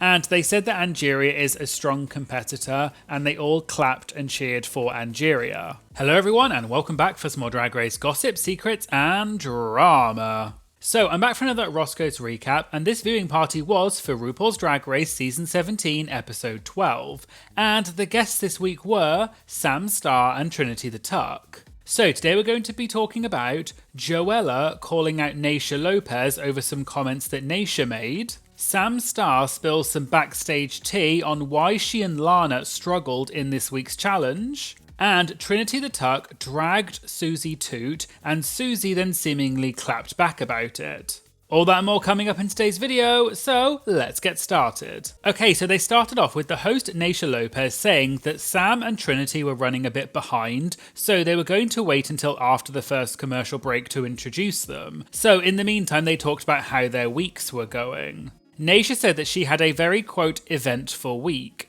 She went on to say that she had said some stuff at Roscoe's last week and some people were, quote, butthurt about it. But then Naysha said she wanted to go deep down and sincerely tell people that, quote, I am going to continue to say whatever the F I want to say, and I meant every effing word. She then went on to say that Roscoe's is a review show and they're there to have a good time and she will tag people. Then Naysha looked at the camera and said, quote, B word, no, I'm just saying in general, and people in the audience laughed and cheered. Just to explain the backstory of this in case you don't know, so last week at Roscoe's, Naysha had brought up Susie Toot during the acting challenge. Naysha then pointed at Cheryl, who was the guest at Roscoe's that week, and said, quote, if Susie Toot is watching, I'd love for her to take a look at Cheryl. This is how you do your makeup when you wear blonde hair, because baby, that was rough.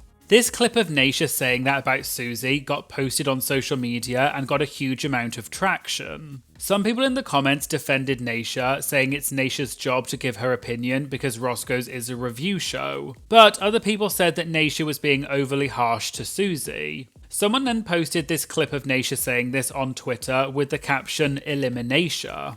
Season 17 contestant Lana Duray then commented on the post and said, and the point of saying this was? Although it's unclear whether Lana was referring to what Naysha actually said in the clip, or was she referring to the Twitter user who called her Elimination.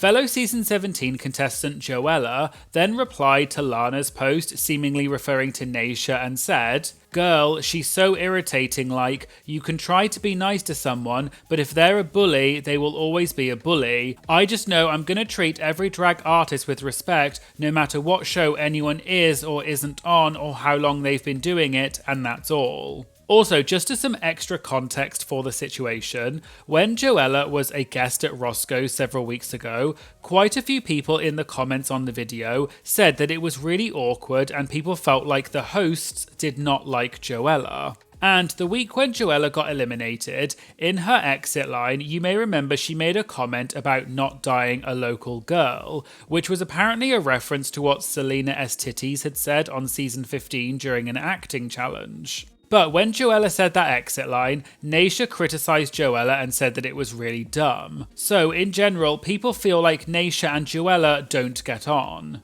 But back to the Twitter situation, and after Joella posted this reply, Naysha actually retweeted Joella's reply and said, listen, that's the gig, it's a review show and I call it like I see it. Nothing personal, but it's funny how you keep coming for me, calling me irritating and a bully, yet here you are talking about me for a reaction and I'm the bully? Yeah, something's not adding up, and she tagged Joella in the post. Joella then replied to Naysha's tweet and said, maybe I overreacted, but sometimes I just feel certain comments aren't necessary, but you're right, that's the gig, it's a review show and I'm still getting used to them. Naysha then followed this up with a separate tweet that said, I'm no stranger to being a punching bag, not that it's okay, but I refuse to be anything other than unapologetically me. Your comments don't define me, my value, or my talent. I do, and that's more than enough. With that said, good morning and have a blessed day. A Twitter user then reposted Naysha's tweet and basically said that Naysha was being hypocritical.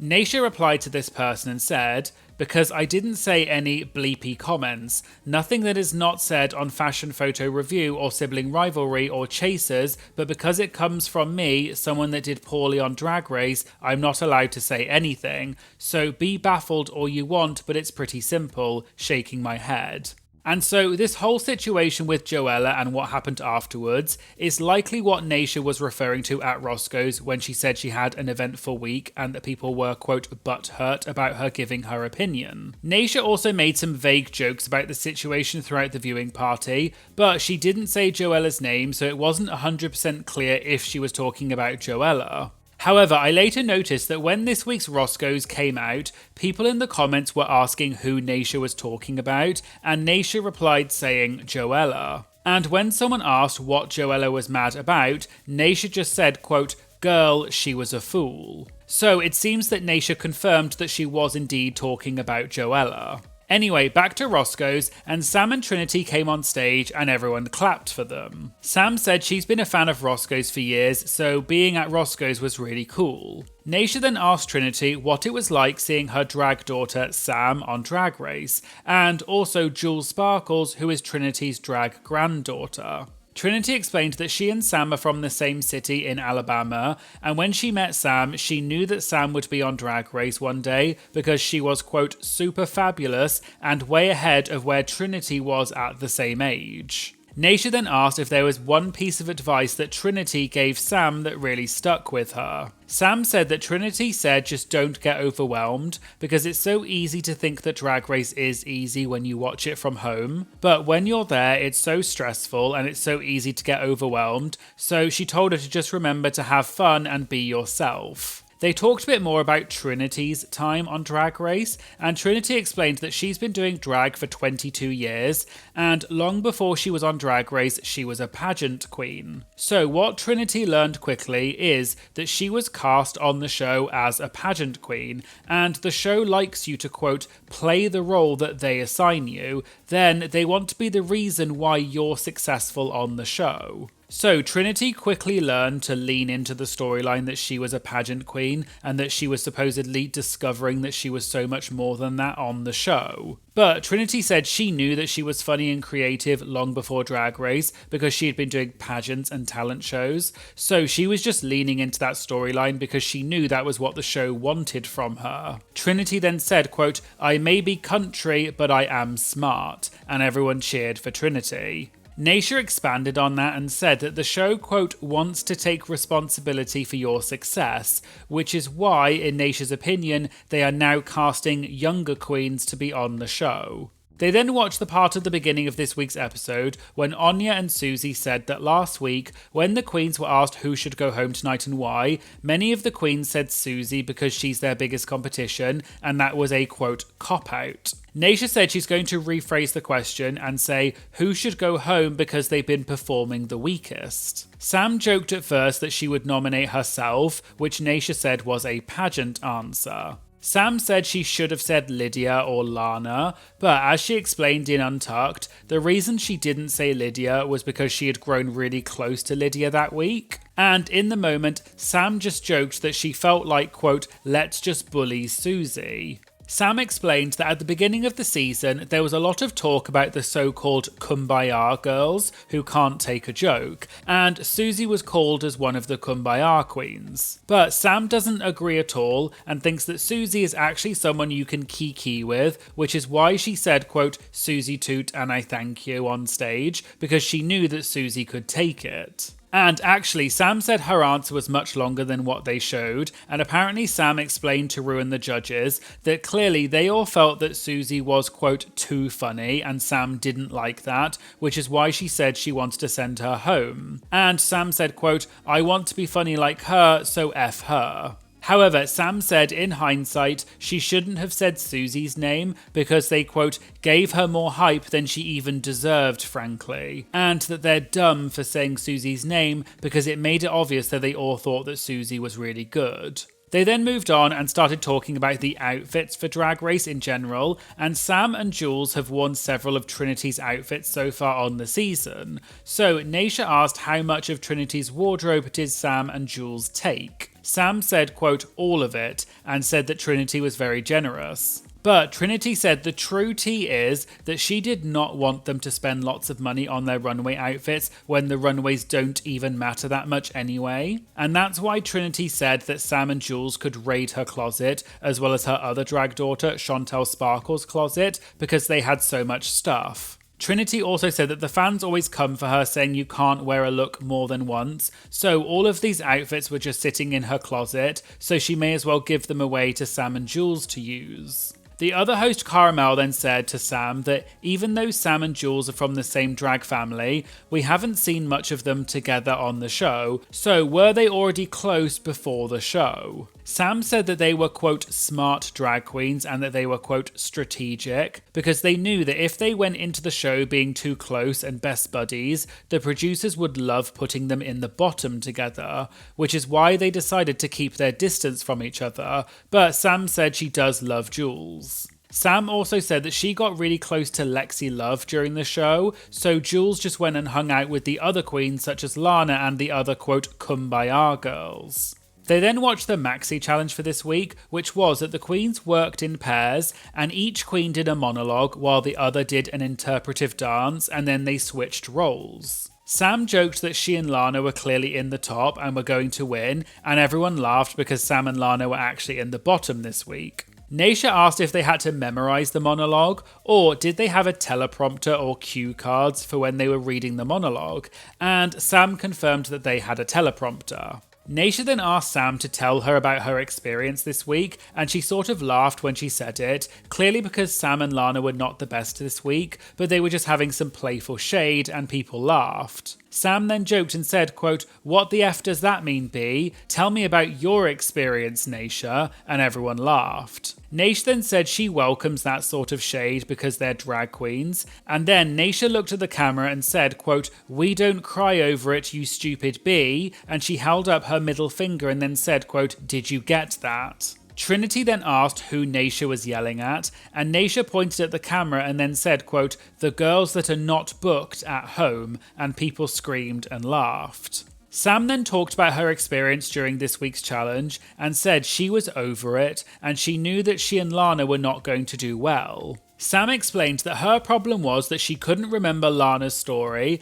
and because Lana is so softly spoken, she couldn't really hear what Lana was saying during the monologue. So when Sam had to do the interpretive dance, she had planned some funny bits to do, but she didn't know when which part of the story was coming up, so she just didn't end up doing the funny bits. Sam also said that there was no background music at all, and all of that was added in post-production. So she joked that all you could hear was her, quote, "big ass clomping around on stage," and her, quote, "man ass in those Susie Toot character heels like a Clydesdale horse in front of RuPaul. I was humiliated, I just wanted to run off." Sam also joked that they had them dressed in those, quote, "assigned leotards. We were like off-brand Teletubbies. This is actually homophobic," and everyone laughed. Caramel then asked Sam who she was impressed by and who she was underwhelmed by in the challenge. Sam said she thought honestly all of them were, quote, "horrible," because as she said,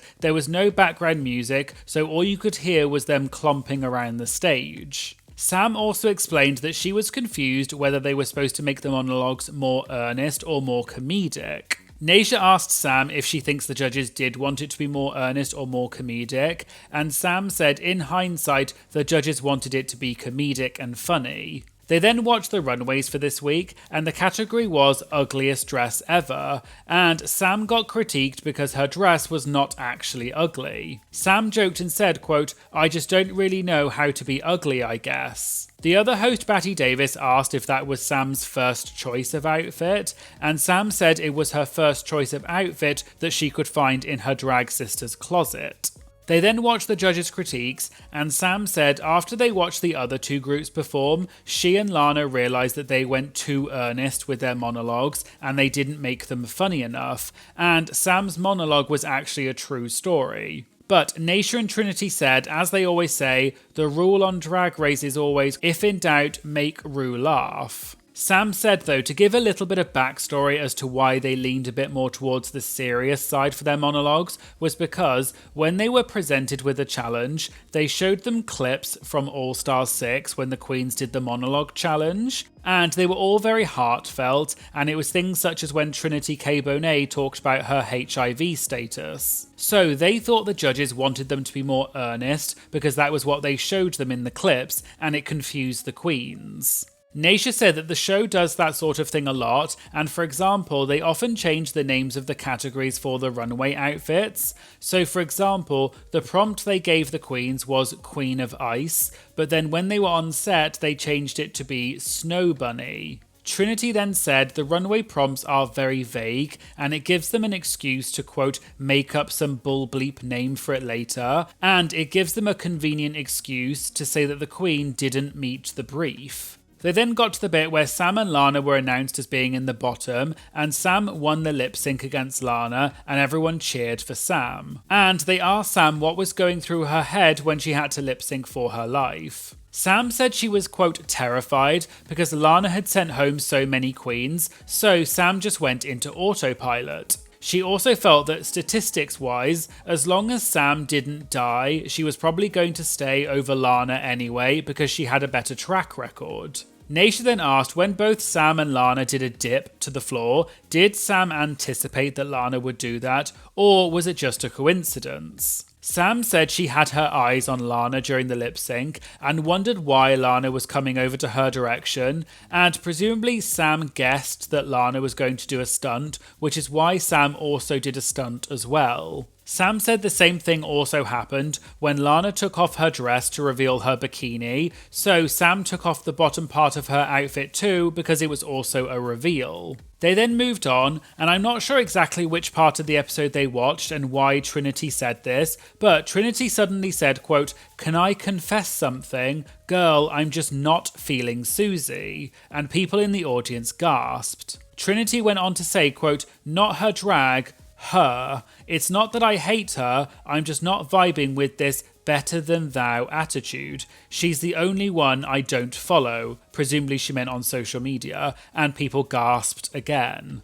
Trinity went on to say that she won a lot of pageants before she was on Drag Race, but she never made her competitors feel the way that Susie makes her competitors feel, and some people in the audience clapped. Trinity then said she thinks that it's, quote, gross and immature, because if you're that girl, you do not need to say that you are that girl. And it seemed that a lot of people agreed with what Trinity was saying, including some of the hosts. Batty said that it, quote, F's with the spirit of competition. And Naisha said, quote, it also F's with me wanting to appreciate you, because now you're all up in my face telling me how good you are, so I can't sit here and give you your own effing flowers. Trinity then said, quote, she wasn't even great. Jules outshined her on both of those things. Sam was just kind of sitting there awkwardly watching, and then at the end, just before they went to the commercial break, Sam said, quote, I love you, Susie, F these B words.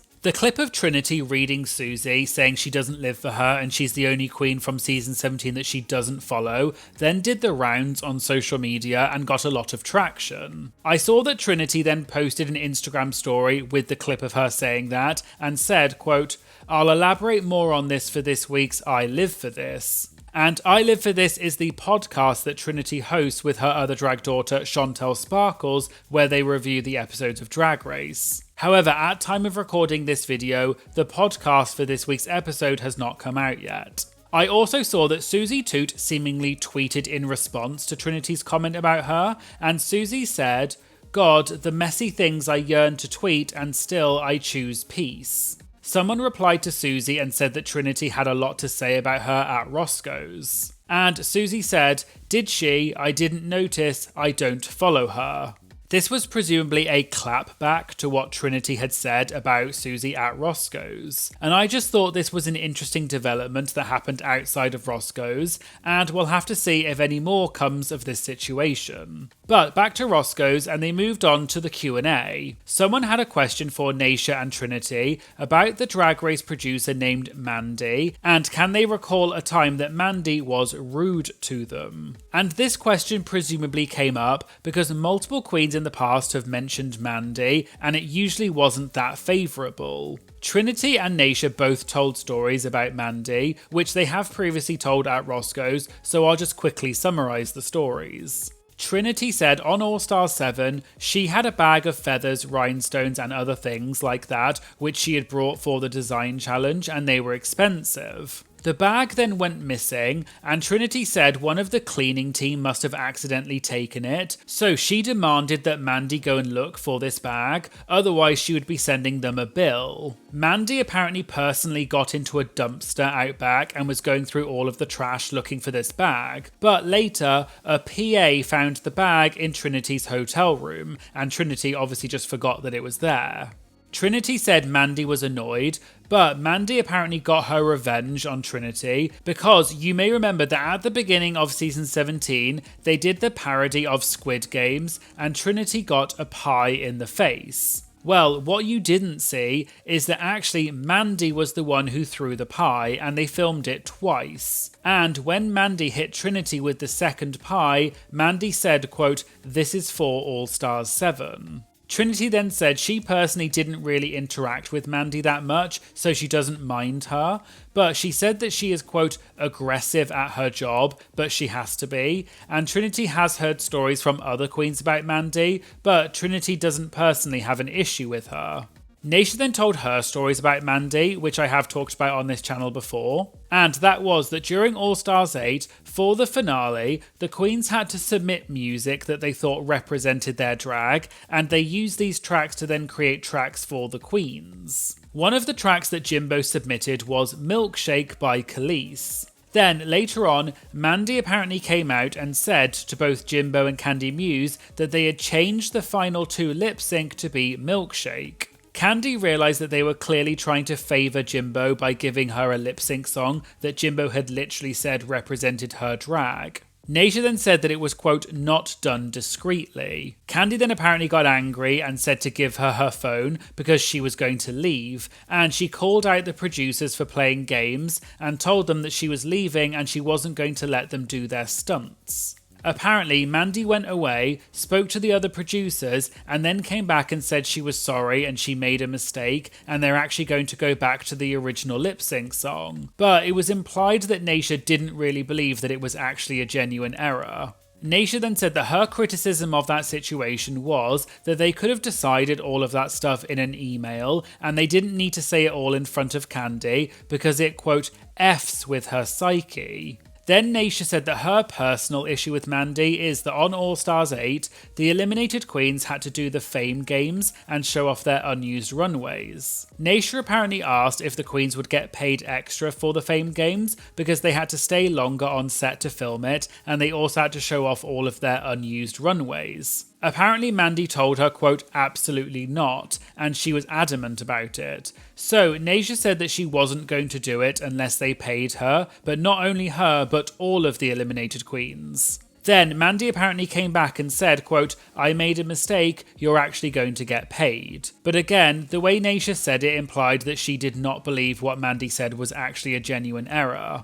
Naysha then ended by saying that you can call her, quote, difficult all you want, but she didn't just stand up for herself, but all of the queens, because she won't let them take advantage of any of the queens, and she's the reason all of them got paid, and, quote, closed mouths don't get fed. And finally, Naysha asked Trinity about the rumour that the All-Star 7 cast filmed a reunion without World of Wonder, but they couldn't release it because WOW threatened them with legal action. Trinity said it was true, and they did film a reunion because they all really wanted to do one, and they did it with Sibling Rivalry, which is the podcast that Bob the Drag Queen and Monet X Change do. But apparently, Sibling Rivalry got a cease and desist from World of Wonder, so it's doubtful that the reunion will ever see the light of day. But Trinity said she can understand why, because it was against their contracts to do the reunion without them, and WOW want to make sure that everything about them is vetted while the contract is still active, but Trinity said the reunion was, quote, juicy. And just in case you don't know, I interviewed Evie Oddly a while back, and Evie spilled some juicy tea about the reunion and what they talked about. So if you do want to know more about that, check out the clip with Evie on my interview channel, and I'll link to it in the description. Hello everyone, and welcome back for some more Drag Race gossip, secrets, and drama. So, I'm back for another Roscoe's recap, and this viewing party was for Season 17, Episode 13, and the guests for this week were Saphira Crystal and Hollywood Star. So today we're going to be talking about the potential conspiracy theory as to why Jules Sparkles did not do the reveal on the runway. Sapphira Cristál reveals why she was heartbroken after Drag Race. And Mistress Isabel Brooks and Dawn apparently faked their previous drama. All that and more coming up in today's video, so let's get started. So they started off by talking about the makeover challenges in general because that was the Maxi challenge this week. Host Caramel mistakenly said that Sapphira won the makeover challenge on her season, but Sapphira said no, she actually, quote, lost harder than anyone's ever lost. Hollywood also said she lost the makeover challenge on her season 2, which was Drag Race Down Under season 3. And Caramel joked that was why both of them were booked together at Roscoe's this week. Naysha clarified that on Sapphira's season, their makeover partners were dancers from the Drag Race live show in Las Vegas. And on Hollywood's season, they had to make over dogs and their owners. Hollywood said that the challenge was, quote, so emotional for me because they assigned her the same type of dog that she has at home, and Hollywood missed her dog so much, so, quote, they were literally setting me up. I was like, I know what you guys are doing. Hollywood also said that the makeover challenge is the challenge where they can just, quote, cater to anything they want, as in, the judges are not always consistent in their critiques. And Hollywood said on her season, she got the critique that she and her makeover partner's hair was not the same colour, so there was no family resemblance. But she said in real life, siblings don't always have the same hair colour, so she said, quote, this challenge can go any way they want to. They then asked the queens, when emotions are high on Drag Race, what keeps you pushing through the race? Sapphira says she does this thing every morning and night when she hugs herself and says, quote, I truly love and accept myself. Sapphira also got her friends to write letters for her, which she took to Drag Race, and then when she had a bad day during filming, she would keep the letters in her pocket and read them because it would make her feel better. And she said another queen told her that tip, but she didn't say which queen it was. Sapphira also joked that she didn't feel bad that often during filming her season because she did so well. But when she got in her head, it can feel like the show is out to get you, but then she realised they're not out to get you at all, it's all in your head. And the moment she realised this was when she chose to drink the immunity potion. Sapphira said that if you could have seen the judges' faces, because apparently all of the judges were totally confused when she said she wanted to use the immunity potion, and it made her realise that it was all in her head.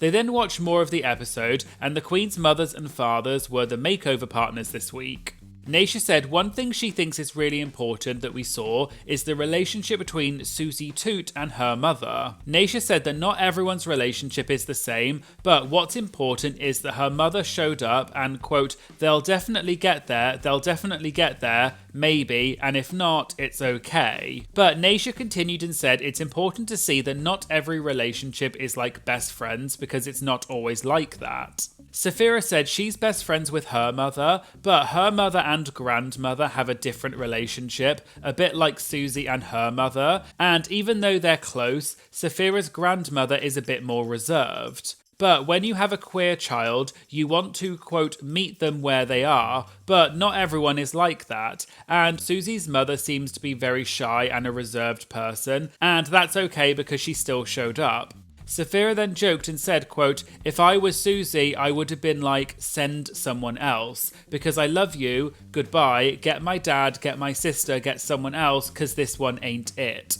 We need someone with some personality. I love my mama, but not this one, not for this. And Hollywood agreed.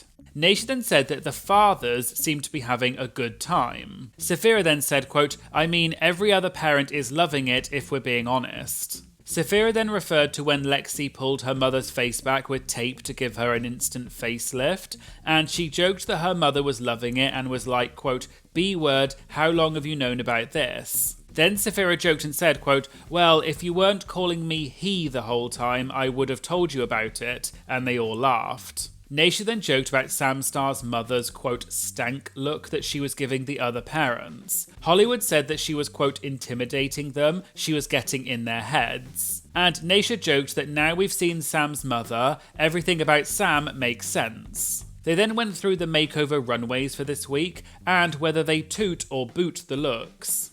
When they got to Susie Toot and her mother, both Saphira and Hollywood said it was a boot. Hollywood explained that Susie has done black and white look before, and Saphira said she has done 3 looks like that before. Saphira then said that the thing about Susie's makeover that was a real boot for her was that, quote, she didn't have confidence in her mom. She wasn't able to bring that to her mom. And so when her mom was trying, she's looking out here, she's not paying attention to her mom really at all, and it felt like they were really disjointed.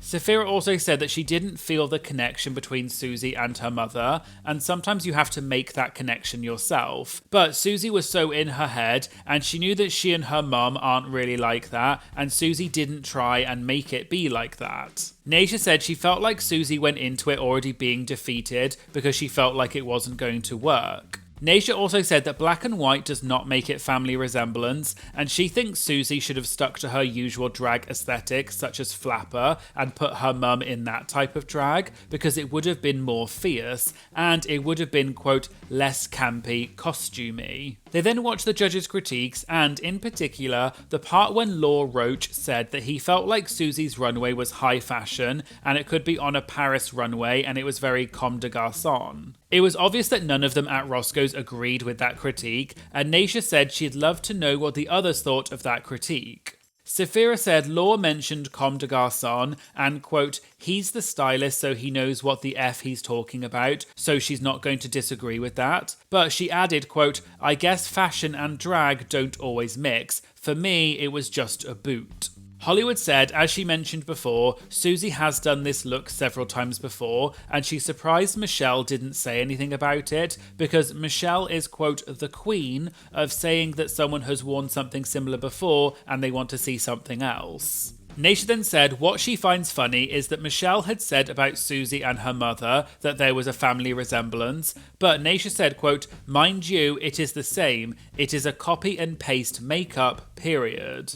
Whereas if you look at Lexi and her mother, the only thing that they changed was the lip. Lexi went with a stronger lip, whereas her mother had a softer lip, but then Michelle said she didn't really see a family resemblance. Saphira then said, quote, what did you want her to look like is my question. Did you think she was going to look like Lexi? Because she is old, like real old. Host Patty Davis then said that she's not that old, she's only about 60. Saphira then said, quote, only 60? Oh. And everyone gasped and laughed. Saphira then went on to say that when Lexi pulled her mother's face back, she took 20 years off her. Nasia said, though, in general, she finds that critique about family resemblance, quote, absurd, and Caramel agreed and said that the judging is inconsistent and it leaves it open to what the judges think and not necessarily what we see as the audience. They then watched the lip sync between the bottom two, which were Jules Sparkles and Anya Nerve. Nasia said she and Hollywood were talking amongst themselves while the lip sync was going on, and they came up with a conspiracy theory as to why they think Jules did not do the reveal under her coat, and that was because they think she knew she was going to be in the bottom, so she wanted to save the reveal for the lip sync, because they said you just know when you're going to be in the bottom. Hollywood agreed and said on her season, during the makeover episode, she knew she was going to be in the bottom because the whole day the producers, quote, weren't as talkative to her and, quote, the energy was off. So that's why Hollywood saved 2 reveals for the lip sync, because she knew she was going to be in the bottom, but she still ended up being eliminated that episode anyway. Saphira said for her makeover challenge, she knew she was going to be in the bottom the second they told the queens that they had to dance, because Saphira's costume was just so big she could barely walk in it, let alone dance. Saphira also said at one point, Saphira showed her dress to RuPaul, and Ru asked her if she could repurpose the dress, and Saphira was like, quote, no B word. But Saphira ended by saying, you know what you're doing and why you're there, and, quote, don't prepare to lip sync, prepare to effing win.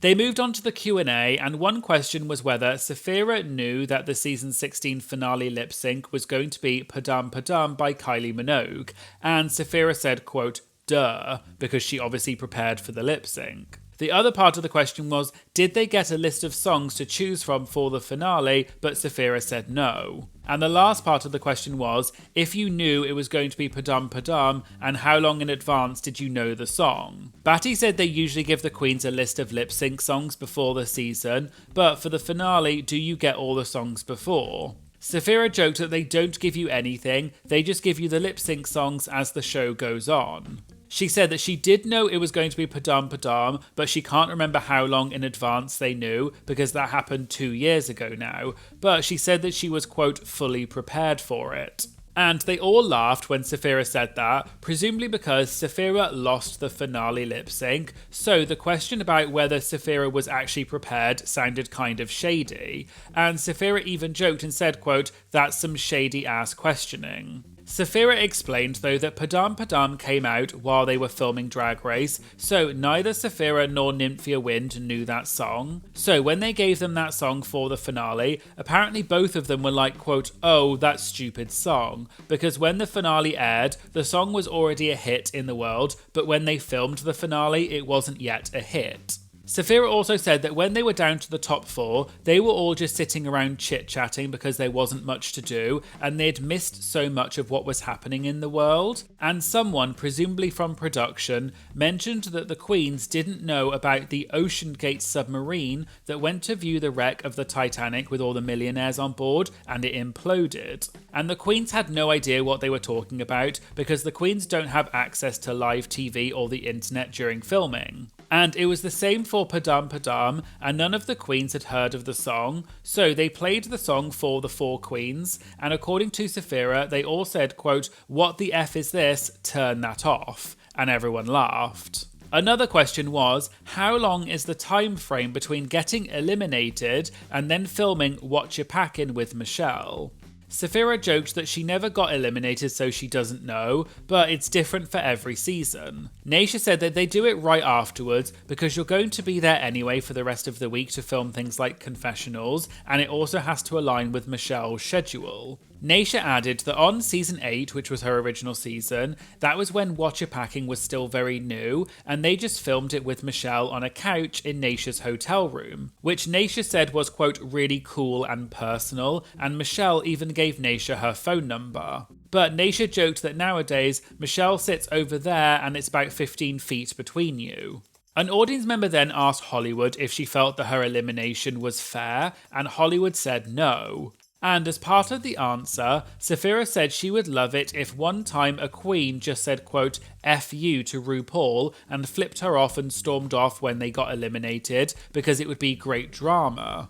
Naysha said the closest thing that's ever happened as far as she knows is during All Stars 8 when the queens had to choose to eliminate one of the bottom queens. Heidi in Closet really didn't want to do it and she chose Monica Beverly Hills lipstick. But apparently, after Heidi filmed her part of picking the lipstick, she came outside to the production tent where they hold the queens when they go between sets, and she was, quote, bawling crying. Heidi apparently started saying, quote, F this and F all of you for making me do this is effed up. Because the responsibility of having to eliminate one of the queens was weighing on her so much, and she didn't like it, and she ended up quitting the show later on. There was another audience question, which was, would Saphira and Hollywood do an All-Stars, or would they prefer a regular All-Stars or a Versus the World?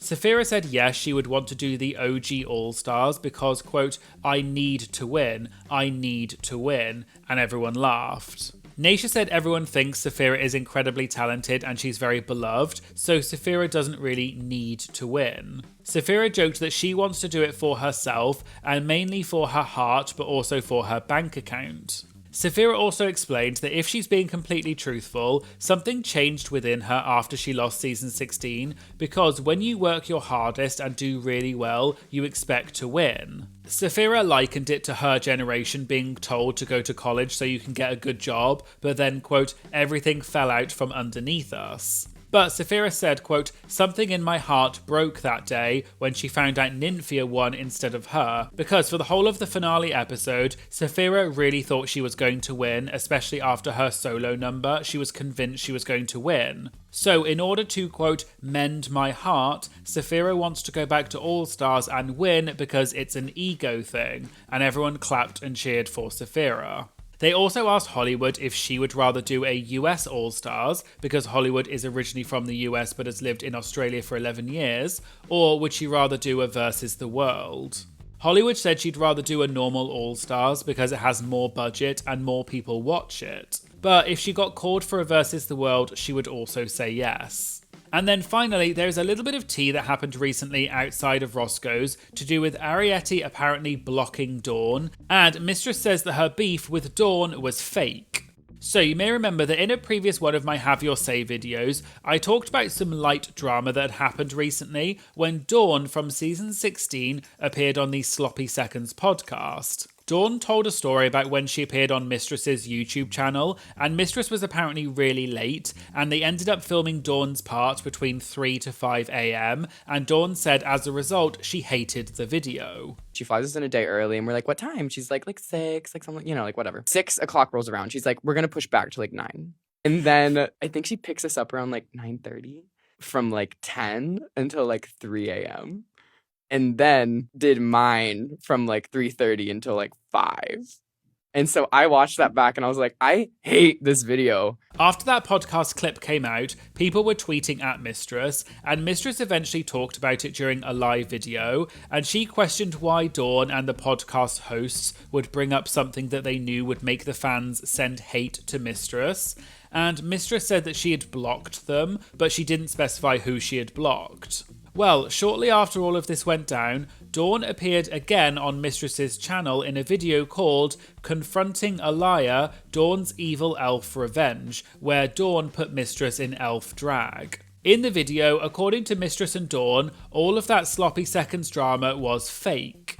Now, I have to be honest with you. I've been conducting a social experiment. I had an evil little elf girl go and tell a false story on a podcast just to prove my point. Y'all love to talk about me. Should I tell the real story? Yeah, tell not the fake story. Give us the real story. The real story actually is that I was having so much fun. Later on in the video, Dawn also said that season 17 contestant Ariete blocked her because there had been some silly, quote, elf drama between them on Twitter. Dawn was also the guest on the pit stop the week that Ariete got eliminated, and Dawn had tweeted a joke about Ariete's elimination and then realised Ariete had blocked her. Don't put this in. Ariete blocked me on Twitter. No, we gotta put it in. And then I checked one day. Ariete the elf has blocked you. We We can make up. I don't know what I did to you. Later in the video, when Dawn's makeover on Mistress was finished, Mistress actually video called Ariete to ask her what she thought of the makeover Dawn had done, but Dawn told her not to call Ariete because she hates Dawn. But we didn't see what happened during the call because it's an exclusive on Mistress's Patreon. And I'll put a link to Mistress's YouTube channel in the description if you want to go check that out. After Mistress and Dawn's second video came out, in the comments as well as online, people couldn't believe that Mistress and Dawn had seemingly faked that drama, and so many people had talked about it, so their plan had worked. But other people questioned whether that really was the truth, or are Mistress and Dawn just trolling everyone even now? And you'll have to make your own mind up about that. Hello everyone, and welcome back for some more Drag Race gossip, secrets, and drama. So I'm back for another Roscoe's recap, and this viewing party was for RuPaul's Drag Race Season 17, Episode 14. And the guests this week were Detox and Valentina. So today we're going to be talking about Susie Toot clapped back at Trinity the Tuck. Detox says that Drag Race will never ask her to be back on the show. And Detox makes a comment about when she apparently, quote, drugged Willem. All that and more coming up in today's video, so let's get started. So they started off by saying that Detox was running late because she was stuck in traffic, and Valentina said Detox is always on time, whereas Valentina is always late. And while Detox and Valentina were doing the Work the World tour together, Valentina said Detox, quote, got mad at me so many times and screamed at Valentina saying it was so unprofessional that she was late and things like that. So Valentina said it was funny that the roles were switched today. Host Naysha Lopez then joked that Valentina should mention it to Detox when she arrives. Then, after the commercial break, Detox arrived and Naysha said that Valentina had something to say. Valentina jokingly said, quote, how dare you, and they all laughed. Detox said while she was driving over today, she knew that, quote, Valentina is peeing herself with joy and amusement because Detox was late. Detox joked that she arrived with, quote, my tail between my legs and my D in my ass, so she can now bow down at the throne of Valentina and say, quote, we're all the same, aren't we? And everyone laughed. They then talked about who their favourite queens are this season, and Detox said she loves Anya, Lexi, and she misses Lydia B. Collins. But Detox said that regardless of who wins the season, Corey King is winning and is, quote, killing the internet game. Just to explain in case you don't know, throughout the airing of Drag Race, Corey has been posting lots of random funny videos on her social media where she dresses up in different outfits such as Michael Jackson, Roger the Alien from American Dad, Susie Toot, and very recently she also dressed up as Shrek. Corey has then been filming cameo videos while in costume and generally being very funny and kind of unhinged. At one point, Corey was even number 1 on the cameo leaderboard, although as of right now she has moved to number 3, but this still means that she must have sold a lot of cameos. And at Roscoe's, they said Corey is destroying it on social media, and she went on to Drag Race to have fun, got a relationship out of it, and has had a lot of success as well. They then watched the photo shoots from this week's episode, and Naysha said, quote, so there was a clear bottom, and Detox screamed laughing. Naysha asked Valentina who she thought struggled, and Valentina said Susie Toot, and they all seemed to agree. Valentina said, quote, because of the way she looks. And there was a slight pause and everyone burst out laughing and the audience screamed. But Valentina continued, and what she meant to say was the way she looks in front of Albert Sanchez, the famed photographer. Detox then asked, did Susie not have something a bit more over the top and showgirly that she could have worn for the photo shoot? Detox said she understands what Susie's style is, but when you're on Drag Race, you need to, quote, step outside your box for these types of challenges, and Susie could have elevated it. Detox then said it looked a bit like, quote, a little costume in a bag from Spirit, which is a low-cost Halloween costume retailer in the US. A few people in the audience gasped, and Detox asked if she was wrong, and they all said no, and Valentina said, quote, there's more like the makeup, and everyone laughed again. Nash then said it's true, and the judges often say things like stop relying on your body or your beauty, but Susie is relying on her personality. They also mentioned that Lexi seemed to lack confidence in the photo shoot as well, even though she looked good. And Detox said she's worked with Lexi for years before Drag Race, but she's never seen this dynamic of Lexi before, presumably meaning the lack of confidence. Detox explained that that's what happens when you're on Drag Race, because it's a, quote, pressure cooker, and you never know how you're going to react to it.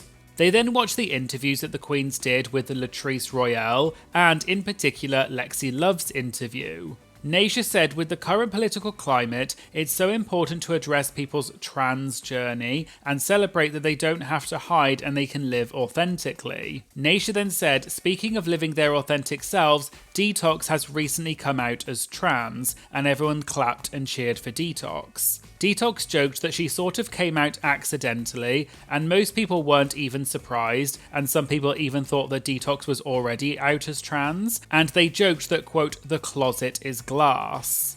Detox said, though, that it is more official now and she's been more vocal about it, but people like Naysha have known for a long time because they're good friends, and they had a conversation about it about 2 years ago where Detox said she wasn't happy and she had been, quote, suppressing those feelings for a long time. Detox then joked that one time when she and Roxy Andrews were together at Roscoe's, because she's really close with Naysha and Roxy, they kept trying to, quote, out me, and kept saying that Detox had some news that she wanted to share, and Detox was, quote, seething at them. But just to make it clear, Detox was smiling when she said this, so clearly it was a joke and was not meant seriously. But Detox then joked and said, quote, joke's on you, I've been putting estrogen in your drinks all night, and everyone laughed. Detox then said, quote, just like I drugged Willem, I'm making the world trans. Just to explain that reference about drugging Willem in case you don't know, this is kind of a well-known niche thing within the Drag Race fandom that happened many years ago. So, several years ago, it came out that Detox, as well as her drag daughter Vicky Vox, had put some drugs in Willem's drink. Detox and Vicky have also talked about this in interviews as well, and Willem apparently wrote about it in her book.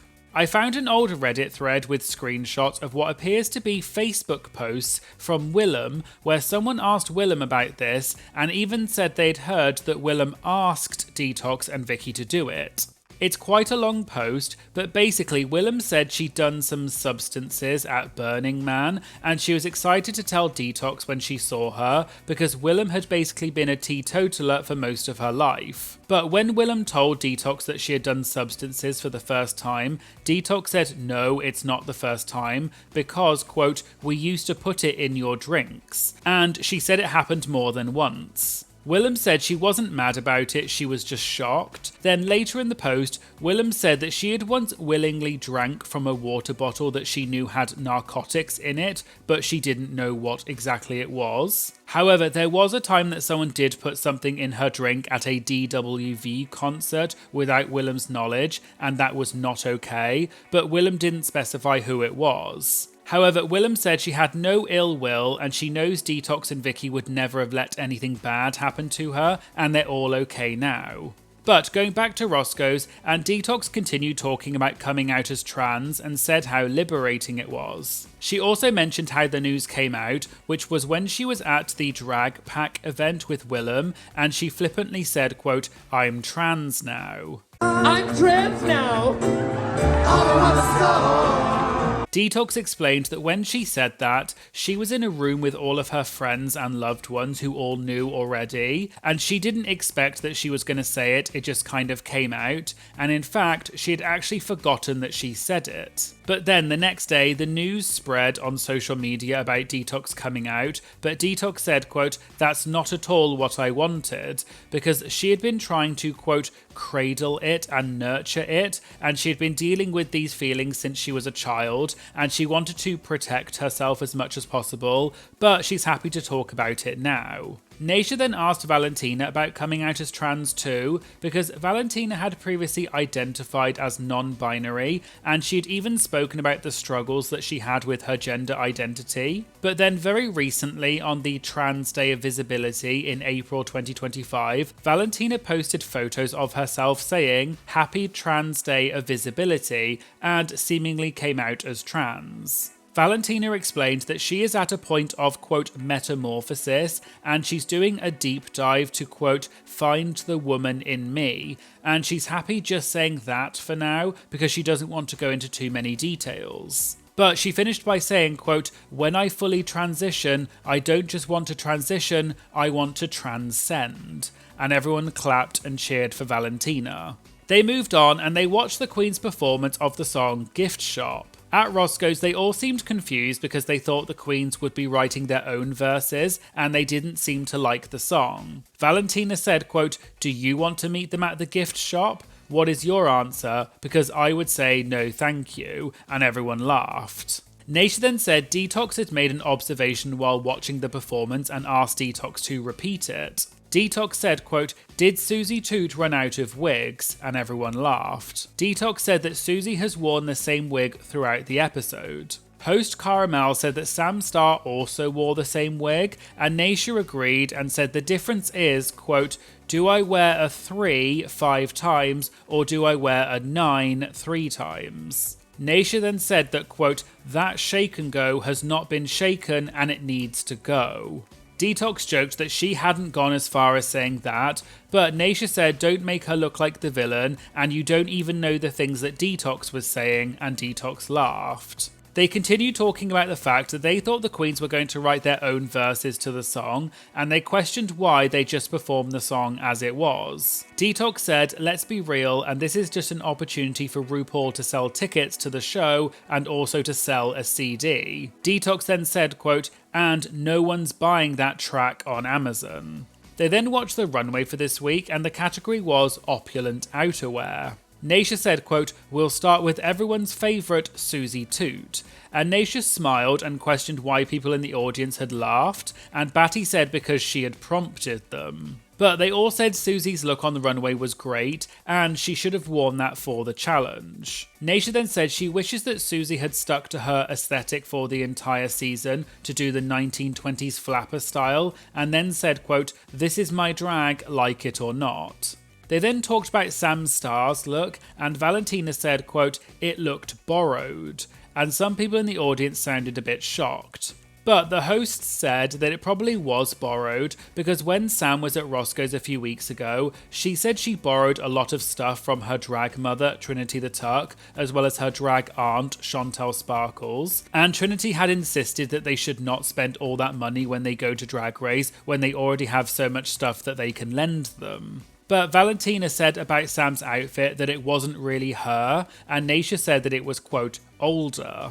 Detox joked that they kept zooming in on the clasp on the outfit that was too big for her and it was very visible, which Detox said was shady. The other host, Batty Davis, said that this episode, the judges critiqued Sam, saying her confidence had turned into being shady and cocky. But at the beginning of the season, they told Sam that she needed to open up, but now they're saying that she was being overly confident. Detox said the judges don't see what happens backstage when the queens are keying and reading each other, but it's all in love and it's the way that queens are. And so Detox thinks Michelle's comment to Sam was because she's only ever seen her on stage, and the judges asked Sam to show more of herself, and now they're saying that she needs to reel it in. Detox then said about Michelle, quote, "Calm down." Naysha said her favourite thing is when Michelle says a critique that in her opinion is, quote, very produced. And Detox said, quote, in her ear, implying that Michelle is perhaps told what to say in her earpiece.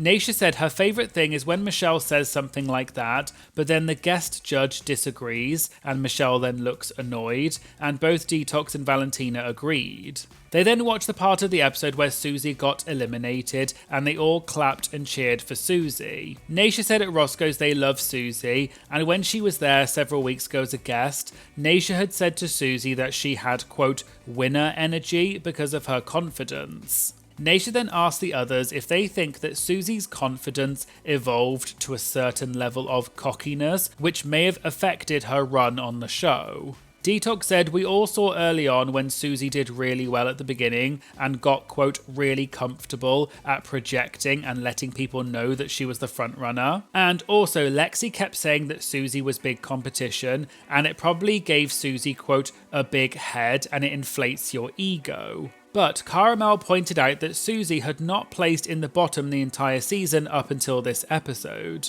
Detox said the only time we saw Susie's confidence shake a bit was last week during the makeover challenge. But Detox said although a lot of people did not like the relationship between Susie and her mother, Detox loved it because Susie's mother showed up for her child and she could have easily said no, but she didn't. But Detox thinks that this may have, quote, threw a wrench in the system for Susie because she was so caught up in those emotions with her mother.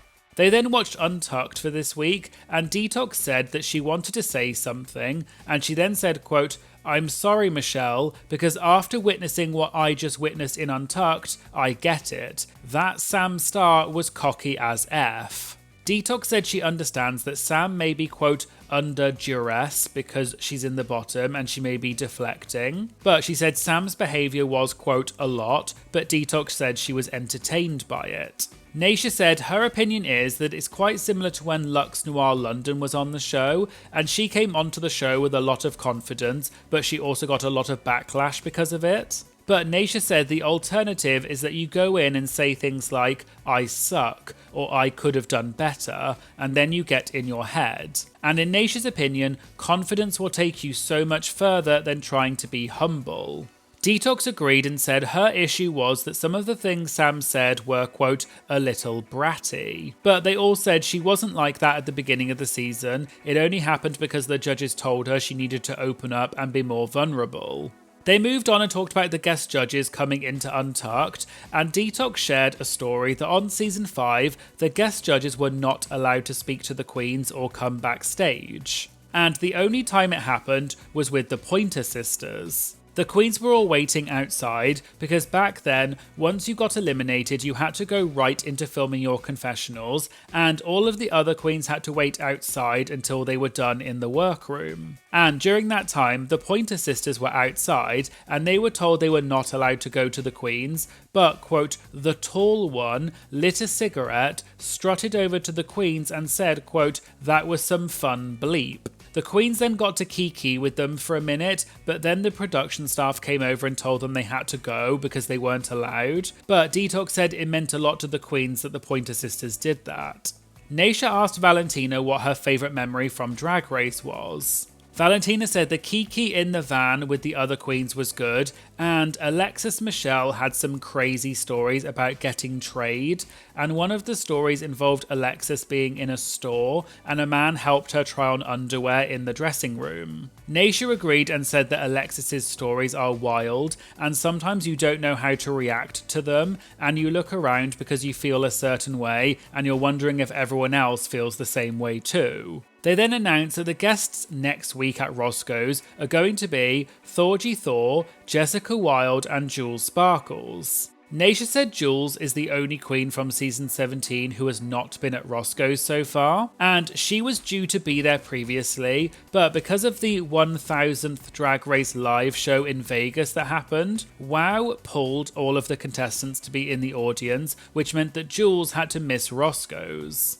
But Jules had a last-minute cancellation recently, and she called up Roscoe's and said she wanted to use that opportunity to come to Roscoe's, so she is going to be there next week, and everyone cheered.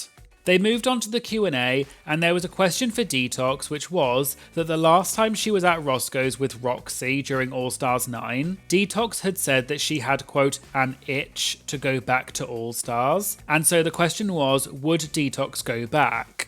Detox said although she loves Angeria, she was mad that Roxy did not win All Stars 9, and Detox was, quote, drunk and said some things on Twitter saying that Roxy should have won, and people got annoyed thinking that Detox was invalidating Angeria's win. But Detox said she and Angeria are friends and they're all good. Detox then said that at first she said she'd never go back to Drag Race, but then seeing Roxy go back, she thought maybe. But then Detox said, quote, they'll never have me back, I'll tell you this, World of Wonder and Drag Race will never ask me to come back. But she does think about it all the time because it was a fun experience. Naysha said that in her opinion, after the All Winners season as well as All Stars 8, quote, they have had to deal with a lot of strong personalities behind the scenes that they will never do it again. Naysha also said they're not going to bring back people like Detox and Valentina who are going to stand up for themselves and say that they're not going to do something. Detox then said that she already, quote, said a lot of bleep during her time on All Stars and presumably said no to things, which is maybe what Detox meant when she said that they would never ask her to come back. But Detox said she thinks that they need to take a break with All Stars because we're, quote, oversaturated with Drag Race, and if they took a break between All Stars, it would make people more excited. Naysha said the problem with that is that they don't make millions and millions of dollars if they do that. Detox then said they're good because she hasn't got a check for the song Read You Wrote You in about 4 years, even though it's only about 10 cents. There was then another question, which was, what is the difference between US fans and international fans? Naysha joked that although she loves US fans, she thinks they can be a little bit more critical than the international fans, and the international fans are more appreciative of what they see. Valentina said, in general, the Drag Race fanaticism is just, quote, the craziest one that exists, whether it's in the US or international. Naysha finished by saying you should just love on the queens a bit more instead of being mean or critical and try and find something nice to say. And then finally, I wanted to mention something that is slightly outside of Roscoe's to do with Susie Toot's recent clapback at Trinity the Tuck. You may remember that a few weeks ago, when Sam and Trinity were the guests at Roscoe's, Trinity had said that she did not vibe with Susie, and that Susie was the only queen from season 17 that Trinity did not follow on social media. Afterwards, there was a lot of backlash, and Trinity even talked about her feelings towards Susie on her YouTube review show and explained why she said those things. At the time, Susie even vaguely clapped back at Trinity and tweeted saying, "God, the messy things I yearn to tweet and still I choose peace." And she said in a subsequent tweet that she doesn't follow Trinity. Well, it looks like Susie has now clapped back again in a funny way. In a recent interview with Joey Nolfi from Entertainment Weekly, Joey asked Susie about what Trinity had said about her at Roscoe's. Susie said, quote, "I have not had a conversation with Mrs. Tuck. I don't harbour ill will at all. I'm coming out with merch that says F Susie Toot, and I did send one to Trinity because I thought she'd appreciate it. I think I've learned her taste by now and I think she'd like it." Susie also added that she got Trinity's address through her management. Joey clarified that what Susie was saying is that she sent Trinity a t-shirt that says F Susie Toot on it. Susie said, quote, "Absolutely. I sent one to Willem. I sent one to Lexi. I want it to be a big thing. People say it all the time, so I figured I'd give them a uniform to wear." And Susie even tweeted a photo of her merch t-shirts as well. The reason Susie mentioned Willem as well is presumably because Willem has made a few critical comments about Susie on her podcast Race Chaser. And there was even a post on their Instagram where Willem joked that she had a problem because she actually liked one of Susie's looks and she didn't realise that it was Susie when she saw it. So this is presumably why Susie also sent Willem one of the t-shirts that says F Susie Toot on it. But I just thought that this was a fun bit of tea, and the full Entertainment Weekly interview with Susie was very interesting, and you should go and check it out, and I'll link to it in the description. Hello everyone, and welcome back for some more Drag Race gossip, secrets, and drama. So I'm back for the penultimate Roscoe's recap of the season, and this viewing party was for season 17, episode 15. And the guests this week were Jules Sparkles, Jessica Wilde, and Thorgy Thor. So today we're going to be talking about Jules Sparkles allegedly broke the rules on set, Arietti's mirror message for Anya Nerve was apparently supposed to be a joke, and Thorgy Thor talks about a queen she would never work with again because they were so mean. All that and more coming up in today's video, so let's get started. So they started off by saying thank you to Jules because she had been scheduled to appear at Roscoe's previously, but then WoW pulled her so that she could appear at the Drag Race Live 1000th show in Vegas. But then Jules had a cancellation last minute and said she wanted to come to Roscoe's, and everyone cheered for Jules. Naysha then joked and said, quote, "And F World of Wonder for pulling her the first time around." Naysha then asked Jules, did she envision that she would make it to top 4 on the season? Jules said no, and she thought every week that she was going to go home. Then, towards the middle of the competition, she thought she, quote, had this in the bag, but then she didn't get any wins, so she felt like she was the next to go. Naysha then asked what the relationship is like between Jules and her chismosa sister, which is Arietti. Jules said when they first started filming, she connected with Arietti right away and they became really close.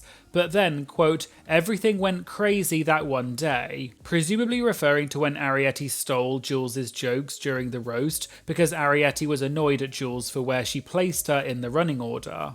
Jules said when that happened, because everyone was very anti-Jules because of the running order, Jules thought that she, quote, effed up big time, but then watching it back, Jules thinks, quote, I kind of ate that, no shade, and everyone laughed. Jules continued and said she was so nervous because she thought she was going to get the villain edit because of what she did. But then, after filming, it took about 2 months, but eventually Jules and Arietti did speak on the phone and they, quote, talked it out. Apparently Arietti also did not know how everyone reacted when they read her mirror message about Anya, because no one had mentioned to Arietti that everyone was so upset at what she said, so Jules had to be the one to tell her. According to Jules, Arietti said, quote, it was a joke, I meant it to be a joke, I didn't mean it.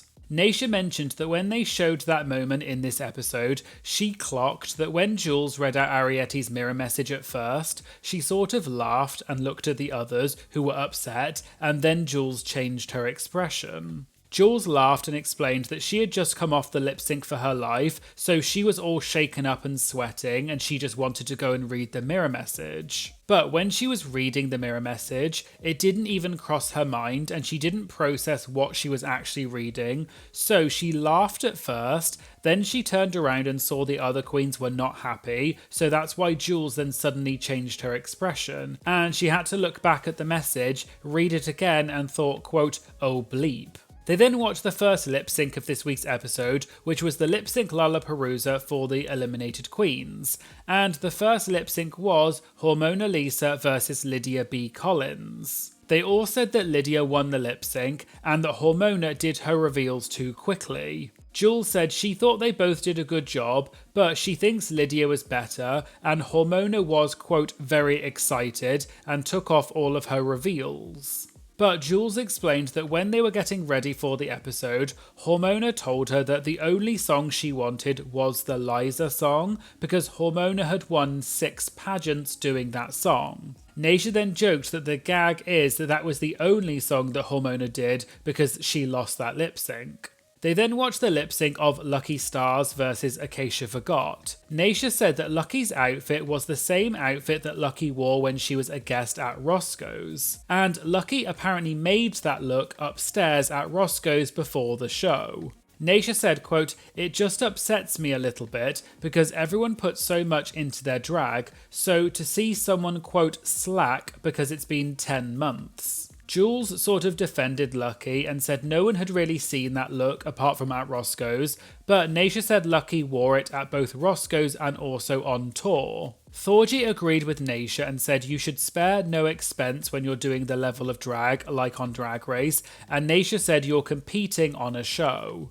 They then watched Joella versus Susie Toot, and they all agreed that Susie won. Nasia asked if they thought it was shady that Susie picked Joella to lip sync against, because the implication is that Susie felt like Joella would be easy to beat. Jules agreed and explained that when they were getting ready in the workroom for this episode, Joella was already, quote, peed off, and Joella and Susie were getting ready next to each other. Joella apparently said, quote, "Girl, I know they're going to pick me first, I'm over it." And then Susie did pick Joella, and Jules said Susie is a, quote, shady bee. Joella was also mad when she came back after the lip sync. Jules then did a jokey impression of Susie talking about Joella and said, quote, "Oh, you're insecure? Perfect." Also, during Roscoe's, they read out the announcement that had just come out, which was that All Stars 10 has been announced and will be premiering on the 9th of May, but there is no official cast list yet, and they said that Roscoe's will be back for the All Stars 10 viewing parties. Nasia joked that she has no idea who is going to be on the season, but then she made a face and everyone laughed because clearly Nasia does. But Nasia said she's excited to see how they're going to do it with 18 queens on the season. They then watched the lip sync between Corey King and Arietti. Jules said when they watched the lip sync on the monitor while on set, she thought Arietti smashed it. And you could apparently see Arietti's reveal much better than you did in the edited version that you see on TV. But in Jules' opinion, now watching it back, because the stage is so black now and Arietti's outfit was black, it kind of got a bit lost and it, quote, didn't do it justice. But Jules said Arietti should have known that because they filmed a whole season with that stage. Jules explained that at Roscoe's, no one gagged when Arietti did her reveal, but on set it looked a lot grander, so all of them on set thought Arietti won the lip sync. They also couldn't really see Corey's face because of the camera angle that they were watching it from, but now watching it on TV, you can see Corey's face a lot more, and Jules can see why Corey won. Host Caramel said that Jules had mentioned that Arietti should have known better about the stage being dark, but also, Anya was dressed in a Dochi look this episode, and Susie talked about watching the season back. So Caramel asked how much time there was between filming the season and then filming the lip sync Lollapalooza.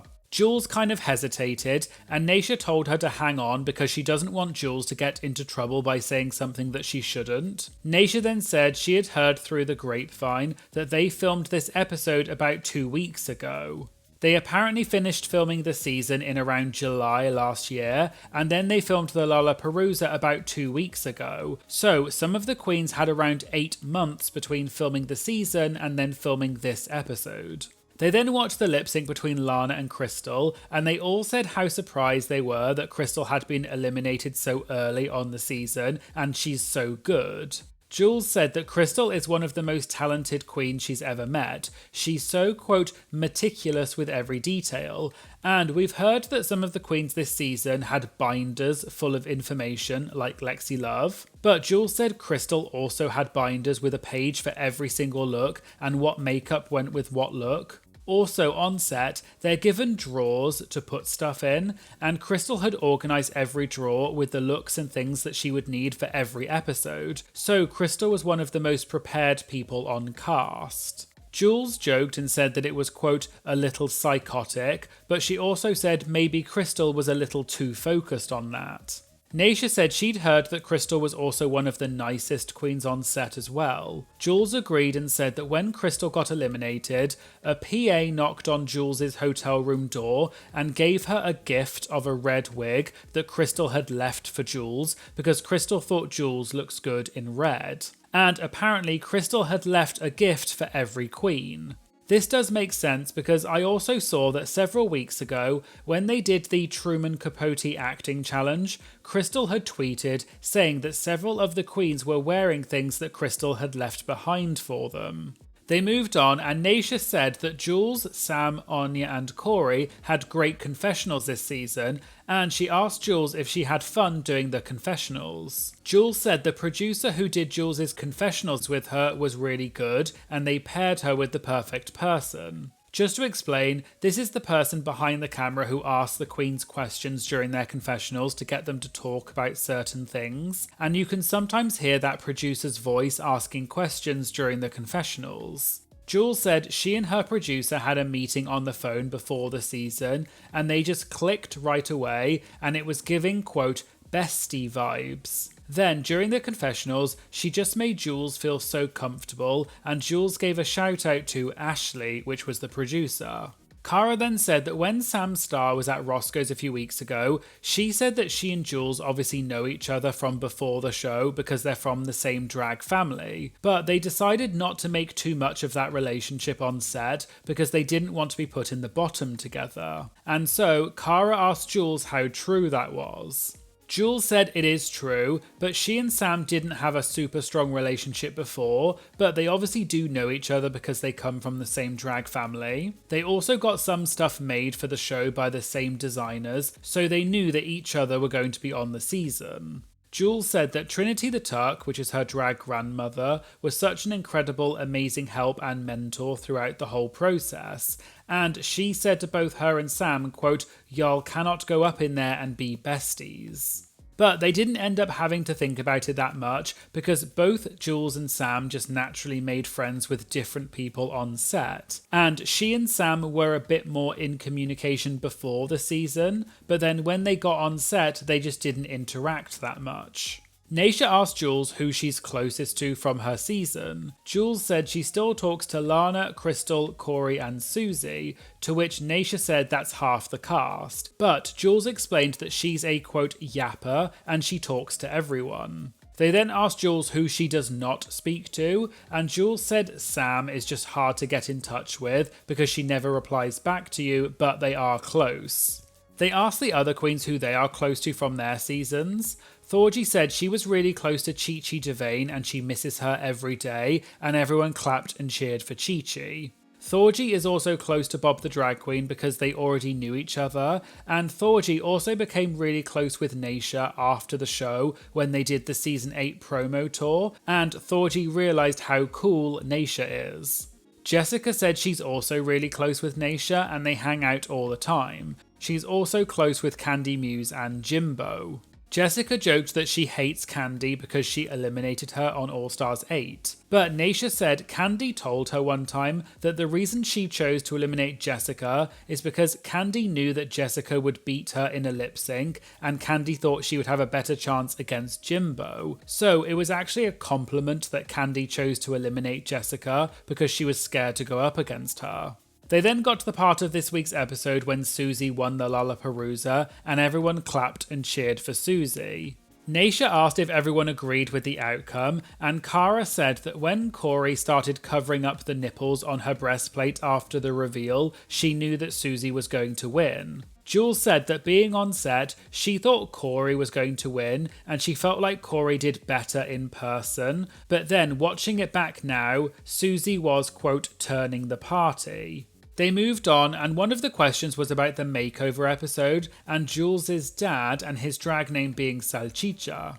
Jules explained that when she put all of her family in drag during lockdown, her dad's name was Salchicha even back then. Then, when they got to set, she wanted to change his drag name to be something to do with Jules. But apparently her dad said, quote, "This is not about you, this is about me, this is my moment on Drag Race." And he wanted to keep the name Salchicha. Jules laughed when telling the story and agreed that her dad should have what he wanted, which is why they kept the name. Caramel then asked if Jules' dad also had a reveal under his coat. This question is because a lot of people wondered why Jules did not do a reveal during the runway. Jules said she wasn't going to talk about this and, quote, rat him out like this, but she admitted that her dad did also have a reveal on under the outfit, but when they tried everything on, he said that he didn't really feel comfortable. So Jules said it's okay and he didn't have to take anything off and they'll do whatever he feels comfortable with.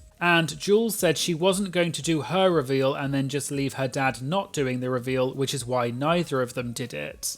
Naysha explained that they had a conspiracy theory that they wondered if Jules didn't do the reveal because she knew she was going to be lip-syncing and she wanted to save the reveal for the lip-sync. Jules explained that she knew what the lip-sync song was going to be. She also knew she wasn't going to go home because she knew that she was going to turn that song out. Jules also said for her dad to go on national TV and do drag, especially as a Latino man, it's so uncommon because the machismo culture is so strong, so Jules was already so thankful for her dad agreeing to do it in the first place. Also, speaking of Jules' reveal, I saw a little bit of tea about this outside of Roscoe's, that apparently Jules broke the rules with her reveal. So I saw an article by Pink News talking about this tea, and that was that on a recent episode of Race Chaser podcast with Willem and Alaska, Willem said that production mandate that the queens tell them if they have a reveal, but apparently Jules didn't, and here is a clip of what Willem said. Do you know that the girls now, if there's a reveal, they're supposed to tell production and let them know beforehand? You have to. It's like mandated. Hold on. And Jules Hold on just a wore that fur goddamn coat on second. set for 11 hours and didn't take it off. Nobody knew she had a reveal on under it. 11 hours. That's a stunt. Stunty. Good I for love her. her. And I just thought this was interesting and kind of gives some extra potential context behind the situation of the reveal. Okay, so back to Roscoe's, and they moved on to the Q&A, and host Batty Davis asked Jules how many times she auditioned for Drag Race, and Jules confirmed that she only auditioned one time and got on. They then talked about Latino representation on Drag Race, especially because Jules, Naysha and Jessica are all Latina. Jessica explained how difficult she found it speaking English on season 2, and back then, the production staff only spoke English, so Jujubee was the only person trying to explain things to Jessica, but Jessica joked that she couldn't understand Jujubee either. But now on Drag Race, about 90% of the PAs are Latinos, so Jessica feels like Drag Race is changing and they have Spanish-speaking franchises now, like Spain and Mexico, so things are changing with more Latino representation. There was then an audience question which was about the roumails on the TV screen, and do the queens actually see the roumails or do they add it in post-production? Jules said it depends. Sometimes there is an actual roumail, and then other times one of the production staff just reads out loud what will appear on screen, and the contestants just have to fake their reactions as if they were really watching it. Jules added that for the Lollapalooza, what they were watching on screen in the workroom was just one camera feed, which was a kind of bird's eye view of the stage, and that was it. And it wasn't super close up, which is why they couldn't really see the queens' faces that much, and that's also why Jules was so wrong with a lot of her predictions as to who won the lip syncs. Naysha added that they do the same thing with the celebrity video messages, and for example, when Jennifer Lopez did a video message on season 14, the queens didn't actually see the video of JLo on screen. One of the production staff just read out what JLo had said, and the queens just faked their reactions to it, and then the actual video of JLo was added in post-production. Jessica said on her season, although she didn't specify which season it was, she said that RuPaul was not there for some reason one day, so one of the production staff just came out and spoke to the queens, but then in the edit, they made it look like RuPaul was there, and Ru must have just filmed her footage separately. There was then another audience question, which was, does Jules regret not throwing Arietti under the bus when she stole her jokes in the roast? Jules said that that was, quote, one of the all-time worst roasts, and she didn't want to take any credit for the jokes because they weren't funny anyway. And this sort of makes sense because you may remember that in a previous Roscoe's recap I did, I mentioned that Susie did an interview with Entertainment Weekly where she said that Jules had said to her that, quote, I'm going to hold this in, I'm not going to say it unless Arietti says it, because if she goes home tonight, I don't want this to be part of her narrative. Also, Jules had even posted a video where she told people not to attack Arietti and said that Arietti actually did her a favour by stealing the jokes because the jokes were not even funny to begin with. There was then another question for the queens on stage, which was, which queens have they worked with and they're glad to not work with them again, and can they share an anecdote about that queen? At first, Batty joked that Naysha does not want to work with Derek Barry because of their past feud, which I have talked about on this channel. Naysha then made a joke about Derek and said that one time Derek had an empty line at the meet and greet, so Naysha was able to go and hash things out, but she clarified it was just a joke and her and Derek are cool now. Naysha then went on to say that the thing that she hates the most is when queens are late for no reason, because it means that they think their time is more important than your time and it's really unprofessional. Thorgy then said, quote, and not to say any names, Alyssa Edwards, and everyone screamed and laughed. Naysha also said, quote, and her daughters, that's the gag. Naysha then asked Thorgy who she would never work with again. Thorgy then went on and told a story, but she didn't say the name of the queen she was referring to. Although quite a few people started shouting out Violet Chachki, but Thorgy said Violet gets a lot of crap thrown at her, and although she can be a lot, she's actually really cool and professional, so it sounds like it was not Violet. However, from the comments and the discourse online, people are pretty unanimous in thinking that Thorgy was actually talking about Alyssa Edwards, although this is not confirmed. So the story was that several years ago, last minute, Thorgy was asked to be on the Haters Roast, which was a tour when a group of Drag Race queens would do a roast of each other, and the tour would travel from city to city, and the lineup of the queens would also change. Thorgy said she was asked to do it last minute in New York because a queen dropped out, and she did such a good job that they asked her to come back for the rest of the shows. However, this was at the time that Thorgy had filmed All Stars 3, but the season was not out yet. Then, one night, the queen in question got up and did her set, and she apparently spoiled to everyone that Thorgy got eliminated in episode 2 of All Stars. Trixie Mattel was sitting next to Thorgy during the roast and grabbed Thorgy's leg under the table when this queen said that, because they couldn't believe that the queen had spoiled it. Trixie apparently said to Thorgy, quote, what did you do to her, girl? And Thorgy said, quote, I don't know, but I'm up next. So Thorgy rewrote her jokes to try and, quote, negate the jokes that the queen had just said, and she wanted to try and make it fun for everyone and try and make it seem like the queen was just joking about Thorgy being on All Stars because she didn't want to spoil it for everyone. Thorgy referred back to what Naysha had said about queens being late, and it's true that when people are late for no reason, it's really bad. And Thorgy said about this queen's roast that, quote, this was just garbage, and it's because they didn't know what they were doing, and they were bad at roasting, and they shouldn't have been there in the first effing place. Thorgy also said that the queen's jokes were really mean, and they said things like, of all the queens on tour, the queen they hate working with the most is Thorgy Thor, and the jokes just made everyone feel, quote, uncomfortable. At Roscoe's, they all asked Thorgy who she was talking about, but she didn't say. But Naisha said, quote, "It's Alyssa Edwards. It's definitely Alyssa Edwards. Everyone is going in on Alyssa, that's what it is." But Naisha ended by saying that they all love Alyssa, and Thorgy agreed. Also, after Roscoe's came out, I saw that people online were talking about what Thorgy had said, and they were all speculating about who it was that Thorgy was talking about, and most people agreed it probably was Alyssa Edwards. People were also sharing other things that queens have said about Alyssa, such as when Trixie and Katya were on Hey Queen, and they said that Alyssa was, quote, a diva, and watching Alyssa's secret is different to living it. They also told a story about when Alyssa once almost got into a physical altercation with Mimi Unfirst during a tour, and Alyssa apparently said that she didn't want to be on tour with B-grade queens, and apparently Milk had to separate Alyssa and Mimi while eating pizza. There was also another story which I've covered on my channel before, which was that there was a rumour that Alyssa apparently got into a fight with Trinity the Tuck on a Christmas tour. Alyssa then once talked about it at Roscoe's, and she admitted that it was a true story and that she had punched Trinity in the face because apparently Trinity had done something to Alyssa. And if you want to know the full tea on that, I'll link to that video in the description. Hello everyone, and welcome back for some more Drag Race gossip, secrets and drama. So I'm back for the final Roscoe's recap of the season, and this viewing party was for season 17, episode 16, which was the grand finale. And the guests this week were Morphine Love Dion and Kennedy Davenport.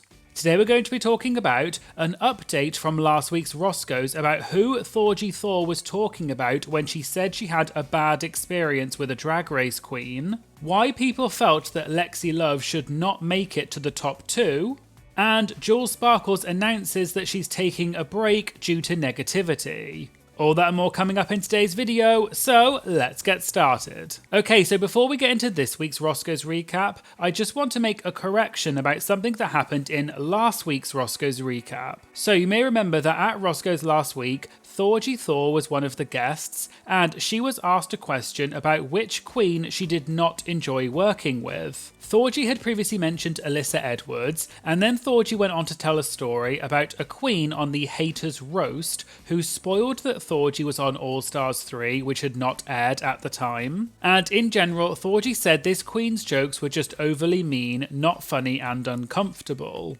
In my Roscoe's recap video last week, I said that most people online were in agreement that Thorgy was probably talking about Alyssa Edwards. However, after the video came out, I realised that I don't think Thorgy was actually talking about Alyssa, I actually think she was talking about Kim Chi. I also posted a correction in the pinned comment on the video, but I'm not sure how many people saw it, so I thought I'd mention it in this week's video. So after I posted the Roscoe's recap video last week, I remembered that I had actually once talked about the Thorgy versus Kim Chi drama in a video I did several years ago, but I had forgotten about it. So in that video, I mentioned that Thorgy had once talked about Kim Chi at an event, and when you hear what Thorgy said and compare it with the story that she told at Roscoe's, I think it's pretty obvious that Thorgy was indeed talking about Kim Chi. So let's play the clips side by side. Here is what Thorgy said last week at Roscoe's. That was their roast, going, yeah, well, Thorgy, I heard you went home second on All Stars coming up. Before? That was yes! And everyone, and I was sitting next to Trixie Mattel, and Trixie under the table went like this. And it goes further with the other jokes, literally, on tour, no matter who I tour with, the least favorite person that I ever like spending time with is Thorgy Thor. And here is a clip from several years ago with a video about Thorgy talking about Kim Chi. Kim Chi went, and you could tell all of her jokes were written for her. And then she went on me, and literally, this is Kim Chi's jokes at the roast. She was like, Thorgy Thor, out of all the girls that I tour with all year long, you're the least favorite that I've ever hung out with. Yeah, oh, and then she called me out. This is before All Stars even aired. She goes, you're so horrible that this is why you went home second on All Stars. Oh my God. This is what Kimchi did. And we were there, and Trixie was next to me grabbing my arm like, oh, because it was so good. Because I was watching her bomb, and I was like, oh, I love that Kimchi's bombing right now. And we were backstage, and Kimchi looks at me, and we were all looking at her like, girl, you have to explain yourself. And she goes, hey, Thorgy, did I go too far? I also looked up the Haters Roast Tour lineup, and from what I can see on the Wikipedia entry, Alyssa did not join the Haters Roast until 2019, which was the year after All Stars 3 aired in 2018. And given that Thorgy said that this incident happened before All Stars 3 came out, it seems unlikely that it would have been Alyssa. However, just to make it clear, please do not send any hate to Kimchi or Alyssa. I'm only mentioning this because I think it's important to correct a potential mistake. But this happened a long time ago, and Thorgy and Kimchi may have already settled this, so please do not send any hate and just enjoy this type of content passively. Okay, so now let's move on to this week's Roscoe's recap. They started off by talking about the eliminated queen's runway looks, and in particular Arietti's look. Morphine said she loved Arietti's cat look with the prosthetics. Kennedy then said, quote, "Are we forgiving her?" And some people in the audience gasped. This is presumably referring to the fact that Arietti got a lot of backlash because of the rude mirror message she left about Anya earlier in the season, which caused a lot of people to turn against Arietti. Naisha said this was a good question, and in her opinion, because Arietti apologised to Anya in last week's episode and Anya forgave Arietti, there's no reason for us not to forgive her either, because it was something between those two. Naisha said, quote, "Do I think it was shady? Absolutely." But she explained that last week Arietti apologised and it was very, quote, mature of her to do it, so she thinks it's only fair that we forgive Arietti as well. Kennedy said, quote, "Oh, she apologised?" Naisha said yes, but Kennedy kind of rolled her eyes and people laughed. Kennedy then said, quote, "Y'all want me to get started early?" And everyone said yes and laughed. Kennedy said she feels the same way that she felt when Trixie put up that note on All Stars 3, which was that she was, quote, fighting mad. Kennedy then said, quote, "It couldn't have been me, because that discussion happened when Kennedy wasn't there, but Kennedy said, quote, 'cause I would have, yeah,' and she didn't finish the sentence." Kennedy then presumably started talking about Arietti instead, and then said, quote, "I'm still mad at her, I ain't never met her, I have yet to meet her, I'll charge it to the game of television, but that effing bleep weren't right." Naisha said she thinks that it was more the case that Arietti's message genuinely hurt Anya's feelings, rather than Anya being mad about it, and that's why Arietti apologised to Anya. Kennedy then said she wouldn't have been mad about it, it would have just hurt her feelings, and, quote, "You don't say things to hurt people's feelings, especially when you have established relationships with these people." They then watched the top 4 performances, and Kennedy said she wanted to talk about Lexi. When Naisha asked what they thought of Lexi's performance, Kennedy just said, quote, "meh," and people screamed and laughed. They asked Kennedy to elaborate, and Kennedy said, quote, "I just don't think it was top 4 quality, and she's been skating by the whole season." Kennedy went on to say that it's no shade because she's met Lexi and she's a sweet person, but in Kennedy's opinion, quote, "she should have been gone," presumably meaning she thinks Lexi should have been eliminated, and there was another gasp from the audience. Naisha asked who Kennedy would have replaced Lexi with in the top 4, and Kennedy said Susie Toot. Although Kennedy did say that Susie was, quote, "a little bit full of herself," and you can't be walking around saying how good you are, which Kennedy described as, quote, "the milk delusion," which is a reference to Milk on All Stars 3. But Kennedy said all of the top 4 girls were good, but she didn't care for Lexi's number. Host Caramel then mentioned that Susie won the Lip Sync Lollapalooza last week, and Morphine won the Lollapalooza on her season, so she passed the torch to Susie, and Cara asked if Morphine agreed with Susie winning. Morphine said Susie did a great job, and Morphine used to host a show in Miami, which Susie used to come to, and Susie would, quote, "slay the girls," so she said that Susie and her have a lot in common. But Morphine said she was rooting for Corey King a little bit more, because Corey is her YouTube sister, because both Corey and Morphine have YouTube channels. Morphine also said that Corey, quote, made something out of nothing, and she's one of the most popular queens from the season, and she did that all herself. And so that's why Morphine was a bit shocked that Susie won, but she said she's really happy for Susie. They talked a bit more about the final 4 queens' performances and they ranked them, and all of them on stage ranked Lexi's performance as the lowest. Naysha explained and said, quote, I love that she roller skated, that was great, but we didn't see anything we haven't seen before. Naysha then said the split in the air, we've already seen that.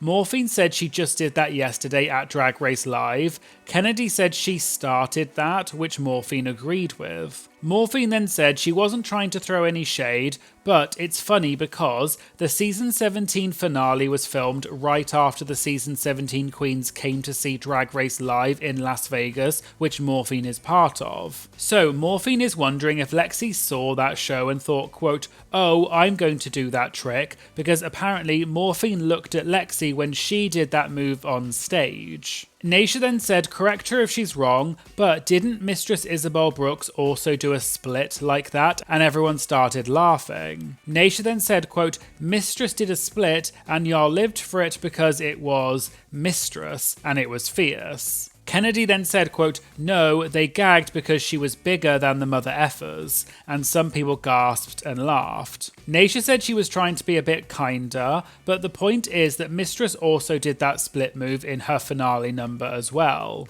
And if someone was choreographing a finale number for Naysha, she would have asked them to think of something else, or she would have thought of something else, because other queens have already done that move before. Kennedy said that that type of move is, quote, the element of surprise for someone like Mistress, and Kennedy's drag mother is a big girl, and her first cheerleader talent was that she was up in the air doing the splits, so those types of things are, quote, gag-worthy moments. But if you're doing the splits every episode, and presumably she was talking about Lexi, then the effect wears off. They then watched the part of the episode when Crystal Envy was chosen as Miss Congeniality. Naysha said you have to remember that the queens are the ones who vote for Miss Congeniality, so they're basing it off their own experiences with the queens and that's how they feel. So Naysha said don't go online and start saying that another queen should have won Miss Congeniality. And, for example, when Jules Sparkles was at Roscoe's last week,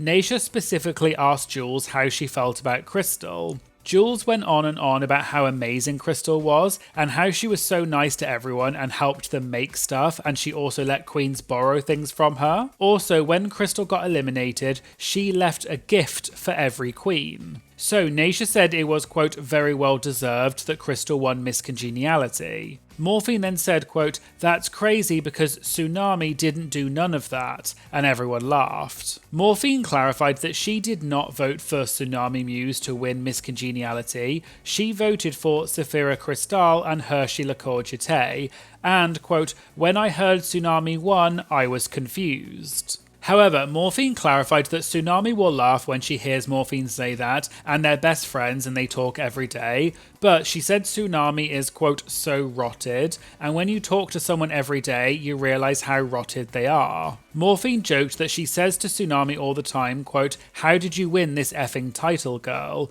But you know, good for her, and people laughed. Caramel then said that Saphira was the guest at Roscoe's last week, and that's probably why Saphira didn't really say much about Miss Congeniality, because they had probably already filmed the finale at that point, so Saphira obviously couldn't say that much because she knew who was going to win Miss Congeniality. Cara also said she thought Lana or Corey might get Miss Congeniality, because Corey is probably one of the most successful queens after the show, probably because of things like her cameos, and since Valentina on season 9, they sort of changed the title to fan favourite anyway. They moved on, and Caramel said that both Morphine and Kennedy have done Drag Race Live, and Jules won a kind of residency at Drag Race Live as a prize. So Caramel asked Morphine and Kennedy, do they think it's a good thing to give the queens a residency in Drag Race Live as a prize, because it benefits the queens after the show? Kennedy said, quote, not at all. Kennedy explained the reason she says that is because, quote,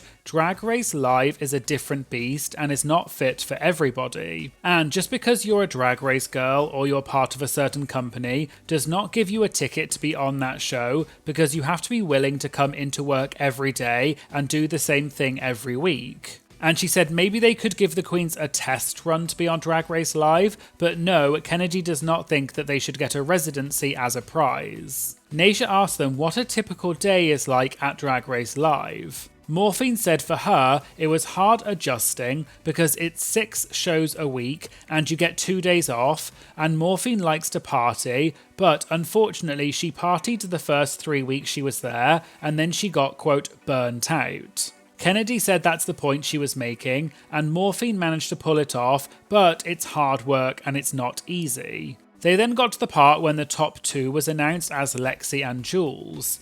Naysha said, let's be honest, there's someone on there that if they had been called as part of the top 2, people would have been like, what the F? Naysha later went on to say that when they say these sorts of things, it doesn't mean they love these queens any less, they love all the queens. But, quote, should my very good girlfriend Lexi be in the top 2? No, I don't see it, and that's not shade.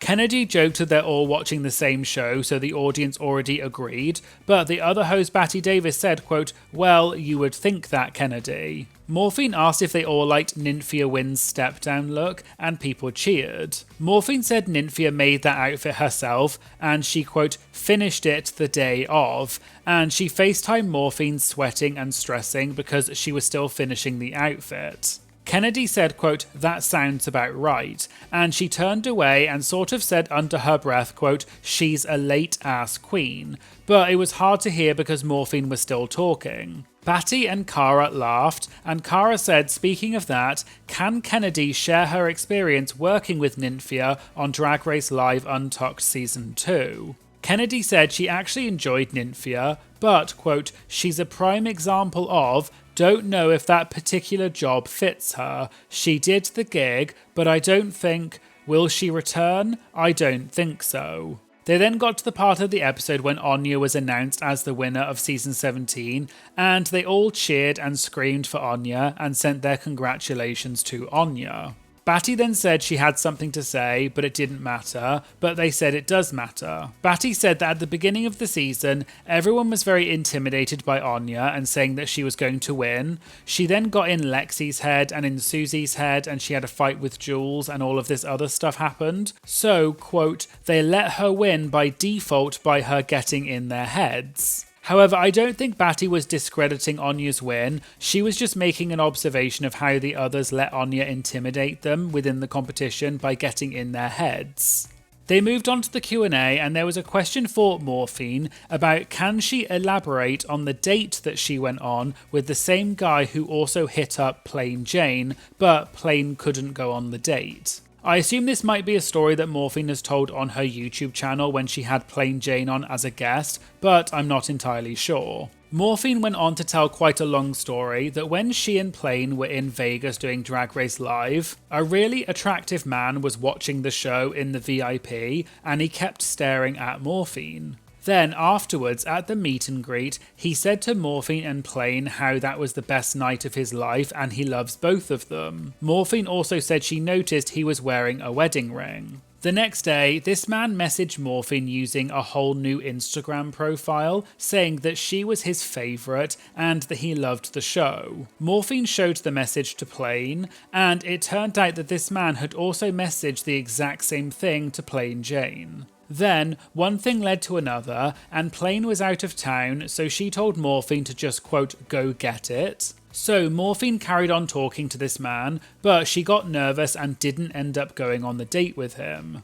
Morphine said she also cyberstalked this man on social media and found out that he's married to a woman and has a child. But she said that next week he's flying back out to see Morphine, and Morphine asked the audience if she should go on the date, and most people shouted yes. Also, Morphine said she later couldn't find him on Facebook and maybe he deleted his account, so maybe he and his wife are no longer together. But the others on stage said no, and Nasia said what actually probably happened was that he realised that Morphine had found him on Facebook and he got scared, so he probably deleted his account or blocked Morphine to stop his family finding out about it. Nasia then said that Morphine should, quote, absolutely not go on the date because although queens love some trade, quote, kids, married, karma.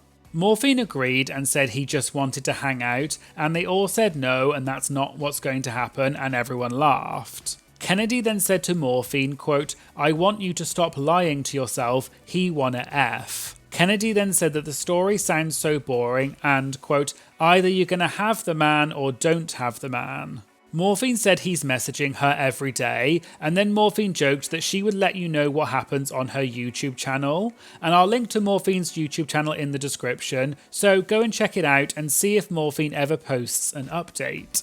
And finally, I just wanted to mention something that happened outside of Roscoe's to do with the Drag Race finale and Jules Sparkles taking a break. So after the finale, Jules tweeted congratulating Anya for winning. However, in a follow-up tweet, Jules alluded to some potential backlash and negativity she's received since the finale. And Jules said, taking a break from Twitter again now to preserve my mental heart emoji. It's sad that instead of just celebrating Anya's glorious win, people have to pit us against each other, and it breaks my heart actually, so I'll be back when y'all shut the F up. Love you so much, bye.